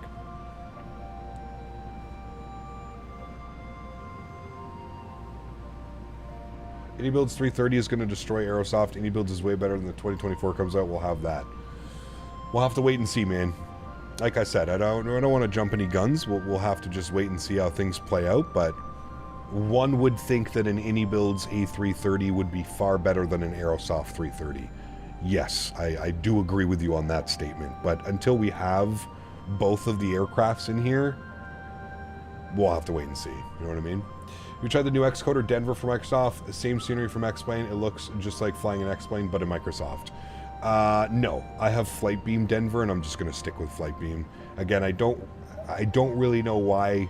So that's 4 Denver airports that we have now. I don't know why as a developer you would want to put, like, why you would release airports, especially like 2 years after everybody else already has their Denver airports out. Right, we have handcrafted Denver, which is probably good enough for most people. Then we've got Flightbeam Denver. Then we have Feel There Denver, and now we have Xcoder Denver. That's 4 Denver sceneries, payware sceneries that we have. I don't know, man. It just doesn't make much sense to me. Obviously, for Xcoder, it makes sense because, like you said, he probably just did a copy pasta. He probably just converted everything over from X-Plane and made it work in you know, so we'll see. Cheers to Morecap. Already excited for Flight Sim Expo 25. Good to see you, Micah. Yes, it's going to be a great one, man. Looking forward to Providence, Rhode Island. Hopefully out of the heat that is Houston, Las Vegas. Thanks, man. Thank you for 3 months. 4 Denver airports, but not 1 good Atlanta or even DFW. Correct.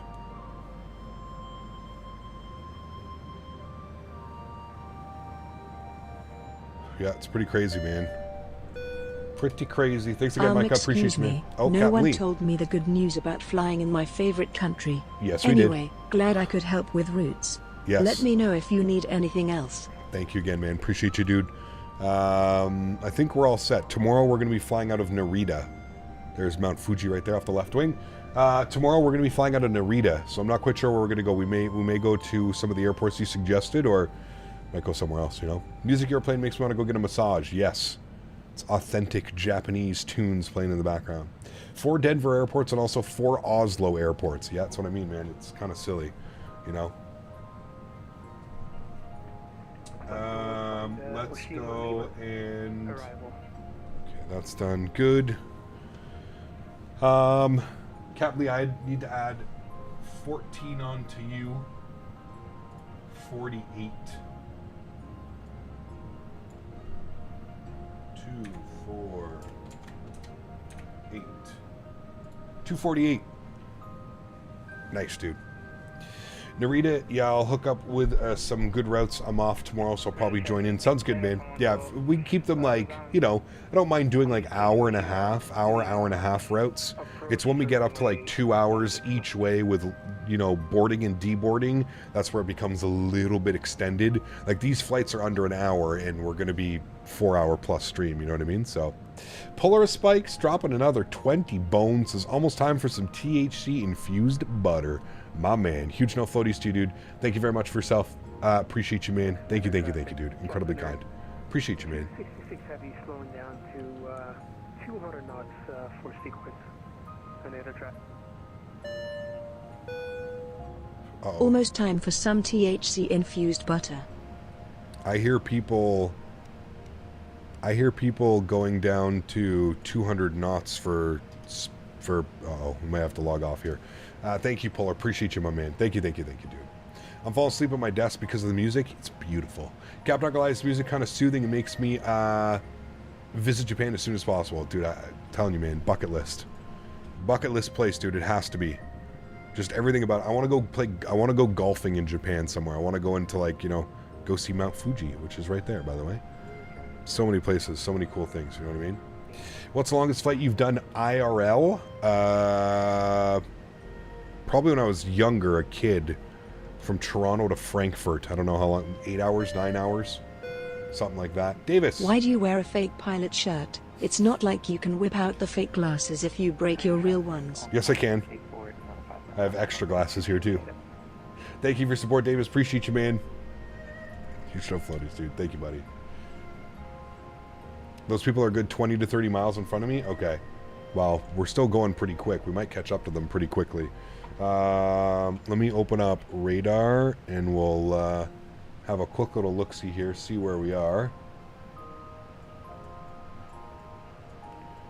are over in Japan.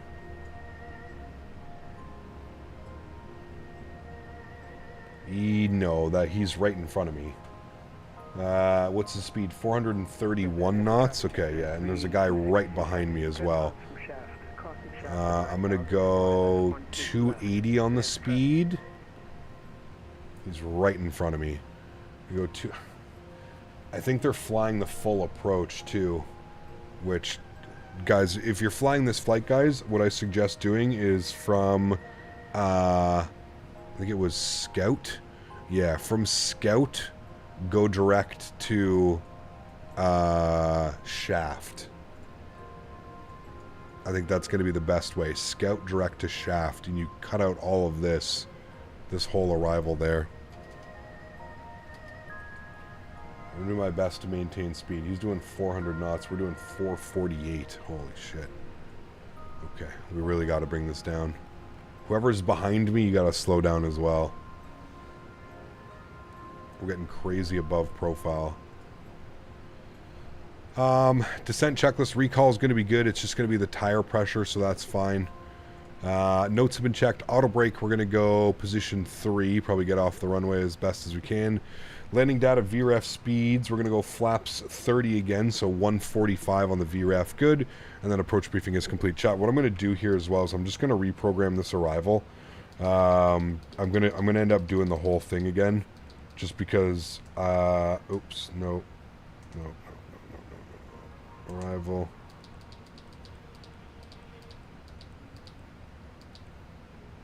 You, execute. Okay.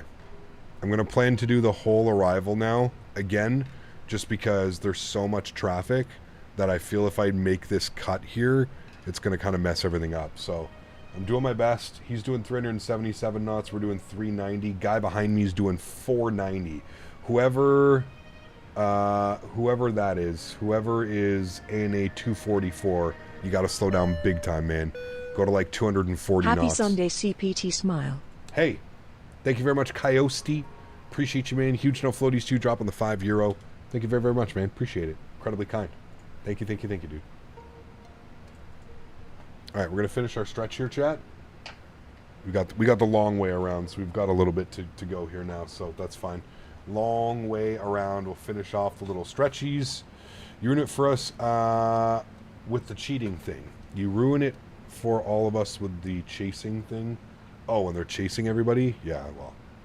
That's why it's difficult, man. You can't blame the person behind. It's you don't really notice it until, like, boom, all of a sudden, like, you're on TCAS and, like, the guy's, like, right fucking behind you smelling your APU hole and stuff like that. So you can't really blame it. The best way to do it is to have, like, some type of radar up that will show you the spacing, how far away you are. Normally I go with Biscoffs, but since we're in Japan, we gotta do sushi and ramen.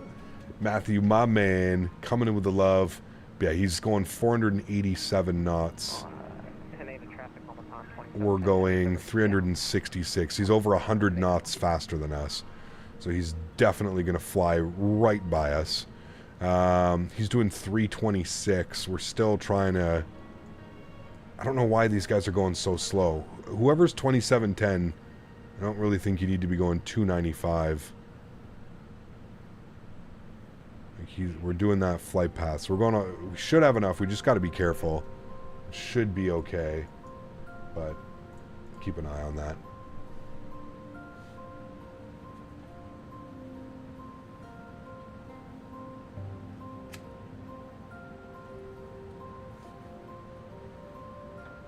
Sounds good, Captain Lee. Maybe they're just taking the view. No need to be so pushy. Yeah, until he flies through me, and then we end up having just a cluster, you know what, on final. You know how it goes, man. I'm just excited we're doing the 1-6 left approach. What is the weather? We should check the winds, though. 230 at 5. Shouldn't be too bad. Nice crosswind at 5 knots, but we should be okay.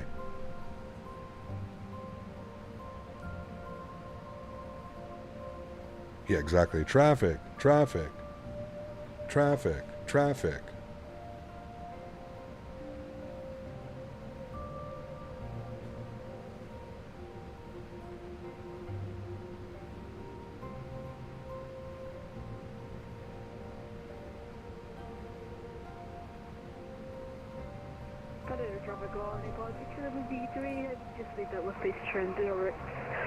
Descend. Descend now. Descend. Descend now.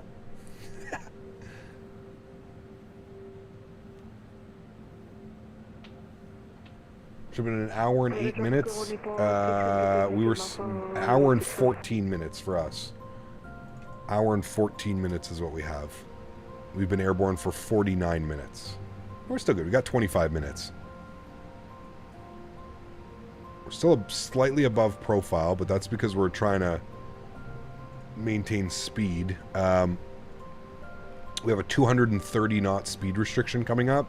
So as long as everybody adheres to speed restrictions, we should be good. This guy is right on top of me now. Yeah, there he is. I don't know where he's going. He's supposed to be going to... His flight plan says that he's going to RJTT. He's currently at 35,000 feet doing 500 knots. So I'm not quite sure what that aircraft is doing. 35,000 feet doing 500 knots. But it says he's landing in Haneda. 112, descend to flight level 4,500 to the Sandy waypoint at speed 185 knots.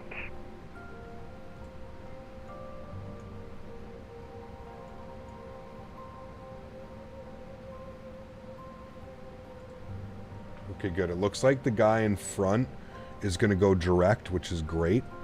We need the altimeter here. What was the altimeter? 1008. 1008. Good. And our baro minimums for the ILS 16 left. I'm wondering if we should do runway 23 now because of those winds. What are the winds? 230 at 5. It's funny because they originally gave us runway 23. What would be the arrival? Give me a second. I want to do one. Nah, fuck it. We're doing 16 left. I want 16 left.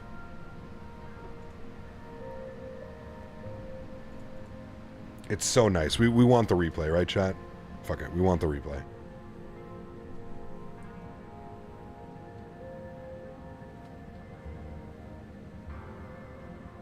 Depends, Micah. It is a lot of... It is a lot. Are we on...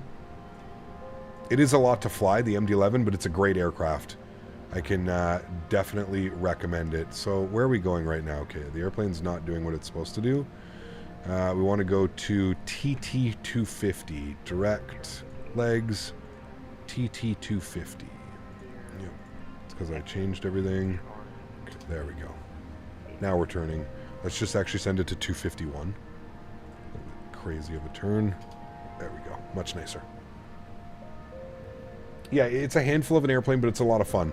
I don't know. If you're looking for something different, it's a great alternative. I would say that. It's definitely not for everybody, and I understand that. Not everybody enjoys the MD, but yeah.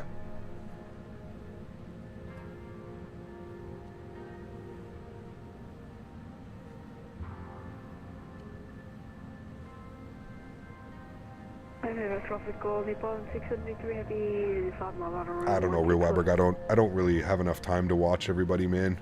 I'm so busy with like my schedule and everything going on.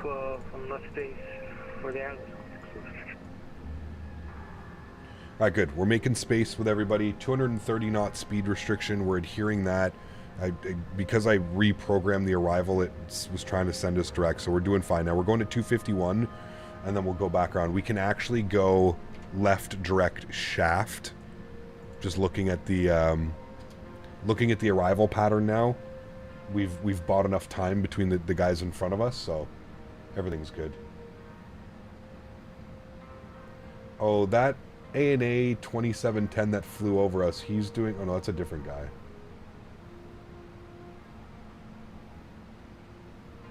Okay, he's at 25,000 feet. I don't even know what's going on, dude. I swear, everybody's just flying their own approaches and stuff like that. We're a little bit above profile. I'm going to get the ground spoilers out here a little bit.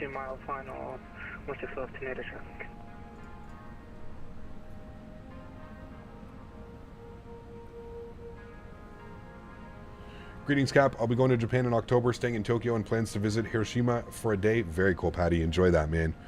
I am jealous, sir. Jealous. I remember last time we flew in here, we were counting all the golf courses that are around. They're just amazing how many golf courses there are. Can't stand the old planes. I mean, the MD's not that bad to set up, man. It's no more than like the A300 or any of those other planes. I enjoy it. I enjoy the hell out of it.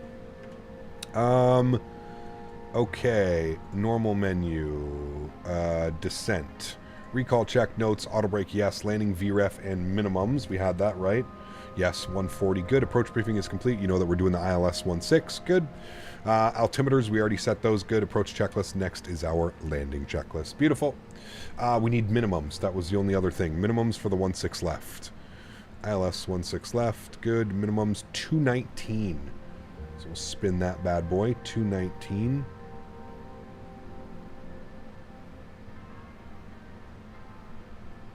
Daisy is doing well. Thank you for asking. 219. Alright, now we're above, so I'm going to go back into you. 219.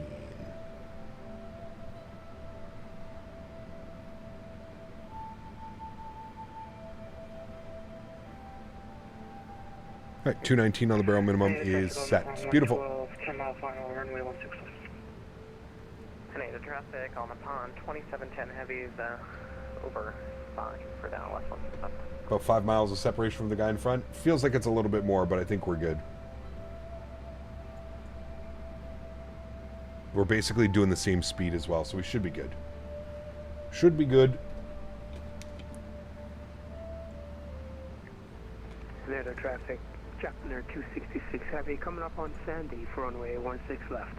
And there, the traffic.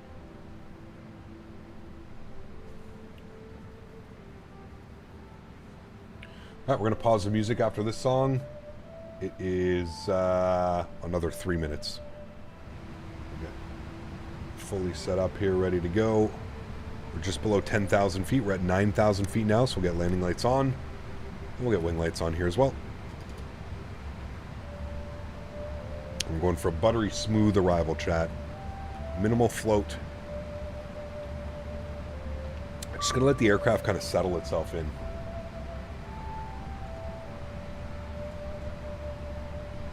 Don't need to flare it like I'm flaring the MD-11. That's what I have to remember that. So, yes, thank you. I need to add Matthew O's total. 36 bones onto that. Leader traffic is on up on 112, 5 mile final, runway 16 left. 304. On the mark. Beauty. Thank you again, Matthew. Appreciate you, man. Can't find info on my FPS counter. John, that's through Steam. Where do you have your simulator?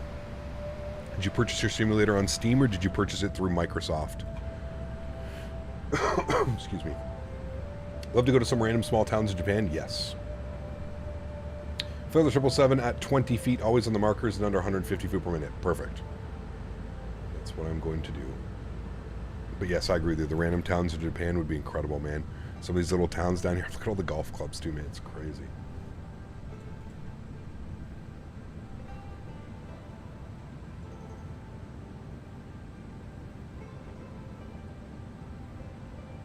You got it through Steam since you were coming from Xbox? Okay.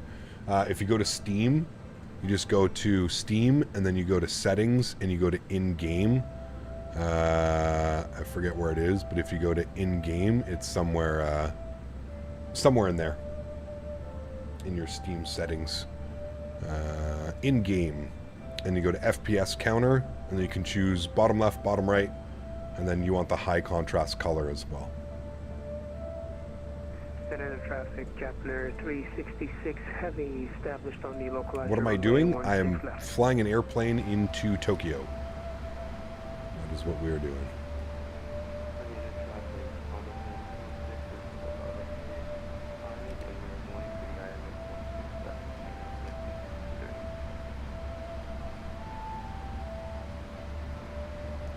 Can I delete just flight traffic mod for VATSIM and use model matching instead? Sorry, for what purposes, Kirk? I don't even know what flight traffic mod is. Alright, there's our song finished for the day. Beautiful Japanese tunes lulling us all to sleep on our cruise here. And getting ready for arrival. Separation is looking great. Everybody's looking good. Cool. Look at the ortho down there, man. The imagery. Stunning. Absolutely stunning. Sounds are coming back up. Later traffic on Nippon 112, clear runway 1. We'll just confirm all of our speed restrictions. Still 230 knots. That's our max speed restriction. So we'll keep 230 till about Sandy, and then we'll start slowing down, and then we come in for the approach for 16 left.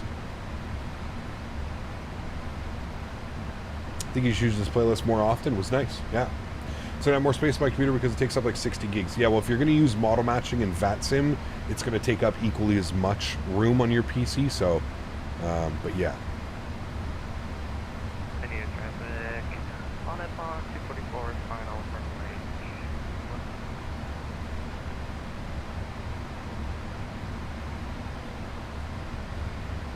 Oh, good. We're going to hold 6,000 now. And then we're going to want to be at 6,000 till snare. I don't know why it descended so early. It's like it's not tracking the... It says, yeah, it's supposed to be at 7,800 feet right now. Probably because I changed the approach so many times on the actual approach. But it's okay. We're going to hold 6,000 feet, which is good, and 230 knots, giving us great separation from the ANA 216 in front of us.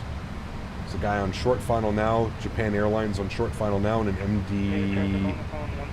MD-11. Nice. We've got 2 or 3 arrivals in front of us.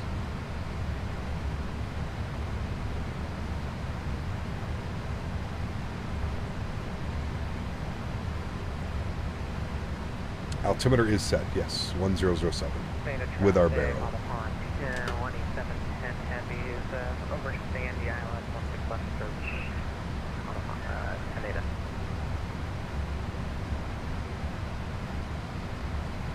Remember, guys, if you haven't done so, don't forget to smash down that thumbs up. We're looking for 300 likes today. Hopefully we can reach that goal. Been a lot of people popping in and out today. Appreciate y'all being here, man. And we'll be doing some more Japan ops tomorrow on the 777, so looking forward to it. Is the Q400 coming soon to the sim? I think they said sometime in 2024 it's going to be out fine. Sometime in 2024. Gap, do you have the Tokyo Landmark pack installed? I don't think so. Who makes that one? Orbex? I don't think so, Micah. No.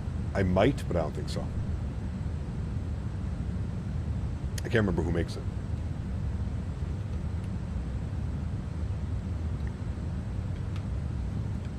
$2025?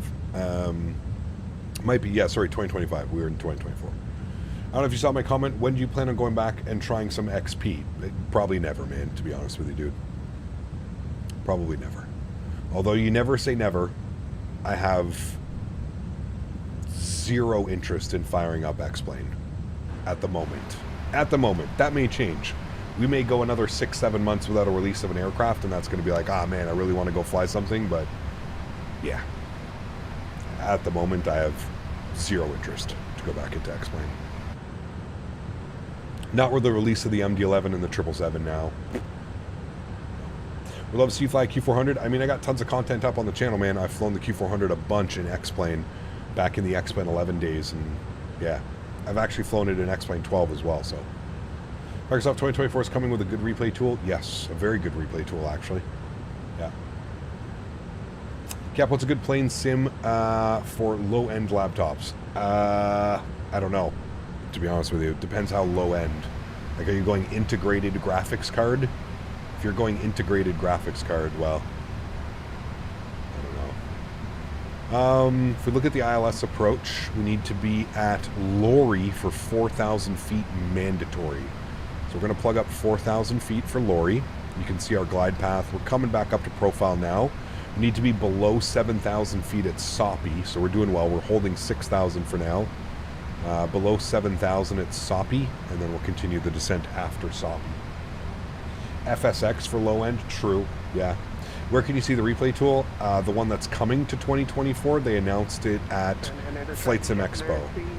It's currently one of the paid replay tools. I forget what it's called, but it's one of the paid replay tools, and it's coming to Microsoft 2024 for free. It'll be natively installed in the sim. Got a dedicated GPU, but it ain't that powerful. Got you.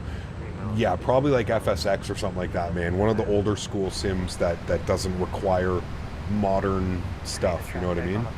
Flight control replay, thank you. Samseen makes the Tokyo landmarks? Okay, no, I don't have that.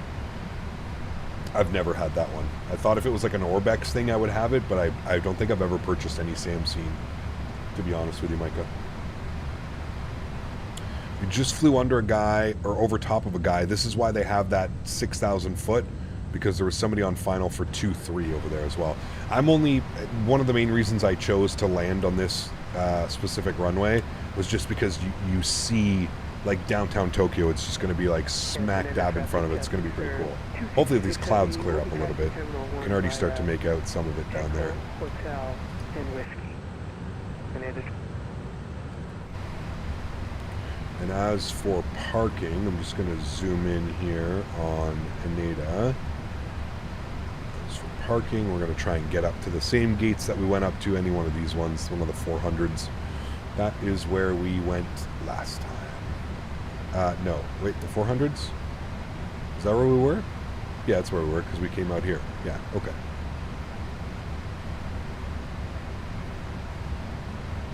Did you hear about the iFly Max coming soon too as well as the PMDG one? Yes. We've got the iFly, we've got PMDG, and Asobo working title made a... There's going to be a 737 Max default as well, so... Yeah. Fly-by-wire 380 is going to be crazy. Whenever it does release, I do agree. I think that it's going to be a fantastic product. The problem is, when is it going to release, right? A lot of us have been waiting for quite a while for that aircraft.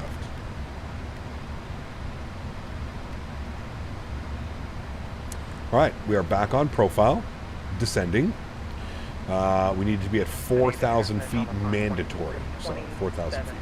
Yeah, we know, Gino. That's fine, man. Again, flight sim stream, dude, doesn't affect me. I live in Canada. I'm Canadian. Doesn't really affect me all that much, right? There is downtown Tokyo. What's that famous tower? Downtown Tokyo there. We're going to be making a left turn towards it as well here in a sec. It's going to be cool.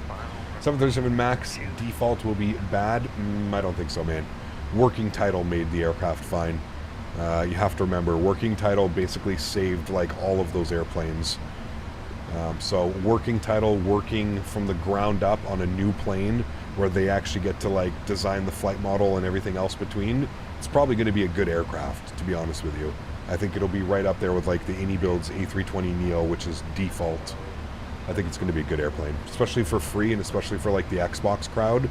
I think it's going to do its job perfectly fine. Ooh, it's still nice and toasty up there, Daniel. At least it's going to be free. Aerosoft 330 will be at least $60. Yeah, probably. Yeah. Working title saved almost all the airplanes. You know? So. Man, look at this approach, chat. Sheesh. Comes that left turn.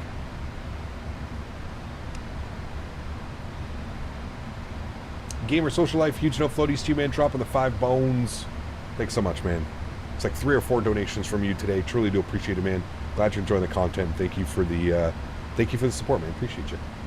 Default is just default. Looking forward to the AnyBuild's A330 though, so I won't be getting the Aerosoft one. There you go. Yeah. Can't wait to get a proper 7.4 freighter. Yes, correct. Default tuners in most airports in Japan are always so well detailed and a nice place to fly. Plus, you can get some super nice freeware airports. Yes, there's tons of freeware out here. Really looking forward to the 350. Yes, that's going to be an incredible product as well, man. Yep, the 350 is going to be good. Here we go, chat. Making our turns to final. I'm going to start slowing down the aircraft. Let's go like 210 on the speed. And we'll go flaps position 1. Heard the default 2024 airports will be a lot better too, hopefully. Yeah, hopefully, man. Hopefully. Making our turn now, chat. Holding 4,000 feet. Gonna arm localizer.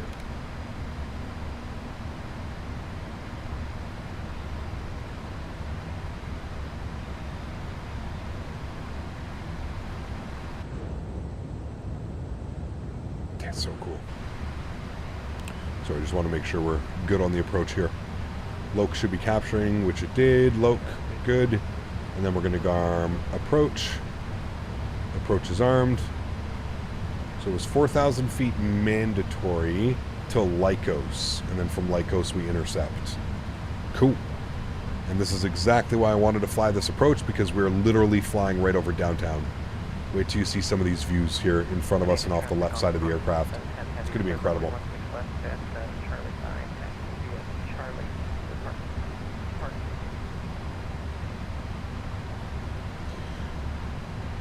Thank you again, Gamer Shelf's Life. I don't know why it hasn't played, but 22-21 runway landing. We're all drank and crazy. Yes, correct. Thanks, man. Appreciate it. There it goes. 22-21 runway landing. We're all drank and crazy. Flaps 5 degrees. Thanks so much, Gamer Social Life. Appreciate you, my friend. Huge no floaties too, dude. Thank you, man. And we got Infinite Flight Guys celebrating 56 months. Incredible, man. Appreciate you, dude. Huge no floaties to you, my friend. Says, hey, Cap, hope your day is going so far second. How's Daisy third? When will we fly into YUL again? And I'm flying down south to Cuba in August. We flew into Montreal like a couple weeks ago. We flew from Amsterdam to Montreal. So that was great. I'm going to go gear down. The aircraft like is a pretty steep descent path here. Let's go final approach speed now, just because of the people in front of us. So 145. But thank you for 56 months, man. I appreciate you, dude. We will get the replay going, guys. Yeah, don't worry. 2,500. There's 2,500. Gears down. Look at this, man. This is why I wanted to fly the 16 left approach, chat. The fact that we're getting over 70 FPS while all of this is going on as well is pretty incredible. I'm going to start the replay so we can watch the whole approach from here. Let me go flaps 15 degrees. Ground spoilers in and armed. Good. Actually, I'm just going to go flaps all the way down through 30. We're already coming through 170 knots. Let me start the replay. Start the recording. Good. Replay's on. Beautiful. This approach is insane, man. Absolutely insane. All right, flaps are full. Ground spoilers are armed. Flaps are coming down to full, and then it'll be a landing checklist complete. And then I'm going to take control of the aircraft. We're coming just through 2,000 feet now. Flaps are full. Landing checklist is complete, friends. Cool. I mean... ay, dude. It's absolute insanity. Absolute insanity, dude. Alright, landing lights are coming on. Let's have a badass arrival here, friends. Finish off the day proper, and then we'll be able to watch the replay and truly enjoy all of those views. Yo, cam's coming on. Enjoy, my friends. My airplane. Sounds are up. Let's get it.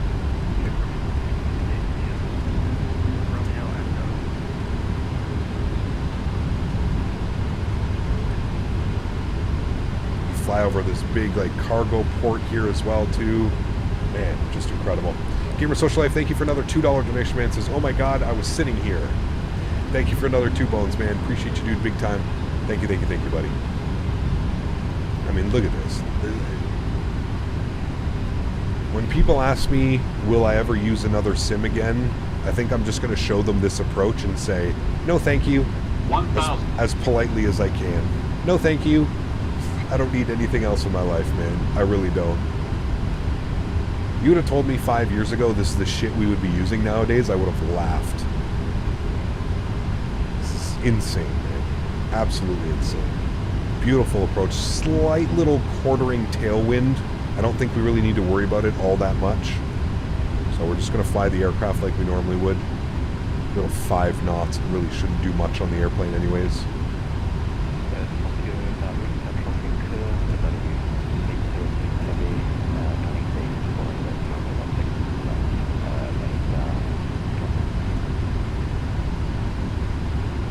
Looking good, chat. 400. Chat.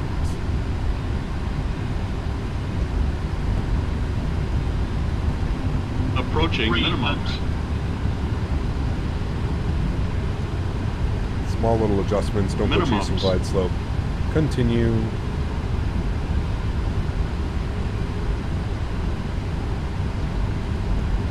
One 100. 50. 40. 30. 20. 10.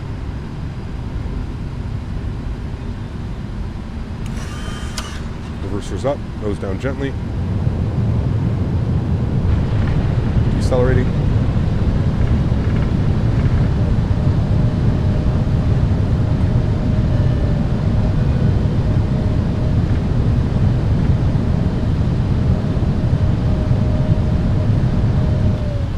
Knots, reverser stowed, ladies and gentlemen. Welcome down back to Haneda. That was a good one. That was a good one, chat. Auto brake is disarmed. Nice. It still sucks that 5 knots of wind can still like blow the aircraft the way that it does, but hopefully that's something that we can get fixed with the new ground handling and future simulators. Alrighty. I felt that one was a little bit better. We were a little bit high coming in on the slope, but I think the float factor on that one was far less than when it was into Hiroshima. So, happy with that one. Happy with that one. Tony, take care, man. Have a great evening, and I will see you tomorrow, my amigo. All right, cool. Into the airport now. We want to go up onto Echo, and we're going Echo all the way up into the ramp. Cool. Sweet. Sounds are coming back down. A nice view. We'll clean up the flaps and ground spoilers. Good. We'll slot in ourselves here behind this on the pond 777 in front of us. Beautiful landing lights coming off. Runway turn-offs coming off. Nose light is, sorry, taxi lights are on. Strobe lights off. Wing lights are off. Let's go ahead and stop the flight time. 1 hour and 16 minutes. We are bang on time. That is the exact time that SimBrief gave us.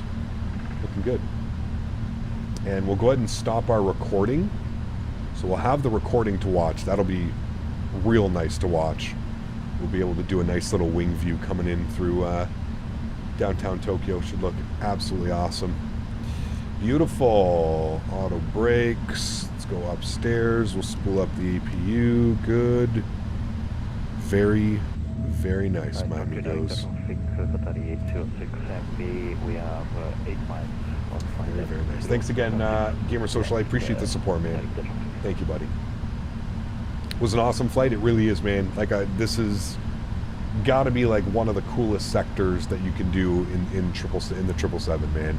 Now it'll be even more badass when we have the 200 and we can actually do like, you know, on the pond 777 200 ops. That'll be pretty badass as well. But yeah, just incredible, man. Japan it's one of those magical places to come and fly, to be honest with you. They fly 737s and A320s and shit out here as well, right? So it's not like you got to fly the triple. But yeah, I mean, just that approach, dude. Man, imagine doing a long haul and like you're coming into that approach after a long haul or something like that. Wow. I have Vine, yes. I'm going to pick up their Airbus McDo and their CDU panels for the 737 and the A320.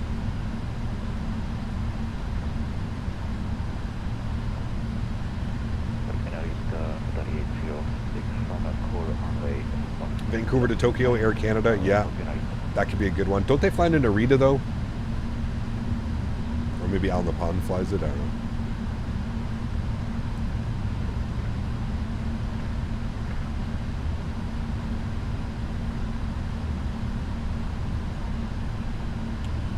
Okay, for gate numbers, well, we can always just we'll go 40. Where did we start the day? 402, I think. Yeah, we'll go to 402. Parking 402. 402. No. Sure.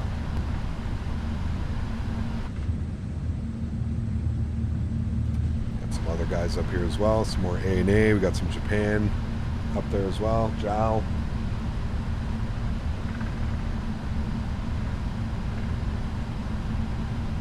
Glad you enjoyed it, Greg. Thanks for being here, man. Appreciate you, dude.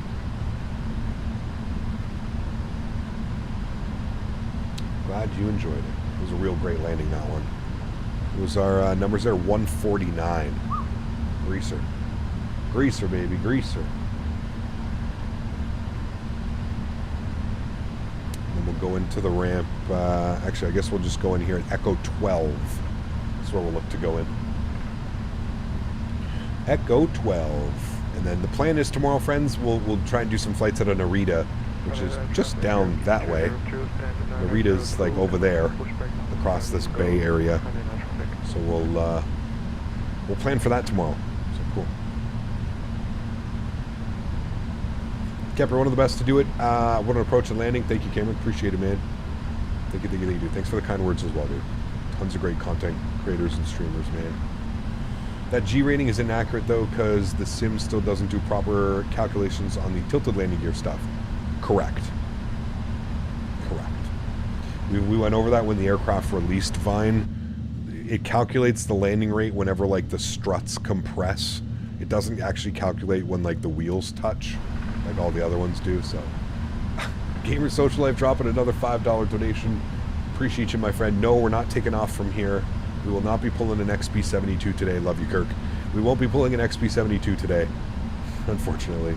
Hong Kong to Singapore is a nice distance for 777. It's a good one. Yeah, it's like 3.5 hours, somebody was saying. Runway. Runway. Are you taking off? This is runway. Thanks for support, man. Appreciate you, dude. Thank you, man. Everybody use the MFG crosswinds. Nah, I think there's just better products out on the market now, man, that cost that much money. I've used them once a couple years ago, like in 2019 at one of the expos. They had crosswinds. They're okay, but I don't know. I don't like the like super low profile of them either. It's a little bit weird. All right, just to make any less confusion here, I'm just going to disconnect from VATSIM now so we can get ourselves into the ramp properly. No issues there.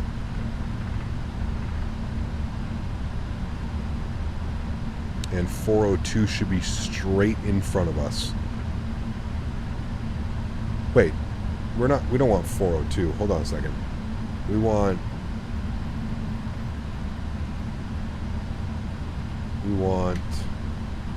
like 407.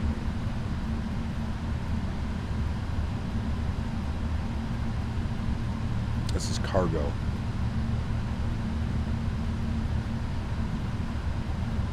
What? You don't give me any of those options? You got to be in a different one then. Change parking facility. Gates. Ah.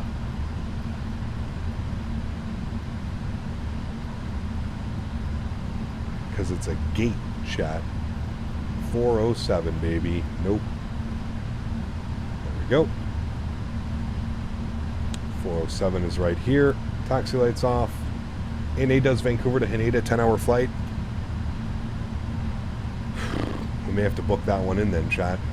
We may have that may be our trip. That may be our 77,000. Does Air Canada do that flight? Real Weiberg? That would be the cherry on top. 77,000 subscriber flight. Air Canada, Vancouver to Tokyo, Haneda, 777. That may be the moneymaker right there. Runway, ready for takeoff. Runway, ready for takeoff. Gamer Social Life, are you okay? How many beverages have you had this evening? How many fingers am I holding up right now? Are you okay? Do you need assistance? Do you need help getting off the aircraft? Do we need to provide a wheelchair assistance for you, sir? This man has got so drunk on the 1 hour and 16-minute flight. You may need assistance getting off the aircraft, friends.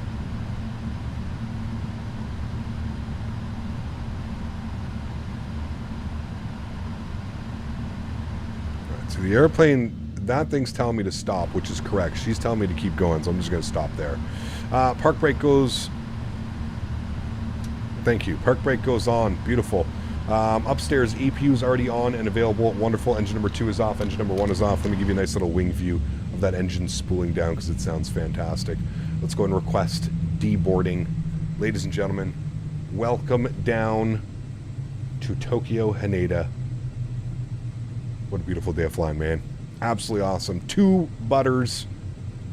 First one a 190 something, 191. And this last landing here was, what was it, a 140, 149. Absolutely incredible, my friends. Cool. Let's go ahead and restart the Kutao script. Good. Let me come down here. Let me get the aircraft into turnaround state. Menu. FS actions. Lied to you. PMDG setup. Panel state load. Final. Execute. Give that a second. Sounds down here for a sec. Good. We go flaps 30 for takeoff. Good. I'll silence all that stuff. Good. Sorry, 30 for takeoff. 30 for landing. Upstairs, I'll make sure all of the lights are on. Good. Cool. And let me arm the ground spoilers as well, so we can get those for replay. Sweet. Cool. Aircraft is almost ready, and we shall watch one hell of an epic replay, my friends. This is going to be a beauty. We're going to stick to the left side of the airplane, and we're just going to take... It's like we're going to be in Tokyo. It's like the least expensive trip. We just have to buy the 777 and Microsoft Flight Simulator, and you can go anywhere you want in the world, friends. Pretty incredible. Pretty incredible. By the way, chat, how do you turn up all of these lights? Like, how do you turn up these lights? Is there somewhere that I'm missing? Like, all the display lights? Am I missing something? Oh, I bet you they're here, aren't they? I love the green look of all the lights. I think they're right there. That's the flood.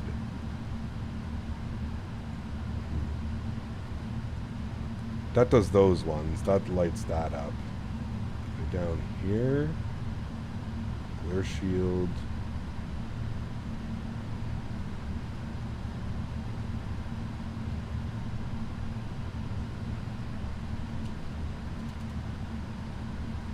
Which one is that?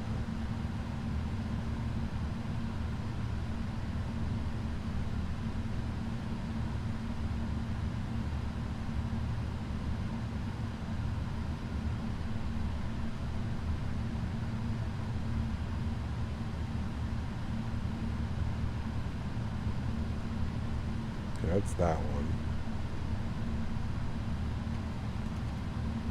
Click the button on the master dial. That one. It's okay, we got this one. On the sides, on the side there should be a right dial. What, it's these ones? These are panel brightness though. Oh, it's probably this one, isn't it?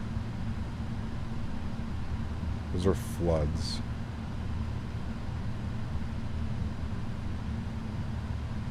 I think it's that one.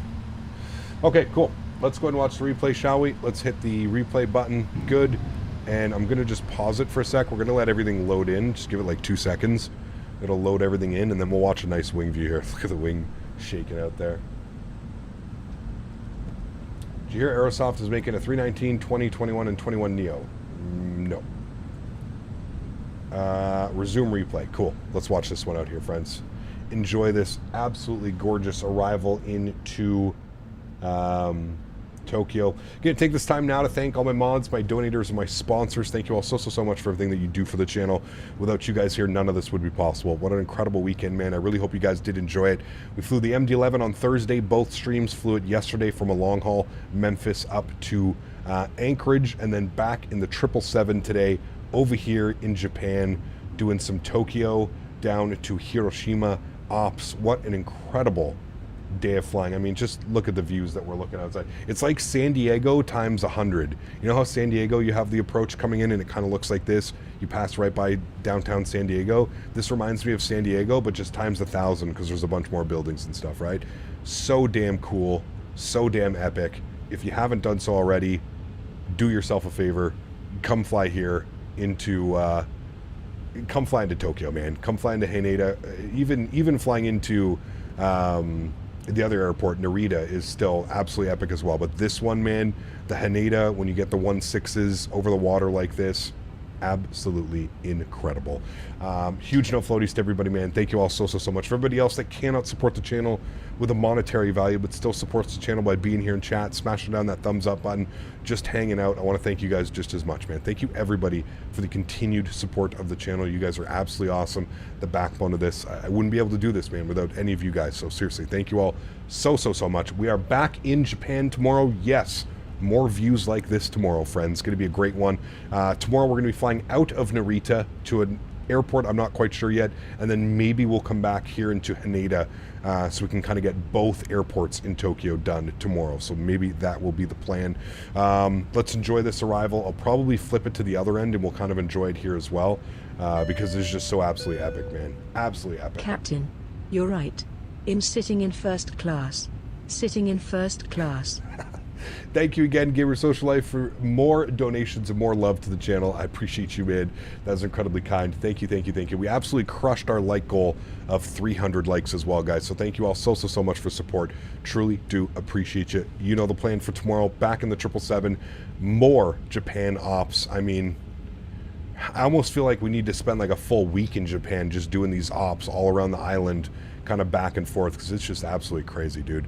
What a beautiful place to come fly. Here's our approach. Slight little flare, 1,000 footers, nice and smooth. Butterino, baby. Butterino, baby, in the touchdown zone, looking absolutely fantastic. What a great approach, man. I'm going to resume the replay. We're going to watch it from this side of the aircraft this time, and then we'll go ahead and say our goodbyes. But what an absolute beauty of an arrival, my amigos. Really hope you guys did enjoy that one. I'm just going to bring this forward just a little bit. Get to like right about here. Should be good. Cool. It's just absolutely incredible. You want to watch the approach from both sides of the aircraft, because you're like, oh man, like look at the buildings that we're flying over here. Like we're not even that, maybe 1,500 feet above those buildings, 1,000 feet above the buildings. Japan and Microsoft offers great sceneries, nice routes, etc. Yes, there's tons, man. And like the freeware options and stuff for this is just incredible as well, right? Like we didn't pay for any of the scenery that we used today, and it was just top tier, like payware quality, for free on flightsim.to. Like I said, go to flightsim.to, search by region, search by country, and it's just absolutely incredible, man. Is this scenery on the cloud? Yeah, man. This is all default scenery. This is all, look at all the trains. This is all just Microsoft Flight Simulator, man. This is the beauty of Microsoft Flight Simulator. There's certain parts in the world where you just sit back and you're just like, holy shit, man. This is just incredible. Technology is absolutely bananas. You know what I mean? Absolutely bananas. It really is.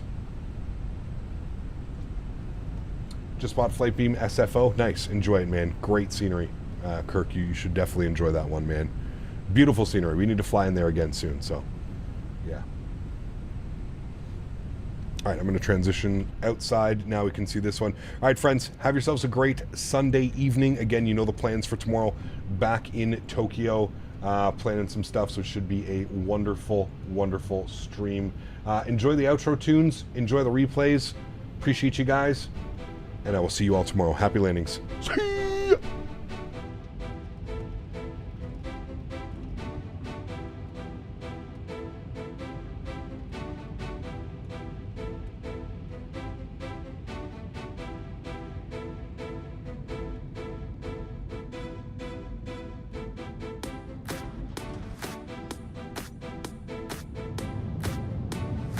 That was an absolute greaser. Did you see that?